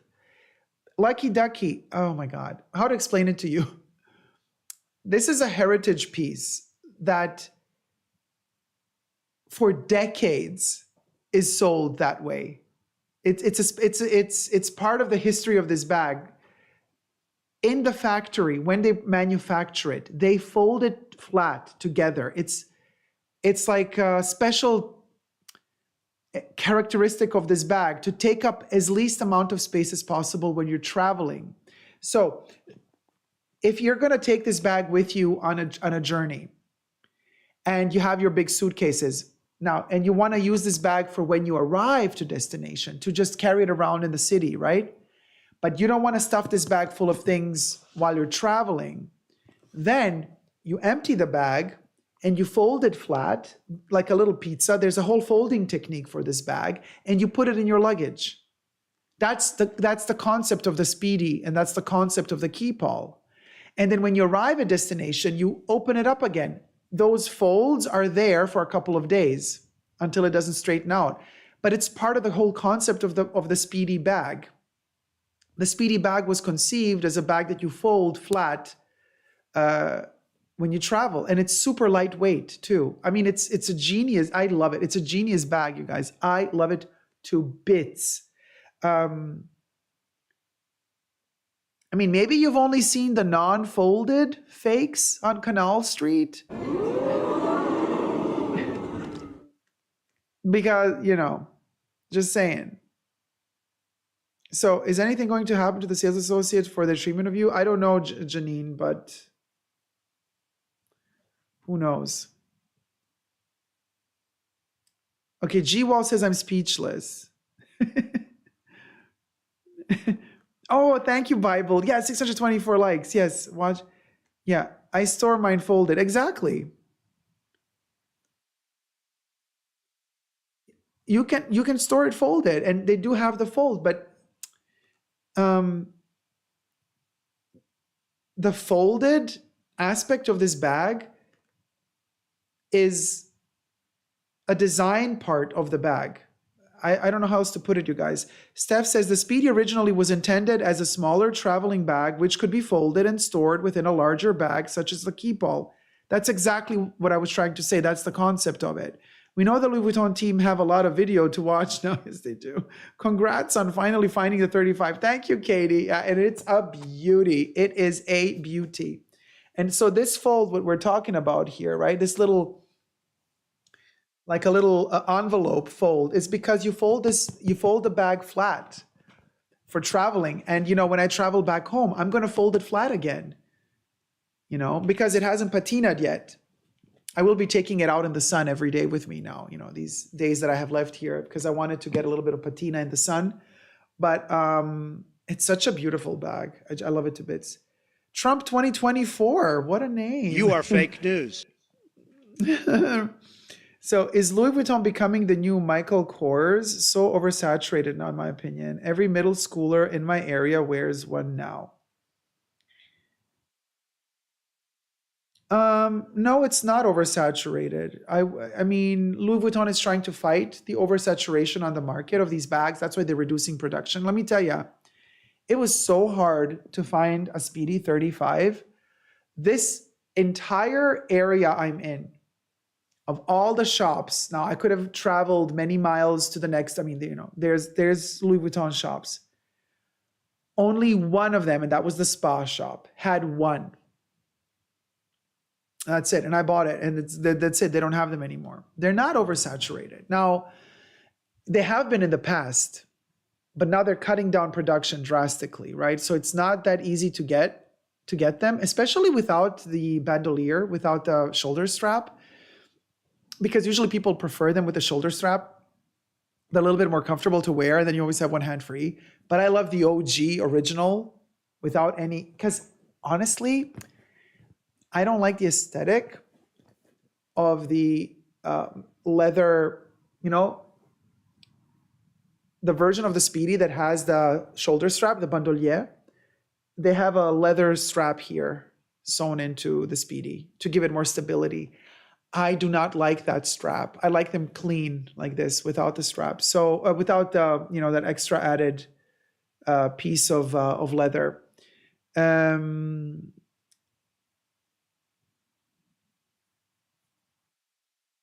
So just, that's why I don't really like the shoulder strap version. Also, it's a small bag. Like, I'm a big guy. I don't need, you know, I'm fine with carrying the weight of it. And also what I really like with the bigger Speedies, the smaller Speedy doesn't really do that. I mean, I'll talk about this in the review, but whatever. So the bigger the Speedy, the more it slouches, right? Because it's big and it's not a structured bag. It's a soft bag. So when you stuff it, well, now I put my jacket in it just to kind of, you know, fluff it up a little bit. But if you were just to put your iPad in here, your wallet, your phone, your sunglasses, your tissues, whatever, it's going to slouch because it's a wide bag. So it's going to, because it's soft, it's just going to kind of flatten up here and it's going to be like kind of slouchy. The 25 and the small ones, the nano Speedies, they don't slouch as much. But then some people like to buy inserts for the bigger ones so that they don't slouch. I don't want to get an insert. I want to use this one the way Louis Vuitton intended, just as is. I want to use it and love it. And when it decides to give up on me, I'll buy another one. But until then, this one is going to be loved the way it is. I'm not a big fan of those inserts for this type of bag, maybe for some other bag, but I personally love the slouchiness. So I'm also that person who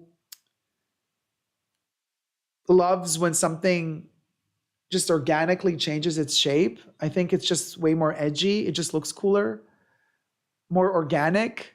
You know what I mean? So that's why I also like the folds. You know, to me, they're part of the character. Oh, there you go, Lucky Ducky. Lucky Ducky Daisy Flower says, I didn't know about this. Interesting. Yeah. That's why we're all here, to learn from each other. So this is the good thing and the great story about the Speedy is its foldability. Now, it's brand new. So obviously it's been folded for who knows how long, waiting in a storage room, right? And now I got it and I saved it from its prison because that evil sales associate didn't want to sell it to anybody. We got it. And I understand why they didn't want to sell it to anybody, because this one is such a beauty. So beautifully made. It's like, it was worth the wait and the search. And I've been through many continents looking for it. And everywhere I would go, the Speedy would have a flaw. And by the way, to everyone who thinks I'm a troll, I'm not. Been watching and sub to Dacob for years.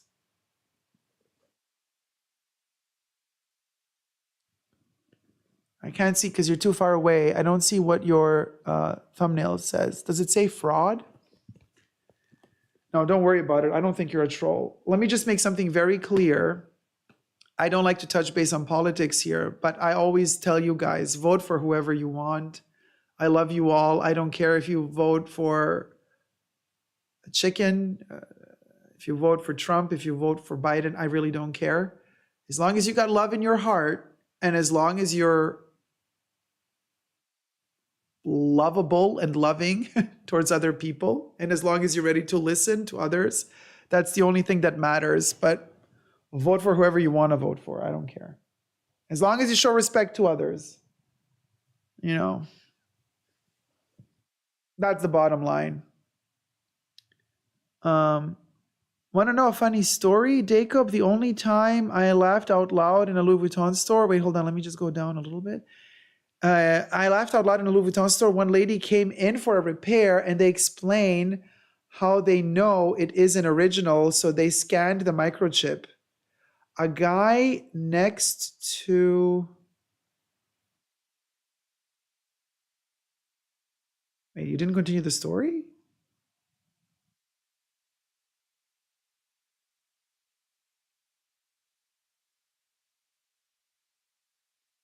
Madame, you didn't finish the story. A guy next... Madame Pomme Rosé did not finish the story. Like, you want to know a joke? Crickets. As funny as it's been to be on this chat, I gotta tell you, this is all outrageous. How they treated a sophisticated customer is beyond horrendous, horrible. Thank you, Snowbit. I mean, and I really respect the brand. And I know a lot of people say, well, it's just overpriced plastic. And I'm like, well, there's a history behind this. And my Louis pieces are indestructible. I've been using them for so many years. The canvas pieces, yeah, the canvas pieces. They're amazing. They're amazing. They are a true testament to what Louis stands for. Travel, facilitating your life, making your life easier while you're traveling. That's what, for me, Louis Vuitton stands for. So you're not going to see me buying those pieces that are not for, from Louis. I don't care for I like their travel stuff. It's amazing. It does help me. It helps me travel and it makes me feel safe. Madame says, the guy next to her was amazed by this. So when it was his turn to buy the gift for his wife, they couldn't find a microchip for their life on all his options. He ended up buying nothing. Girl. Sometimes it takes time to find the chip because to scan it, okay, so mine was in a really weird position. It's actually... So my chip is, so on this side of the bag, there is the interior pocket. You see it? Oh, thank you so much for the super chat, Andy. $1.99 super chat from ND 2020. How will the chip affect bags without one? How will the wee! How will the chip affect bags? Wait, ND, can you write that again? What do you mean? How will the chip affect bags without what? Without one what? So Lucky Ducky. Wait, Coco Kitty. Dacob, have you covered the Birkin theft on set for and just like that? No, and I haven't yet. Okay, so Andy, please write the text again, and I'll answer your question. I just have to understand. You mean how will a bag without a chip be? Okay, so Petite Mal versus Capucine Mini, which would you choose? Thank you for the super chat, Trump 2024. I would say. Wait, it's going to pop up here any second now, okay? Just give it a second. You're going to pop up here, and then we're going to pop your cherry, the virtual cherry, which is the confetti. But let me just answer Andy 2020. Thank you so much, sweetie. $4.99 super chat from Trump 2024. Petite male versus Capucine's mini, which would you choose?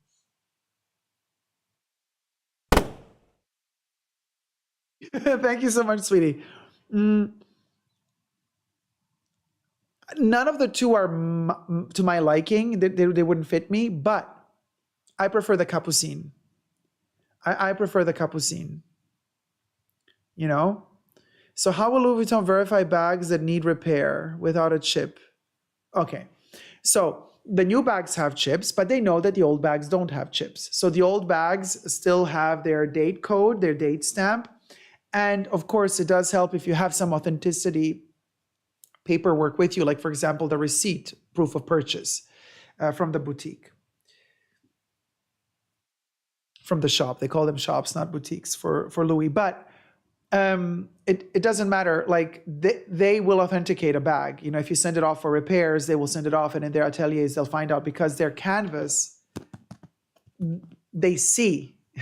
They know once they get into it, once they take off the leather, they see underneath here. If they detach the stitching, they know.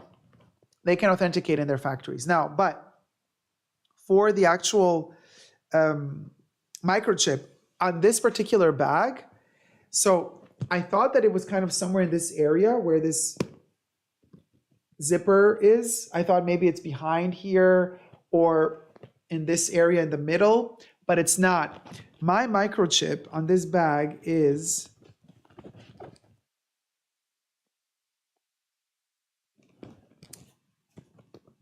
right here. It's right there, like behind this tab. So when I was kind of scanning it to find I couldn't read any, because the microchip doesn't have information. It just has a code. The code is then needed by their software to release the information about the bag. But I can detect it, and I can detect it right in this area. So it's right here, but it's underneath. Yeah, it's underneath the tab. And that's also where they put the microchip here. It's right behind this leather tab. And whenever I scan it, I detect it. But my older pieces like this from 2014 doesn't have, obviously, a microchip, but it has a stamp with where it was produced and the date, where it was produced and the year, right? This one was produced in France in 2014. What do you think of the Alma Bibi in Venice? Okay, Alma Bibi, for me, monogram all the way. Louis is monogram for me. I know, I'm boring, but it is. Tony says, love the packing cubes in the men's collection too. The monogram Eclipse is appealing to me. Also really beautiful. Hey, Kata, hello from around 2019. Some bags have chips. Before that, you will find a leather tag.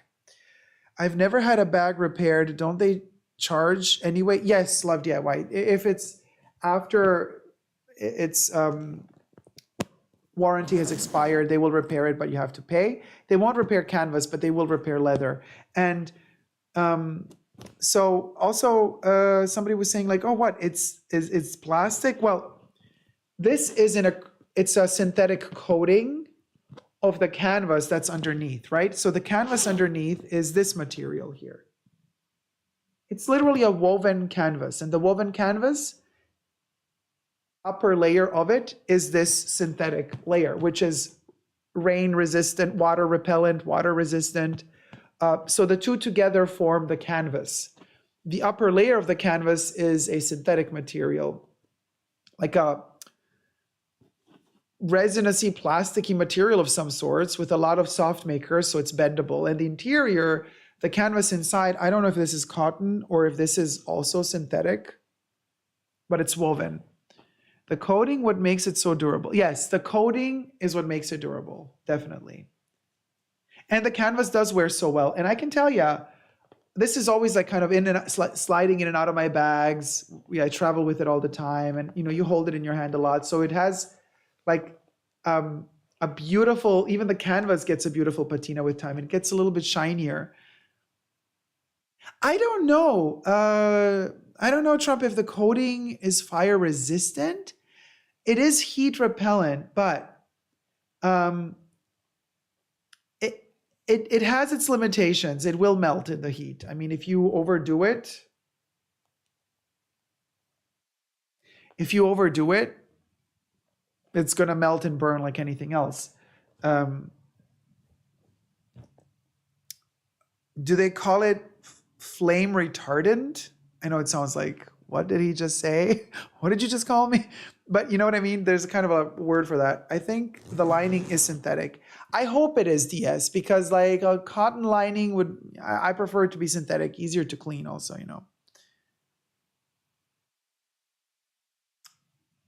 Louis Vuitton with Vivian on it.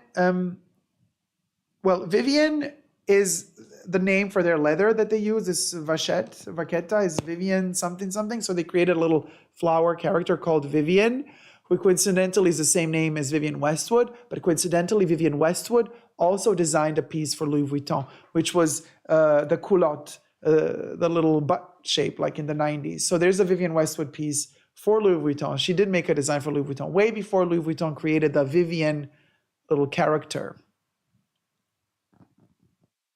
Let that leathersmith person test it out. Okay, hell no. Oh, let's see. So Trump is saying, considering buying the yellow Chanel 22 Zonzue, honey. Hesitant after your story, are you still against buying new Chanel bags these days? Yes, I am. I know. Listen, if you got the funds and you want to risk it and you don't care if it starts potentially peeling, then buy it. You know what I mean? Like if you just like that shape and you want to feel the vibe of the 22 bag and you really don't care about the bag degrading relatively soon and you don't care about the bag peeling, you just want to have that shape and you want to have that Chanel vibe and money is not an issue, then go for it. Then I would say definitely get it. But if you don't want the bag to start peeling really soon, then I would not get it. Here you go. Let me pop your cherry. Well, after the text. $4.99 super chat from Trump 2024. Considering buying the yellow Chanel 22 but hesitant after your story. Are you still against buying new Chanel bags these days? Yeah. And ND 2020, purse for new thread. Dacob attacks Chanel again. Popped your cherry, Trump. Oh my God. Alvaro says, want to hear more about you and MS. Oh my God. I had a wonderful experience. In at Hermes here, right next to Louis. They offered me a bag. Well, an Evelyn, right? I said it in another video, but it was really, really nice. I think Hermes is really becoming my favorite brand in terms of how they treat their customers. And yeah, I also got like an email from Hermes from my home town. They're telling me that something that I wanted arrived. I mean, of course I'm not there. I can't pick it up. So I told him, thank you. But yeah, I'm not going to be there within, the time frame you're giving me to pick it up. So whatever. But, it's not like they didn't care and they didn't write. They wrote. And like, this was something that I asked them about months ago and they remembered. I usually just get a very strong martini after I use mine and try to forget about everything. Says Kev, yeah, Bob, after using your 22 bag. Lucky Ducky says, how about Jimmy Choo, beaded bonbons? Jimmy Choo, not my cup of tea, Lucky Ducky. Madame says, is the cherry orange? No throwing shade now, you guys. Coco Kitty says, Louis Vuitton coated canvas is like 1880s Gore-Tex, made for expeditions. True, because let me tell you, my key pouch, my monogram key pouch, it keeps falling all the time, right? Because you get it out of the bag, it falls out of your hand. That little tiny key pouch has fallen down more times than I could count, okay? And it has fallen down into a puddle of water, onto rough terrain, sand, rocks, cement, all sorts of, there's not one single scratch on it. Nothing. Not a dent. Not a single dent. And it's been falling out of my hands for years. I'm telling you. Like, for real. I've shared this here before, but I love coated canvas, says Deeply Erring. I got doored on my bicycle while wearing my Speedy Bandolier 25, my bag, and I went flying and ate asphalt. Not a scratch on her. I'm sorry you fell, though. But you probably had a scratch, right? I hope you're okay. Pau says, Kev, a strong martini or margarita makes everything better, for sure. Deborah says, Shakti, try using a lotion with silicone. It will stop any splitting of layered flaking of the leather. Are we talking? Deeply Erring says, my face, teeth, wrist, and right knee and leg were not so lucky. And there you go. But the bag was fine. Oh my God. This is the life we're living, Deeply Erring. Deborah says, but Shakti, be very careful to not get the silicone lotion on the vaqueta. Indy 2020, I recommend you watch Haya Glamazon Dragon Stories. She is hilarious reading people's reviews about luxury houses.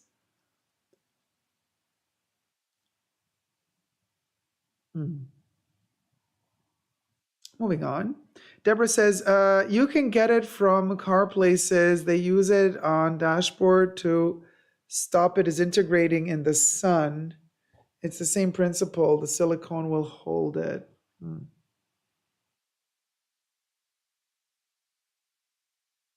Oh, the papillon bag? I like the papillon bag, but do they still make it? Thank you, Trump. Or another $4.99 super chat from Trump 2024. How do you feel about the LV Papillon bag? In monogram/reverse combo? I think it's cute, but the Papillon bag, do they still make it? Because I remember it also in the time. Do you remember when they used to make it in the Murakami era? I liked it more old school. Let me Google it now. How does it look now? Ooh.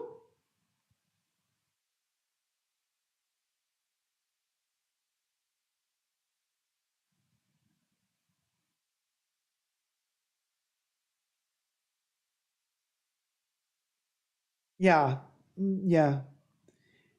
Okay, yeah. So my favorite one would be the Takashi Murakami version, like I said to you before. And it does have a bow. Yeah, the bow, but the cherry blossoms papillon bag is so cute. Okay, my iPad is over a year old, and already Apple is royally fucking with it, and they want me to buy a new one. This is so annoying.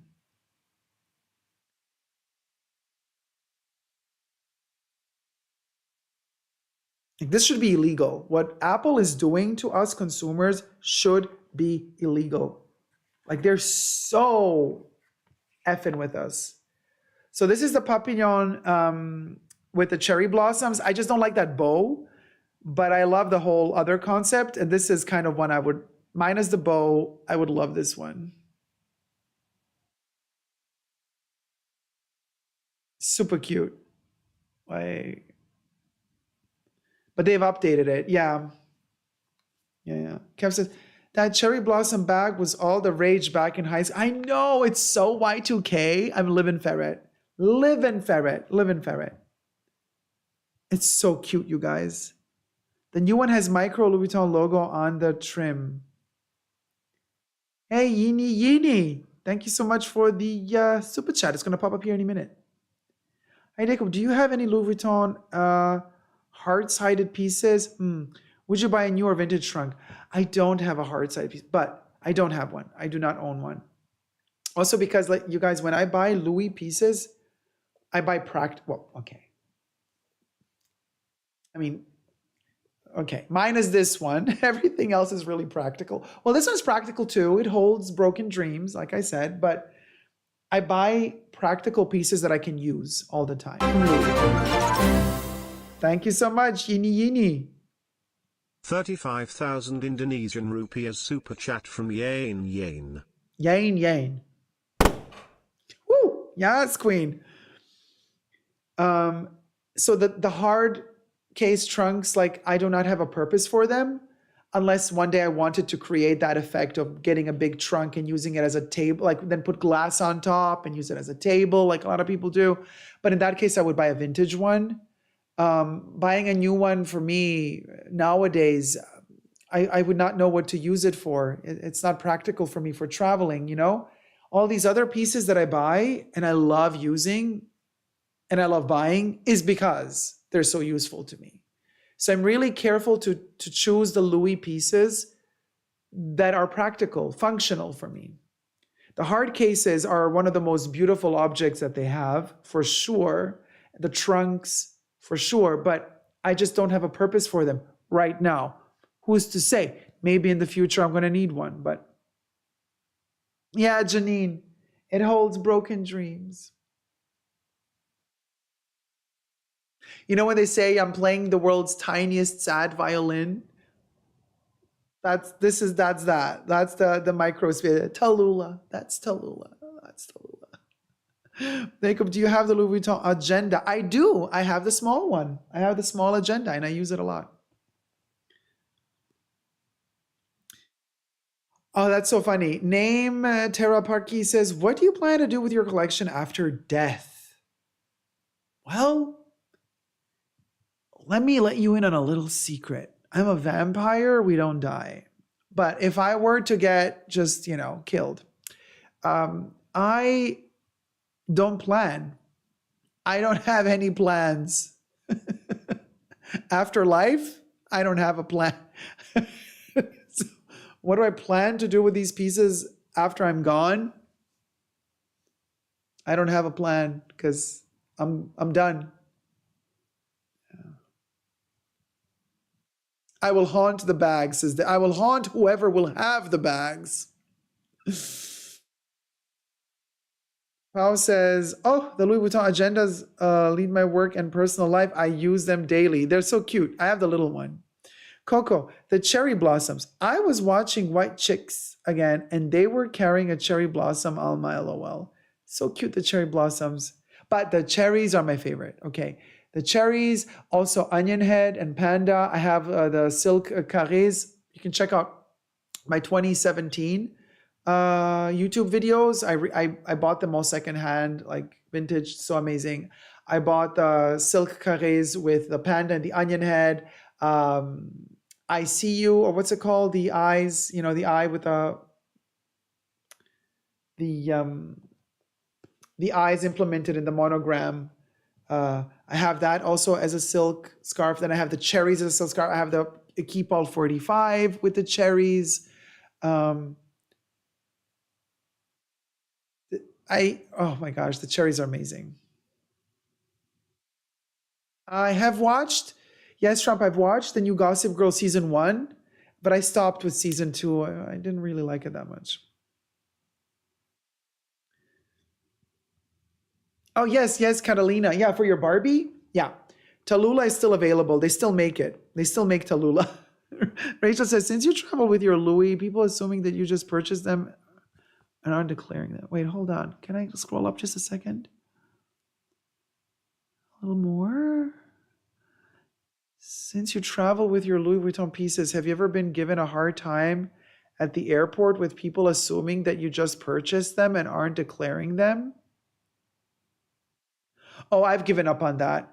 I literally just pay the tax. Yeah. So, yeah, I don't do like tax refund. I just pay the tax. So that's, yeah, I'm just like, whatever. I don't want to have, I don't want to have that pressure, that psychological terror, like, oh my God, for a couple of bucks, having that, oh my God, are they going to catch you with, no, I'm just like, no. No, so no, it doesn't bother me. Would you buy the Maxi luggage tag bag or the Maxi key pouch clutch from Spring Summer 23 runway show? Yeah, I would. The collector and me would definitely buy the ginormous the clay pouch bag. But then the more I think of it, the more it looks like some Moschino gimmick from a couple of years ago when Moschino did their oversized pieces. And I'm like, it's going to cost like around $5,000. I'm like, you know what? No. It's a cute gimmicky moment, but again, like I said, I try to focus on things that I will use, practical pieces. So no, I'm probably not going to get it. Oh, thank you. DS, love your hair tonight, by the way. Thank you so much. Yeah. So Trump says, is there nothing on your Louis Vuitton wish list currently? Oh my God, good question. Yes. But I got to tell you, the list is getting smaller and smaller because I'm almost done. You know, I want the small packing cube. I might get the Noe, but the Noe, I already had a conversation with you guys about this because I'm probably going to get it used because that is a big chunk of vaquero leather. The stain is just waiting to happen, so I might just get a patinaed one. So that one's on my wish list. I guess I want all the Speedies. I think a Speedy 25. Not anytime soon because the 35 is kind of the most practical of the Speedies in production at the moment. So that one is definitely also like I'm eyeing that. Then maybe an Alma, the biggest Alma they make. Maybe an Alma. But like no time soon. Like the Alma, I don't know if I would like be using it too much. You know what I mean? So maybe not. Then wait, what else was there? I was like kind of thinking. Yeah, all the classics. You know, like once you're done with the and they're discontinuing most of them. So it's like there's not much canvas left for me to buy. You know what I mean? Like they've really reduced, drastically reduced the amount of products that they make in canvas. So I know, Deborah. That's why I'm thinking I'm not really going to push too much the 25 because it's not easy to get in and out of. It's a really tiny zipper. Super Thank you so much, Trump, for the super chat. Louis Vuitton Exotics. Let me pop your cherry. Yes. No, not into their exotics. I know, Kev. The pale Noe base is giving me heart palpitations. You love the Speedy 25, Tyler, but you are petite, so it does suit you very well. Oh, Gemini, thank you so much. So kind. You're gorgeous. Thank you. I thought you had a Speedy 25, or was that a 30? D, it's a 30. I didn't take it with me on my trip here, so I have the 35 with me now. I have a 30 and a 30. Now I have a 35. I have a 30 and a 35 and the little munchkin. I got the munchkin and then I got a 30 and a 35. Now, I want to say the 35, I'm going to end up using this a lot more than the 30, but I prefer the proportions of the 30. So the 30, and you know, people are saying, and I'm going to do a whole comparison video between the 35 and the 30. And I know that the Louis Vuitton Speedy videos don't get many views. I don't know why. I guess people are not interested in them at the moment, but I think they're just the best bags ever. But anyway, you might think, oh, 30, 35, such a small difference, right? Like, why even bother to get both? But they're so different. And I can't really explain it. You have to see them and wear them to understand. They are so different. So this is going to be a workhorse because it also fits a computer, like a laptop. It fits like if I have to rush, if I have to put on my makeup, like I have to put this thing in here, I can. Plus my iPad, key pouch, wallet, sunglasses, tablet, laptop, you know, all that stuff. It all goes in here. The 30 doesn't. The 30 is literally for quick errands out on the town. It doesn't fit it does fit your sunglasses, your wallet, your little foldable umbrella, you know, okay. But it's not the 30 is not the bag you take to go to a video shoot or a photo shoot. The 35 and the 40, which I don't have, but the 35 is the one you take on a photo shoot or on a video shoot. The 30 is the one for a quick out and about on the town. They're that different. They are literally that different. Oh, Kev, in general, the sound it makes, all the sound, it's just such a satisfying tactile object. The canvas in general, it's just amazing. Plus the zipper.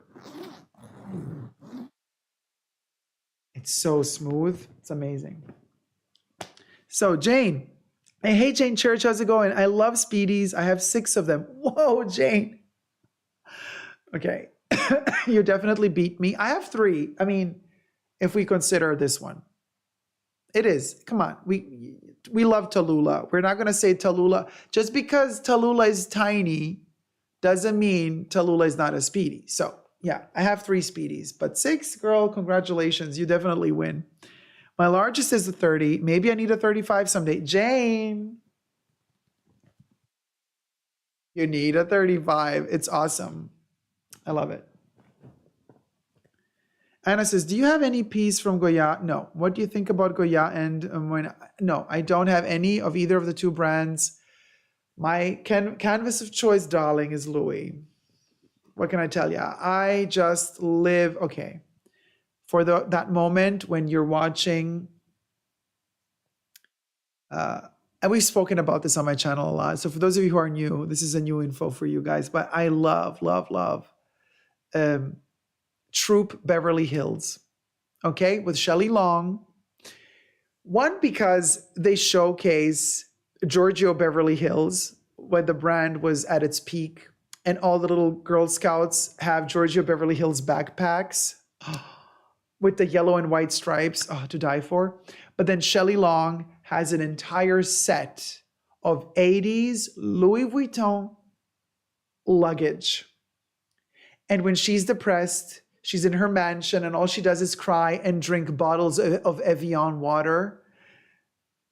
That movie, okay, so this is why I will never have any other canvas but monogram canvas, because that movie to me is just sublime. And to have those Louis Vuitton pieces in canvas in that movie is just so delicious. So I live my 80s fantasy in reality. That movie is from the 80s with all these pieces. Like, you know, a Speedy, when I buy a Speedy, I travel in time, you know, to the 40s, 50s, 60s, 70s, 80s, not, you know, because this has been in production forever. And I just feel like I am Shelley Long, okay, exiting the house with my Evian water, being like, oh, woe is me. Love it. It's just, it's a fantasy. It's a beautiful dream. It's a beautiful memory that I have. So for me, you know, it's not a logical thing. It's an emotional connection that I have. And then also because the canvas is featured in Twin Peaks. You know, you have Louis Vuitton luggage featured in, Joan Chen is actually, you know, carrying Louis Vuitton monogram luggage in season 2 of Twin Peaks, which is also like, whoa. So Josie, yeah, Joan Chen, Josie. Christopher, one of those movies that I quote often.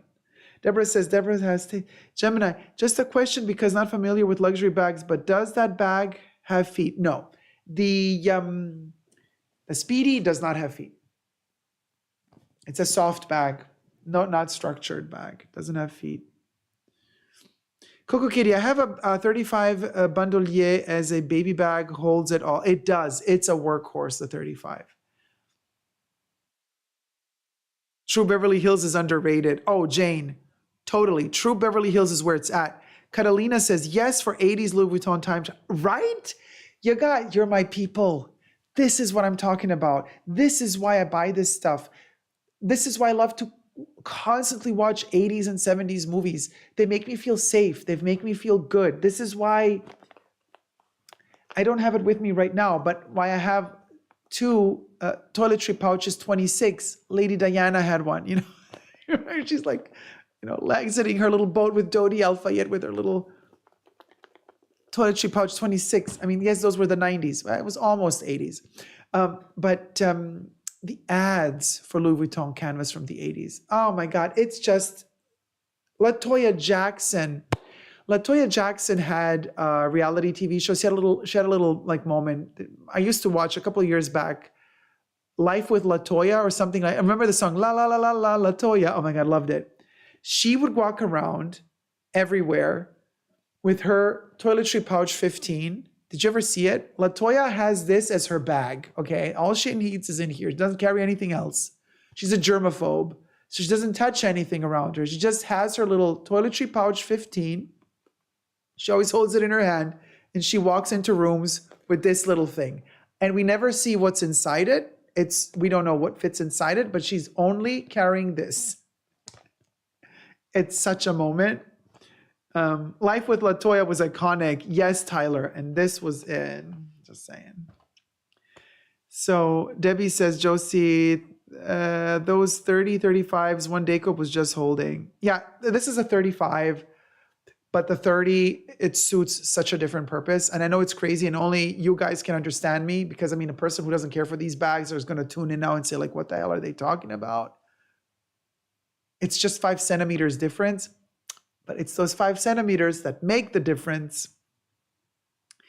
Hey, Dacob, I'm joining late and have been waiting for part 3. I'll have to go back and watch from the beginning. Yeah, yes, you will. And it's a doozy. Twin Peaks, says Janine. Yeah, I use my 35 as my diaper bag too. That and the Neverfull, says Jonna. Catalina. Oh, let's get to 650 likes. Let's try to get to 650 likes while we're at it, you guys. And thank you, everybody, for all the tips and super chats. Very, very kind for all of you who have thus far helped out the Fashion Bunker. It means the world. Thank you, guys. Kenya Chase, are the monogram packing cubes in the PM size discontinued? I've been unable to find anywhere. No, Kenya, they're not. They're still in production. I have the size medium. There's also a small and a large. They are in production. Actually, they're always made in Italy.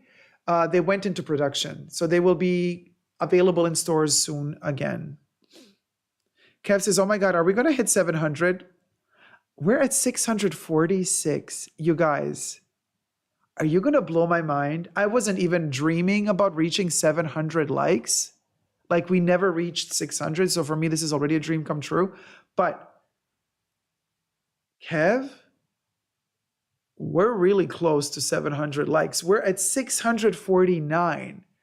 Like, literally only 51 likes. And we're going to, like, break a record that we've never broken before. I don't know what to say, you guys. I'm shook.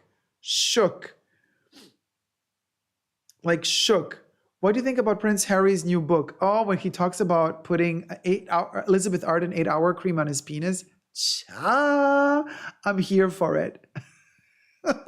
Paige says a surprise live stream. Yes, and Dacob gets his dream Speedy 35. Amazing. Congrats, Dacob. So happy for you and thank you for the surprise live. Oh, Paige, thank you so much. So kind always. Thank you. Dee says on a bag shaped like on a bag shaped like the Speedy, 5 centimeter is a lot. Yes, that's exactly the point. Catalina says, I love my vintage Louis Vuitton monogram Deauville and I will never part with it. Watch it, says Dacob. Jennifer Lopez did the ad for Louis Vuitton Deauville bag, so don't forget to look into it. I shall. No, actually, no, I know it, but this was years ago. Kev says, up the likes, please. Oh my God. We're at 661. Literally 39 likes to go. I can't believe we're going to reach 700. Seriously? Wow. I'm writing it down and keep crossing out and changing, says Debbie. Oh my God, Debs, this is insane. Coco Kitty says, do you think Princess Diana had Elizabeth Arden cream in her toiletry 26? She might have. I mean, Harry says he remembers the smell. How he then remembers that smell and then talks about his penis is just, yeah. But anyway, so anyway, Jane Church, you're almost at 60K. I know, it's amazing. We're like almost at 60,000 subbies, you guys. Misha Emble says 2 inches is 2 inches. That's 5 centimeters. Kev says, so close, you guys. Misha says, and every inch counts. You best believe. 670 likes. We're literally only 30 likes away from 700.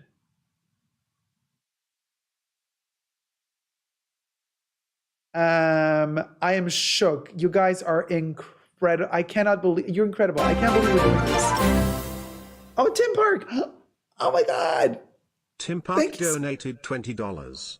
Always a fan and loved that you did it in 3 parts. Gave me something to look forward to. It was like waiting for a new episode to air.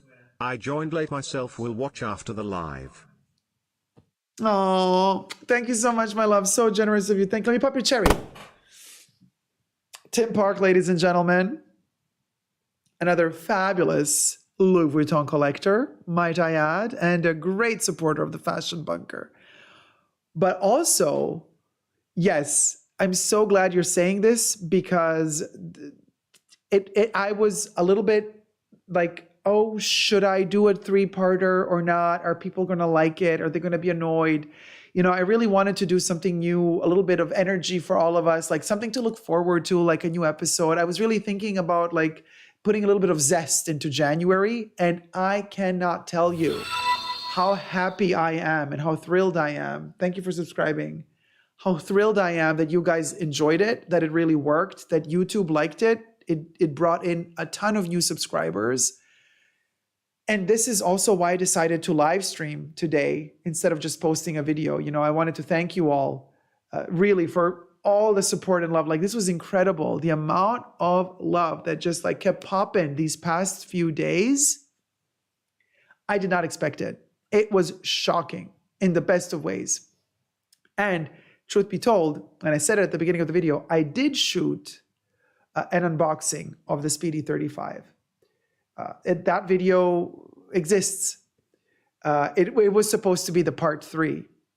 But then I thought to myself, well, no, all the comments that came in, the weird hate comments that came in these past 3 days, I'm like, and plus then the announcement of the movie premiere, like there's so much that I'm like, no, you know what? This deserves a full-blown live stream.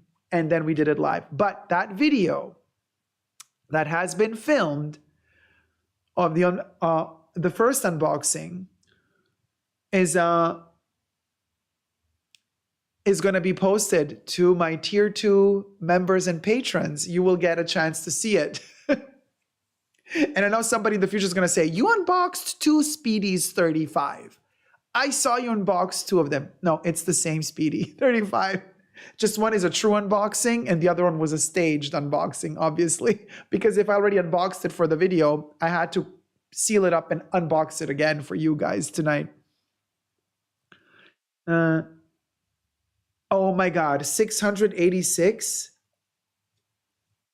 Y'all.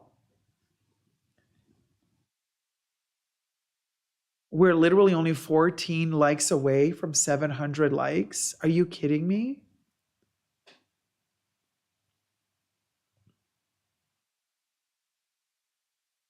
Wow. 686.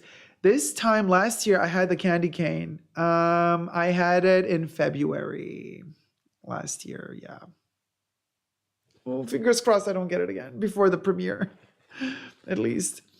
Trina says, it was so much fun with all the cliffhangers and a bit of anticipation was fun. Thank you, Trina. Gemini says, I started watching you from the And Just Like That reviews. Will you be doing it for next season? Gemini, you best believe I am. I'm going to be doing it on Totally Dacob on my other channel, though. But I'll be doing it. Fox 10 Mulder 13. So, Super Dacob, who told him to use the cream? His brother? LOL.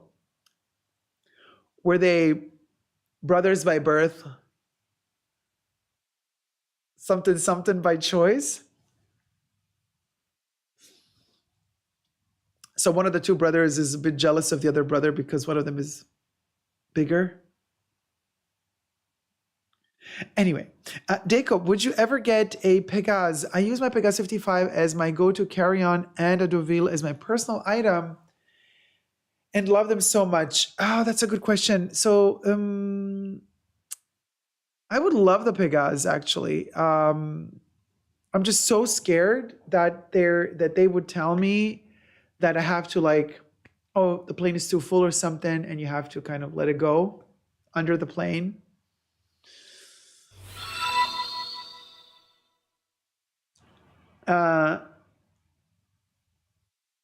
That's what I'm worried about. But if I were the person to do a lot of trips just with a car or train, I would do it. I would be all over it like white on rice. Don't get the Kraken, Dacob. What do you mean? Very information entertaining for sure. Please keep doing what you do. So much respect for you, Dacob. Oh, thank you so much. I got cream all over me. It's the powder. Oh, baby says, oh, wait, sorry. Let me just scroll down. Oh my God, so many things to read. Just guys, I would love to see a mini. Okay, hold on. Let me. $9.99 super chat from Trump 2024. Do you enjoy being a user? How hard is it to get started? Do you edit all your own videos? What do you like and not like? Is there a way to maintain privacy while still sharing your life? Love you. Oh, thank you so much. Thank you so much, Trump. Oh, Puppy Cherry. Wee! So,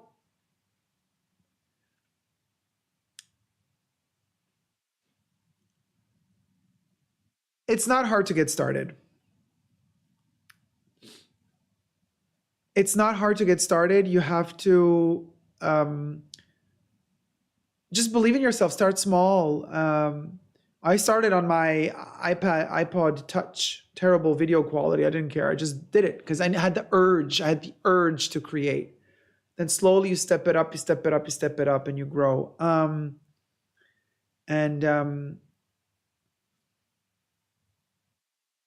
No, I do not edit all my videos on my own. What do you like and not like? How hard is it to get? I like being a YouTuber. I like it, even though there's a lot of ups and downs, but I do like it because bottom line, it's moments like these where we bond when we're all together and when we are so respectful of each other that makes me feel like I'm doing something right. Like I belong somewhere. Like I feel like I belong in a community. We love each other. We respect each other. This is the moment when I say, yes, YouTube works as a social media platform for connecting people. It's not just used for trashing, bashing people, being mean to each other, clickbaiting. This is the moment when I say YouTube works. I like that about it. What I don't like about it is the invisibility that trolls think that they don't have accountability for just being evil to you without any repercussions. That's what I don't like about it. And I don't like about YouTube is that they keep changing the algorithm and they keep kind of pushing content like they bully us a lot. YouTube into kind of, they're like, either you do this or you're not going to get views. So when you guys think that sometimes, oh, the YouTuber is selling out, a YouTuber is like doing this content just for views. Well, sometimes it's not because we want to do it. Sometimes it's like literally the algorithm telling you, we're not going to show your channel to new people unless you don't change your, the way you do your content. And sometimes you have to adapt to that. So these are moments about YouTube that I don't like. Let me scroll down because I missed the other part of the question. Is there a way to maintain privacy while still sharing your life? Love you. Yeah, this is how I do it. Thank you so much. Love you too. I just don't reveal certain things about my life. My emotions, I'm always very honest and transparent about them. And I share with you always what I feel. There's not going to be any beating around the bush about that. So I'm very transparent and honest about emotions. I just do not disclose my social security number. I don't tell people my phone number, my home address. That stuff I don't disclose. And you can do that. You just got to be very careful. Now let me scroll up a little bit higher because higher than that. Kenya says, I would love to see a mini movie titled Louis Vuitton Banned Me with the Cliffhangers, 2-part series, LOL, which is kind of what we got, right? Don't get the crack and dick. My baby says his mom used to use the cream on her lips. That's where he got it from. Yes, I know. And he remembered the smell of his mother's lips while he was putting stuff on his penis. I mean, I'm telling you, Freud would have had a field day with this book.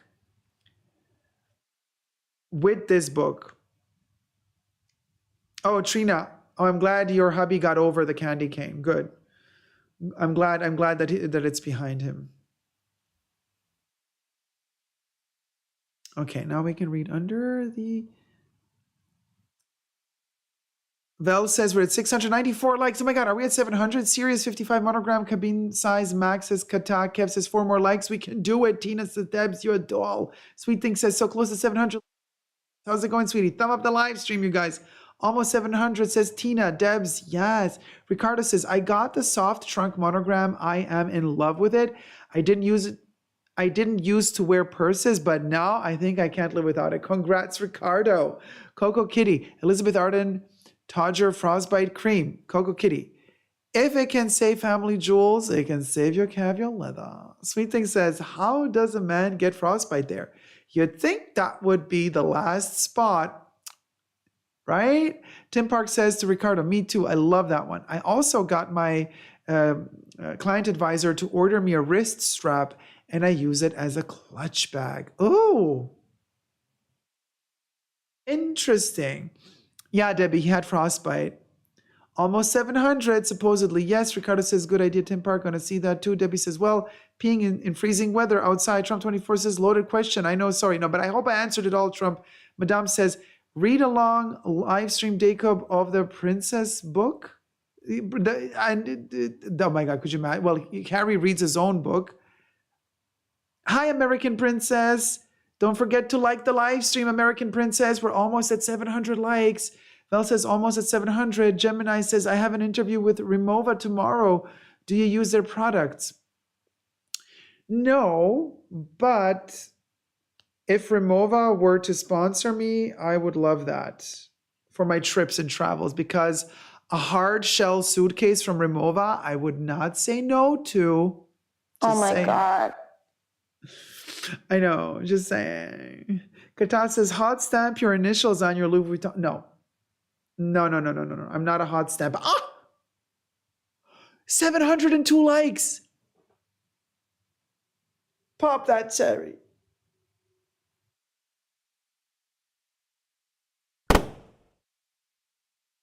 Y'all.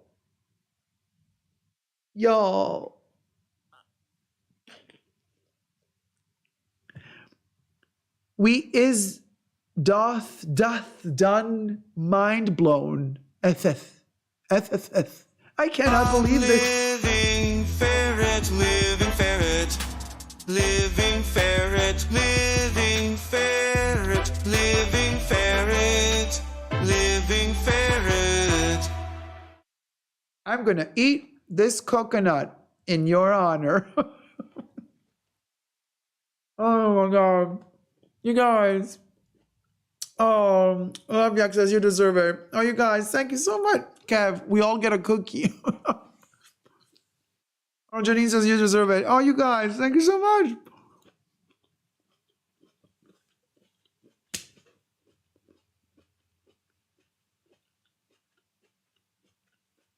I'm chewing the coconut. I'm just speechless. I don't know what to say. This is so amazing. I would have never thought. We beat all records. We were like, we never reached 600 before. Bam. And I thought, oh, we're done. And I'm like, what? 700? Are you kidding me? This is amazing. This is insane. Joanna, you know, Press Forum removed this group for YouTubers. What do you mean?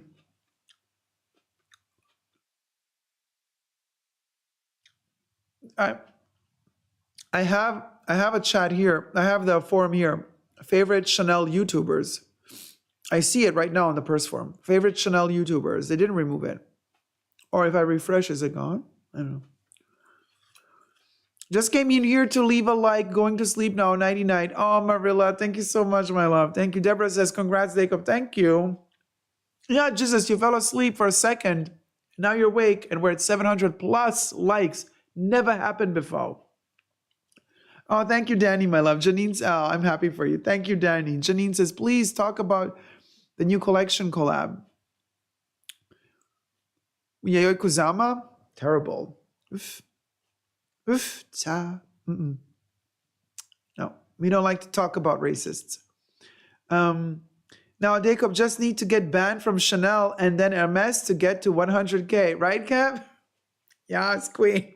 You best believe. Desvina says, LOL to Jesus. Trina says, it's a good evening. Oh, it's such a great evening. Sweeting says, Purse Forum is a very, very silly place. Vel says, I have to run now. Got a hair appointment. So glad we reached 700 locks. Goodbye, everyone.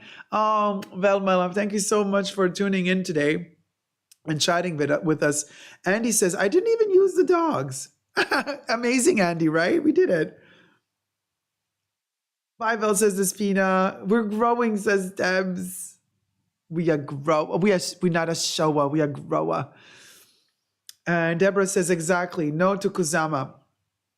Exactly, Deb. No to Kusama. She gets all the hype in all the fashion magazine. Unbelievable. Oof, fashion is so hypocritical, though. Tim Park says, Dacob, are you excited for the Louis Vuitton men's show tomorrow? I mean, not really, but I'm going to watch it because we might review it if you guys want me to. Because, like I say, I love my classic Louis monogram pieces. I don't really care for Louis Vuitton fashion, you know? I know, I sound super boring, but I'm like, what can they do? You know what I mean? You know what I mean? Dacob, would you have a Louis Vuitton soft trunk or the real trunk purse? Oh, the purse? Not very functional. You know? Like, in my collection, maybe one day, but I think it's also too expensive for what it is. I love how it looks, though. I really love how it looks. But I probably will not be getting one. D. Higginbotham says, fantastic evening, Smitty, darling. Oh, hey, live still going. What a treat. Hey, Zara, yes. And for the first time ever, I got a scratch on my leg. For the first time ever, we reached 700 likes. Zara, this is insane. We have like outdid ourselves. It never happened before during a live stream. 700 plus likes. Never. Never. Pao says, I like Louis Vuitton men's collections. D says, I don't want to buy cups with paint splotches. Yeah, I know, right? That on top of the fact that, yeah. Who's doing men for Louis Vuitton these days? Just the in-house design team? Probably. No, they're going to have a collaboration with this one dude who might become the main designer at Louis. What's his name? I wrote it down. Hold on. I keep forgetting. But I have it here.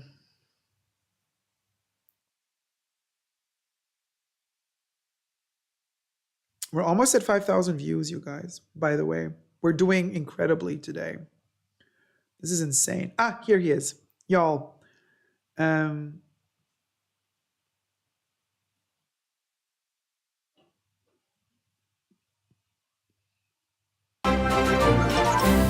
Coco Kitties, thank you so much. Coco Kitty donated $6. Please do a sassy spare live read along. Would be living ferret 100%. Wait, please do a sassy. Oh! Thank you so much, sweetie. Wait, please do a sassy what? I love you too, Julie. Spare live read along. Wait, what is that? Oh, the book, Harry's book, Spare Live Read. Yeah, you know, that's copywritten. We're not allowed to. YouTube would not let us. They would ban us. So the guy, Colm Dillon or Delane, Colm Dillon, aka Kid Super. He is doing the collection tomorrow.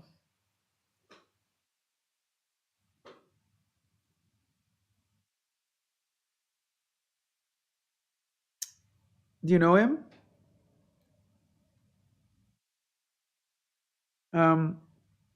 This is the dude, apparently. He's like, hey, girl. He's like, hey girl, hi. He's like, hey, how you doing? How you doing? And he's like, Oh my God. you know, he's like, could you imagine my face? Like if I'm the designer of Louis, they're like, and Dacob, the designer of Louis. And I'm like,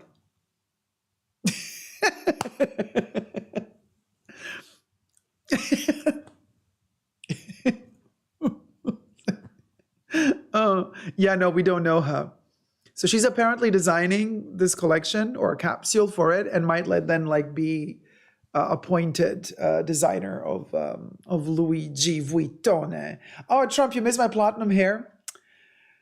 It's way too long now for that, you know, because if I would turn this blonde, it would fall off. Oh, Coco Kitty, thank you so much. Coco Kitty donated $6. Mm-hmm. What do you think of the LV Pop Your Heart mini pouches? Too reminiscent of the Chanel heartbacks. The dark pink looks very similar. Hold on, let me Google it. Pop Your Heart. What's it called? From Louis. Woo! Hold on, let me check. What did you call it? Pop Your Heart?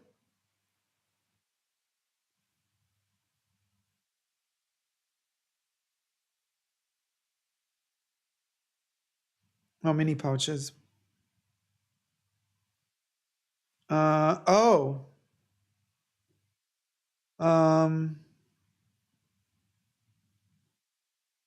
Oh my gosh, yeah, they are literally copying even the colors of Chanel. Oh, Jesse made a video. Hey, Jesse.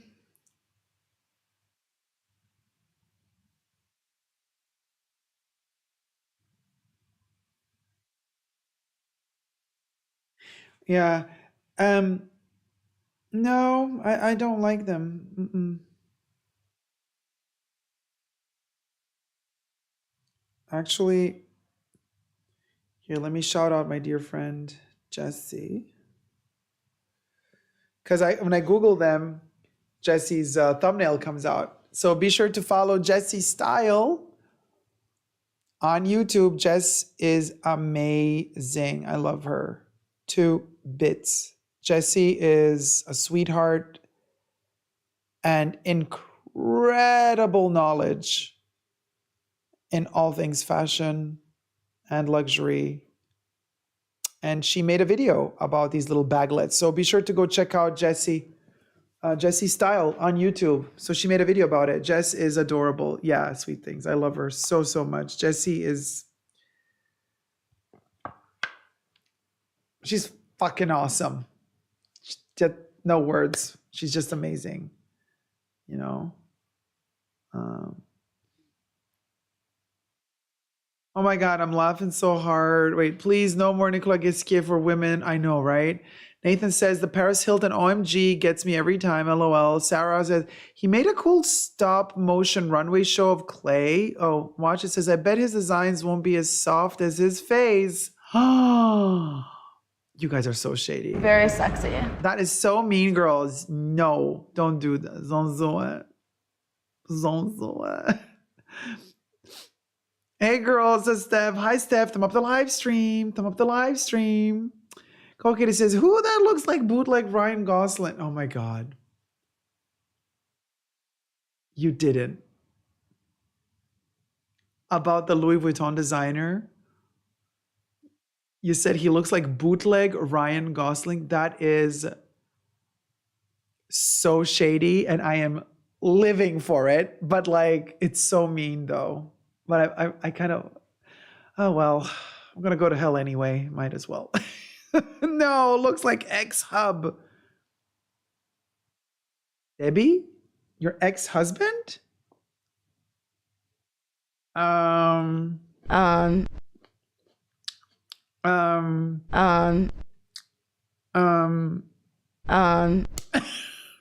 What? You are so in denial.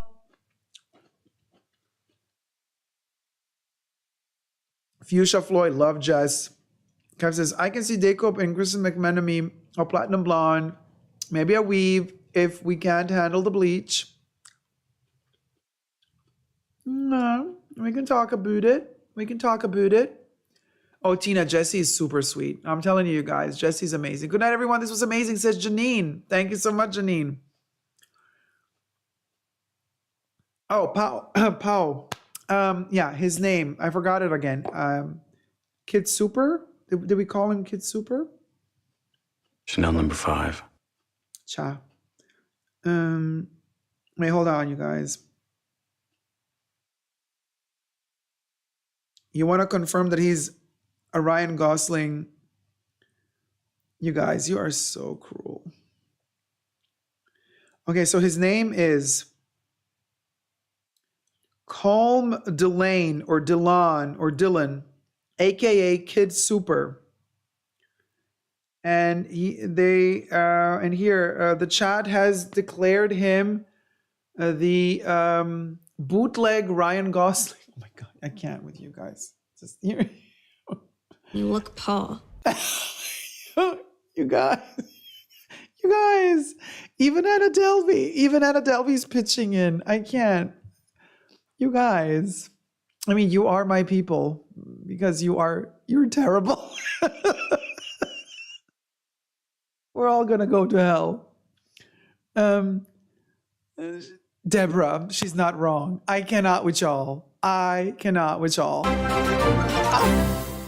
Oh, Ophelia, thank you so much for the super chat. $4.99 super chat from Opheliac Soxo.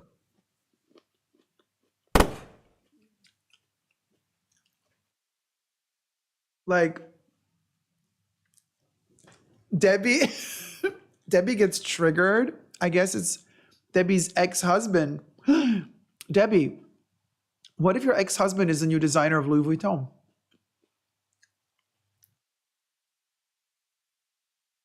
Sort of a Ryan Gosling, Liam Neeson crossover, but make it bootleg, right?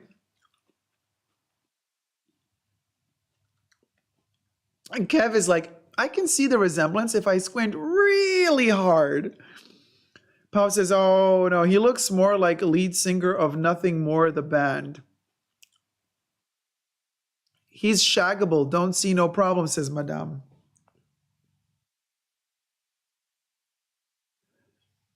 I mean... You know what? I'm not some schmo here. So, okay, let me see what chat. Is he shaggable? Oh, should we do a poll? Should we run a poll?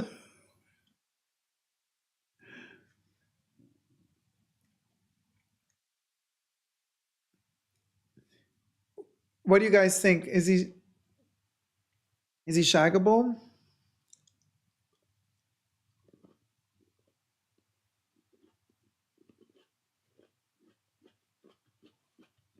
Most people are saying no. Oh, Sweet Thing says he could get her.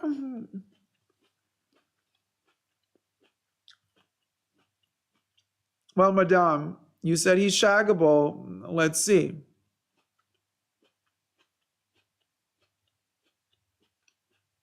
Nathan, what does that mean? Shaggable if you had Botox. Cha. With a new haircut. Oh my God, you guys. With a new haircut, yes.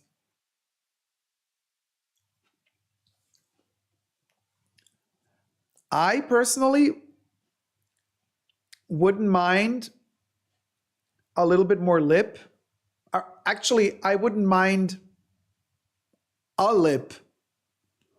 I wouldn't mind a lip, you know, if he had lips.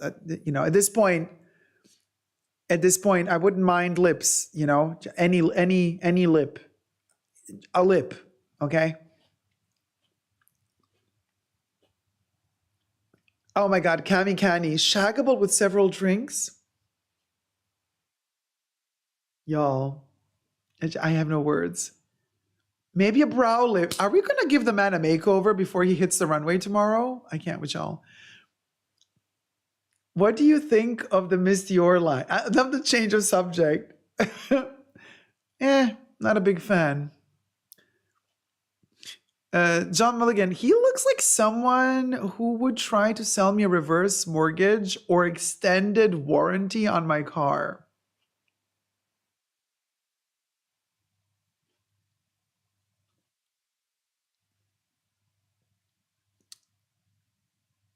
I mean,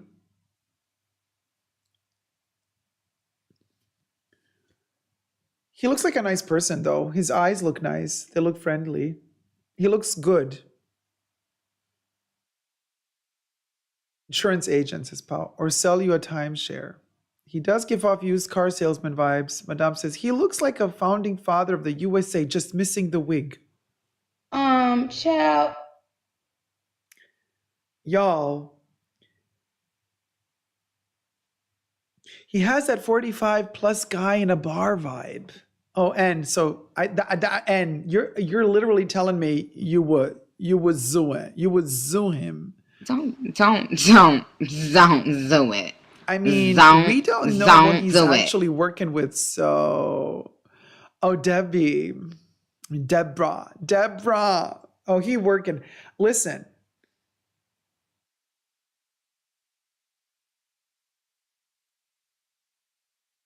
If his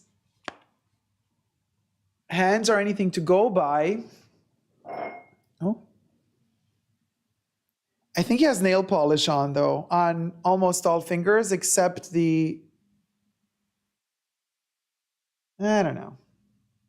I think he has gray nail polish. Cha. My thing is a fingerprint magnet. So sorry for the messy iPad, but yeah, he definitely has gray nail polish.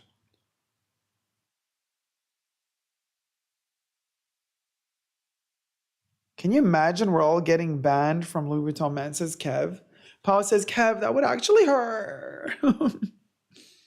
He looks like a founding father, just needs a wig. The Century 21 real estate agents were required, Miss A says, we're required to wear those gold jackets. I'm showing my age. Madame says, I am not. I am staying for later so I can get some freebies. Kravi says, a man of culture. Deb says, size does not matter if you are a two-pump chump. Debbie is revealing. Debbie is also on the next level, 700 likes and plus, and Debbie is revealing. Debbie is a revelation. Keelbop Mary. I mean, yeah.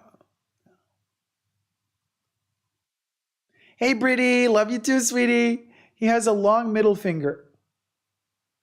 He does, actually, and it's thicker than the others. But we don't know. We don't know. But he has really big ears. Now, you know what they say about ears? They look big. I don't know, but they look like they're big.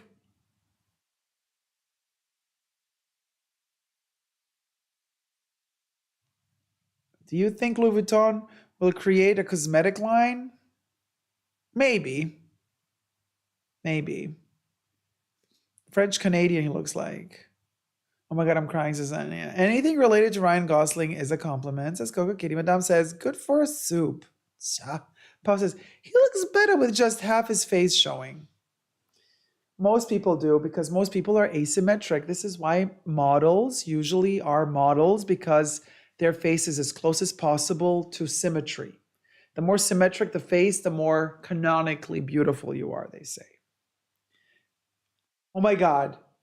The other half of his face looks like Mickey Rourke. I'm not even kidding. Wait, hold on. It just have to be darker so you can see the different.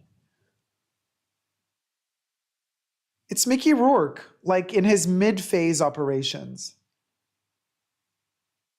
Yeah, mid OP, sweet things. I said mid-phase.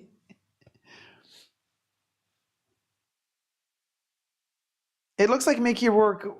That is Mickey Rourke, right? But then the other half, oh, it's also Mickey Rourke. Y'all, the other half is also Mickey Rourke. Like, what the hell? More fortunate side looks kind of cute. Oh my God, it does look like Mickey Rourke. Debbie, don't you dare. Debbie's going to find a, what do you want to find a photo of the feet of your ex-hubby? Photo of your ex-hubby's feet and send it to, no, Debbie, don't you dare. You know I don't like toes. Toes gross me out. Jonelle Jones, Dacob, I can't unsee it now, says Paul. He is generic Irishman. One side pre-surgery and another side post-surgery, says Kev. Early Mickey Rourke. Oh my God, you guys. Jonelle says, Dacob, in my opinion, you are very symmetrical. I'm not. Not at all. But I work with what I got, you know. I work with what I got. I work with what I got. You know, just saying. But oh my God. So no, this dude, Debbie. Well, so if tomorrow is the Louis Vuitton show for men, if he's creating the entire collection, I don't know, or if he's just doing a capsule collection within the bigger collection, but either way, he might, after the show, come out on the runway. So we should all keep an eye out for him and see how he looks on the runway, and then like figure out if, you know? Uh-oh, look at that. You know what I mean? And then they're like, oh, so are you going to review the fashion show? And we're going to be like, no, we're going to review the designer. So the entire live stream is going to hell, says Deborah. Yeah, we're done. It's over. That's it. It's the end. It's the end of us. It's the end of us. Hey, Julie Scott. Oh my God, I just got home from work and you are still going. I know, it's insane. It's been such a cool live stream, Julie. Like we literally, we outdid ourselves. We are at 700 plus likes, which we never achieved before on the live stream. So we did ourselves in. You guys, we're almost at 5,000 views. We are at 4,928 views, 711 likes. This is insane. We've never done this much. Also, the amount of views, we're almost at 5,000. Oh my God, let's get at 5,000. Let's get to 5,000 views, y'all. Oh yeah, MS Men's Fall Winter 23 show is the 21st. Guys, we can trick it a little bit. Close the stream and then come back to it. And this is how we get views.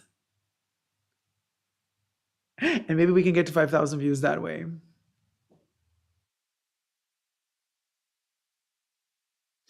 Oh my God, the poverty. The poverty of it all. Like the desperation. But it might also mess the analytics because it's going to be like, oh, people jumping off and then coming back on. We got 4,937 views. So technically we need 63 more people. And then we are at 5,000 views. Okay, now we got 4,942. No, refreshing doesn't help. You gotta exit and come back.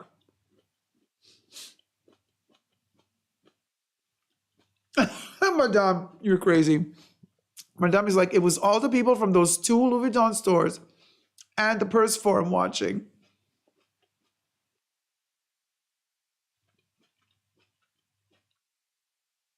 Hey, Anne, welcome back. Tina says, I did it. Did it, says Debs. Thank you, Corey. Can you believe it? Yeah. Still here, and we hit over 700 likes.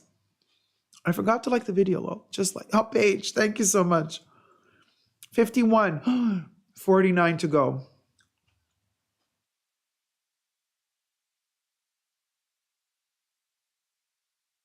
Trina says, welcome to the bunker family, everyone who is new. You will be coming to hell with us. I know, my God. Y'all, we Oh my God, we're going to hell. We're going to hell. But we're going together. So it's going to be a party. Thank you, Brittany, for liking the video. Thank you so much. Despina says, I did it. Okay, we're at 4,972. That means we are 28 views away from 5,000 views. What the hell is going on? We're hitting we're breaking all records today. We are breaking all records today. I can't believe we're doing this. 714 likes, 4,972 views. Like, oh my God, 4,990.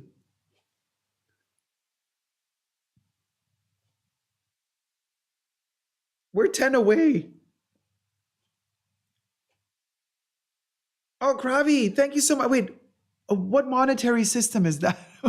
Is that a yen? Hi, what are your thoughts on the Louis Vuitton? Oh, wait. Oh, it's going to pop up here. Okay, sorry. It's going to pop up here any second, then it's going to read it. 5,007!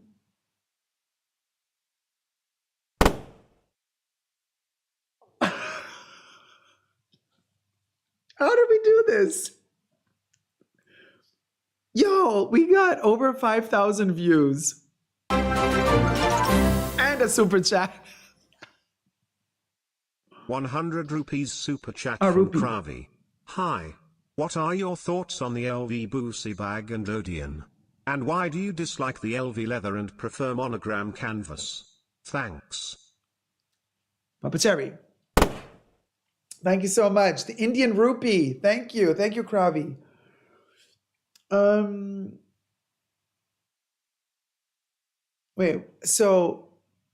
Wait, what's my thoughts on what? Okay, wait, I don't even know it. The Louis Vuitton Gucci bag, the Gucci bag. Okay, Louis Vuitton. Okay, let me see. Louis Vuitton Gucci bag. Oh, okay, in leather. Got it.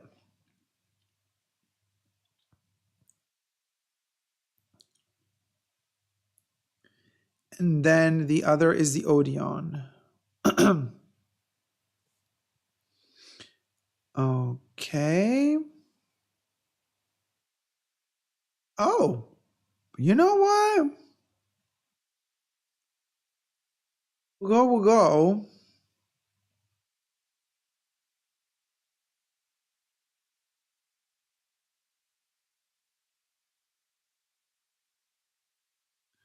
You guys, look, wait, hold on.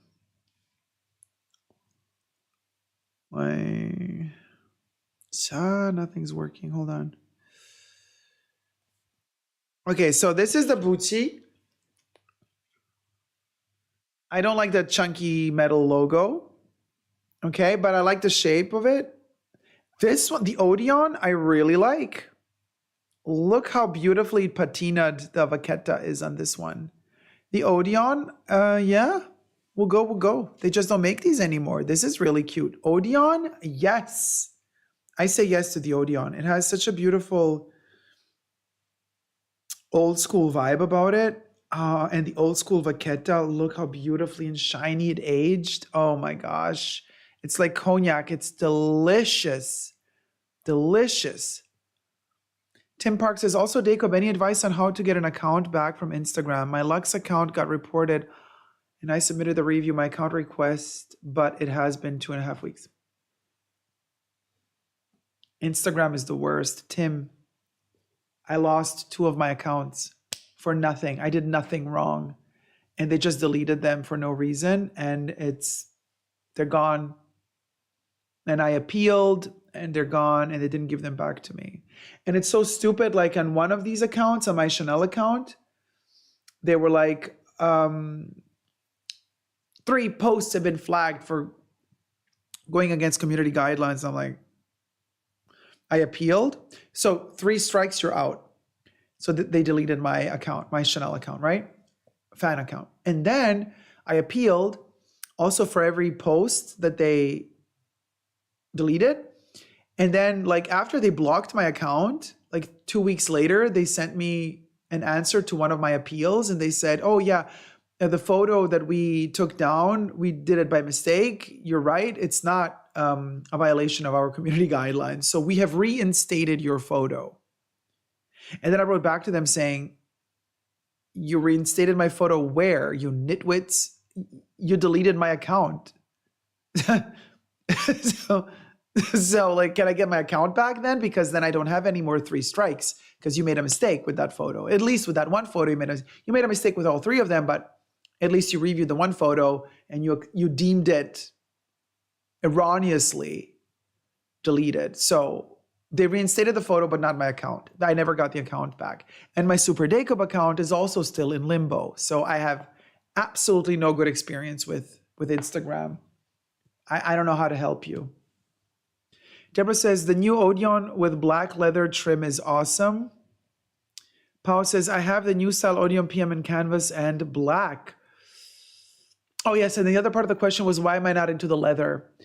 I just, listen, if I want leather at this point, I mean, I used to go to Chanel for leather, but at this point, if I want leather, I'm going to do Hermes. Bottom line. If I want leather, Hermes. If I want durable travel bags and canvas, Louis. That's that. Kravi says the new looks good. That's the old Odeon. I love the old one. Okay, let me check the new one. Hold on. New Odeon. I think the old one looks amazing, but okay. All right. Okay, we're going to check the new one.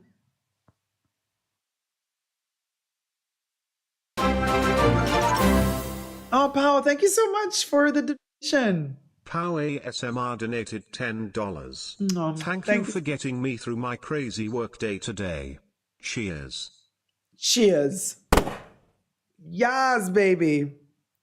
So what's the new Odeon? Are we talking like, oh. Oh gosh, hold on.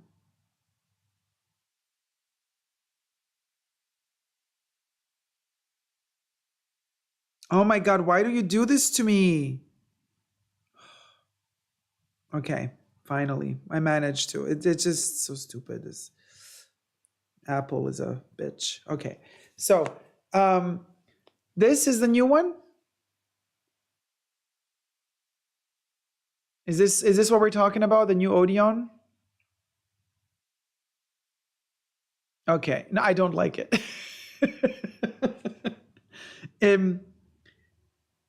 Too much cutouts and shapes and twirls and round, you know what I mean? I prefer the old one. The old one is like more clean, you know? It's more to the point. Yeah, it's like a messenger bag. Yeah, Debs. JJ says the old Odeon is cute because it looks like a kitty cat. Oh, well, the new one, I mean,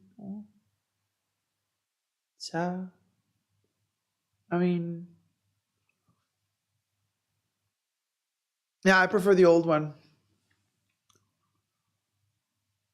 It does look like an Evelyn bag a little bit more. Well, no, the Evelyn, but this one, the cool thing about this one, it has a zipper. Wait, hold on. Can you see it? Let me zoom in. It has a zipper on the top, which I prefer. The Evelyn bag is an open top bag. It just has a little teeny tiny little dinky that goes over the, right? This thing has a zipper to close it. I really like the fact that it has a zipper.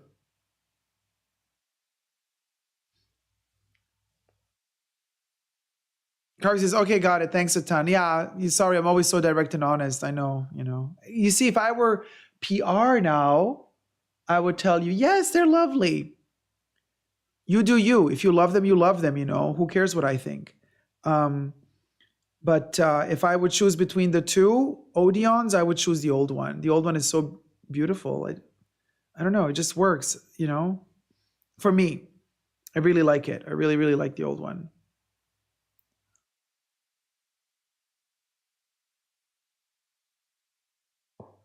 No, Carly says, no, better to be honest. Kev says, say no to over-designed bags. You always get tired of them after a few seasons. Kev, preach. This is why this is so amazing. It is so simple, to the point, effective. You don't want to add, it's a zone add. This is also why I love this. Look at the simplicity of this thing. Also why I love this so much. So simple, perfection. Like, you know, when they start getting too curvaceous and then they do the fold and then they stitch the fold together, that's when things get complicated. And then they add ornaments. Then I'm out. Completely agree with you, Kev. Trump says, do you like any of the twist bags? Okay, y'all, you're doing me in with these names. Vuitton twist bag. Okay.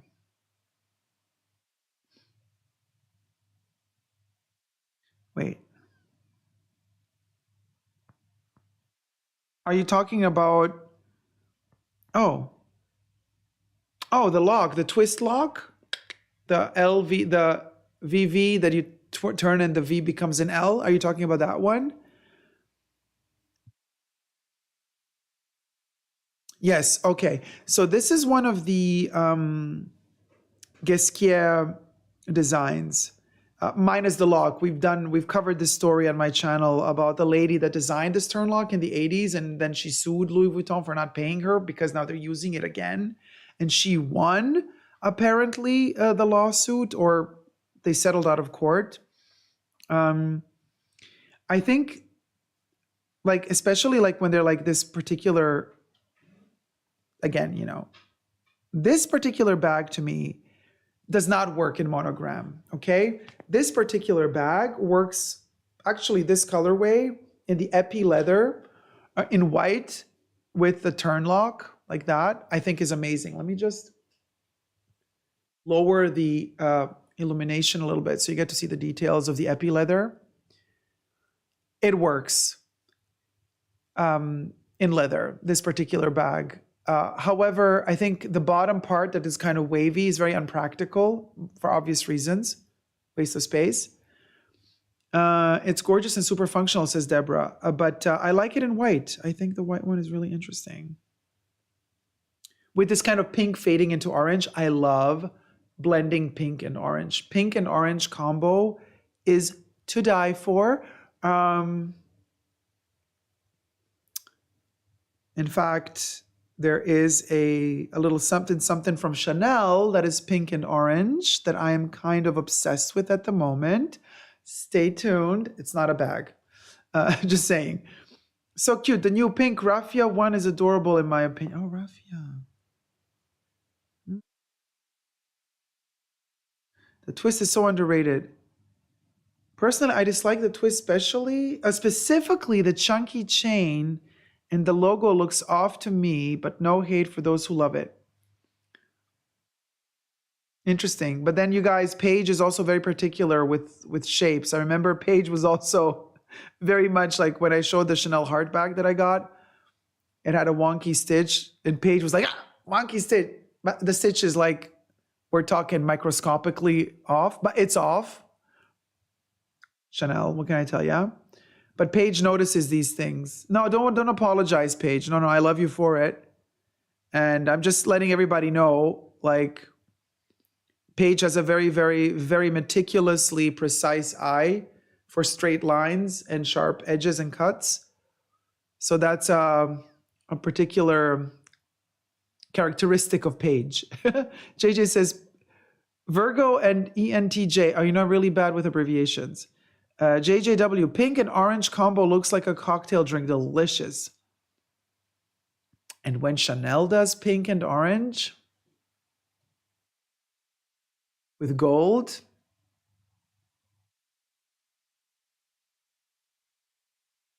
you know they're going to sucker me in. It's not a bag. Anyway. They need to hire us as a quality, QA, quality control, quality A, but would probably lose too much. Oh, they would lose so much money. I think quality control is what you want to say. NG personality type. Oh, gotcha, Coco Kitty. Deborah says ENTJ, it's a personality type. Paige D said Myers-Briggs, it's the Field Marshal personality type, super type A, and neurotic perfectionists.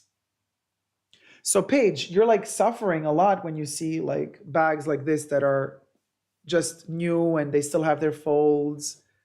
And like here also, like this makes you suffer.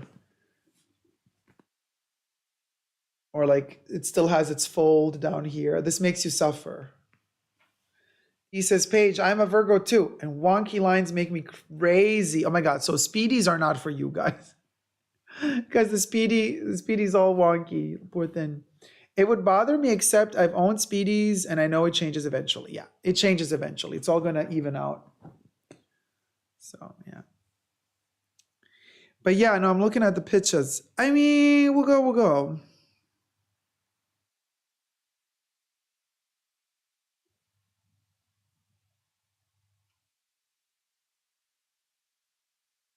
Oh, I just got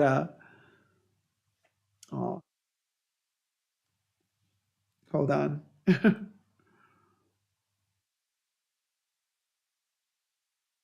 Sorry, you guys. Romina just texted me. Romina Rose May, by the way, shout out to my babes. Romina Rose May, subscribe to her channel. She's amazing.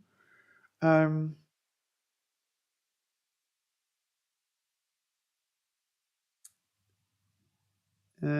on. Just answering her. Oh my God, my girl. My girl just wrote me.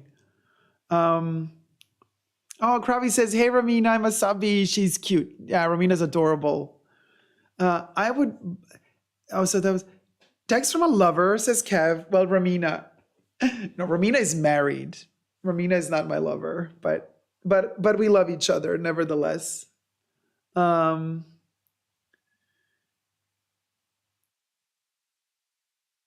Ramina, yes, says Paige. Yes. Julie Scott says, Ramina, yes. It's such a great bag. I've owned 30 and a 35. Wish I would have kept them, especially with the prices these days, says Paige. Yeah, they're amazing bags. I know.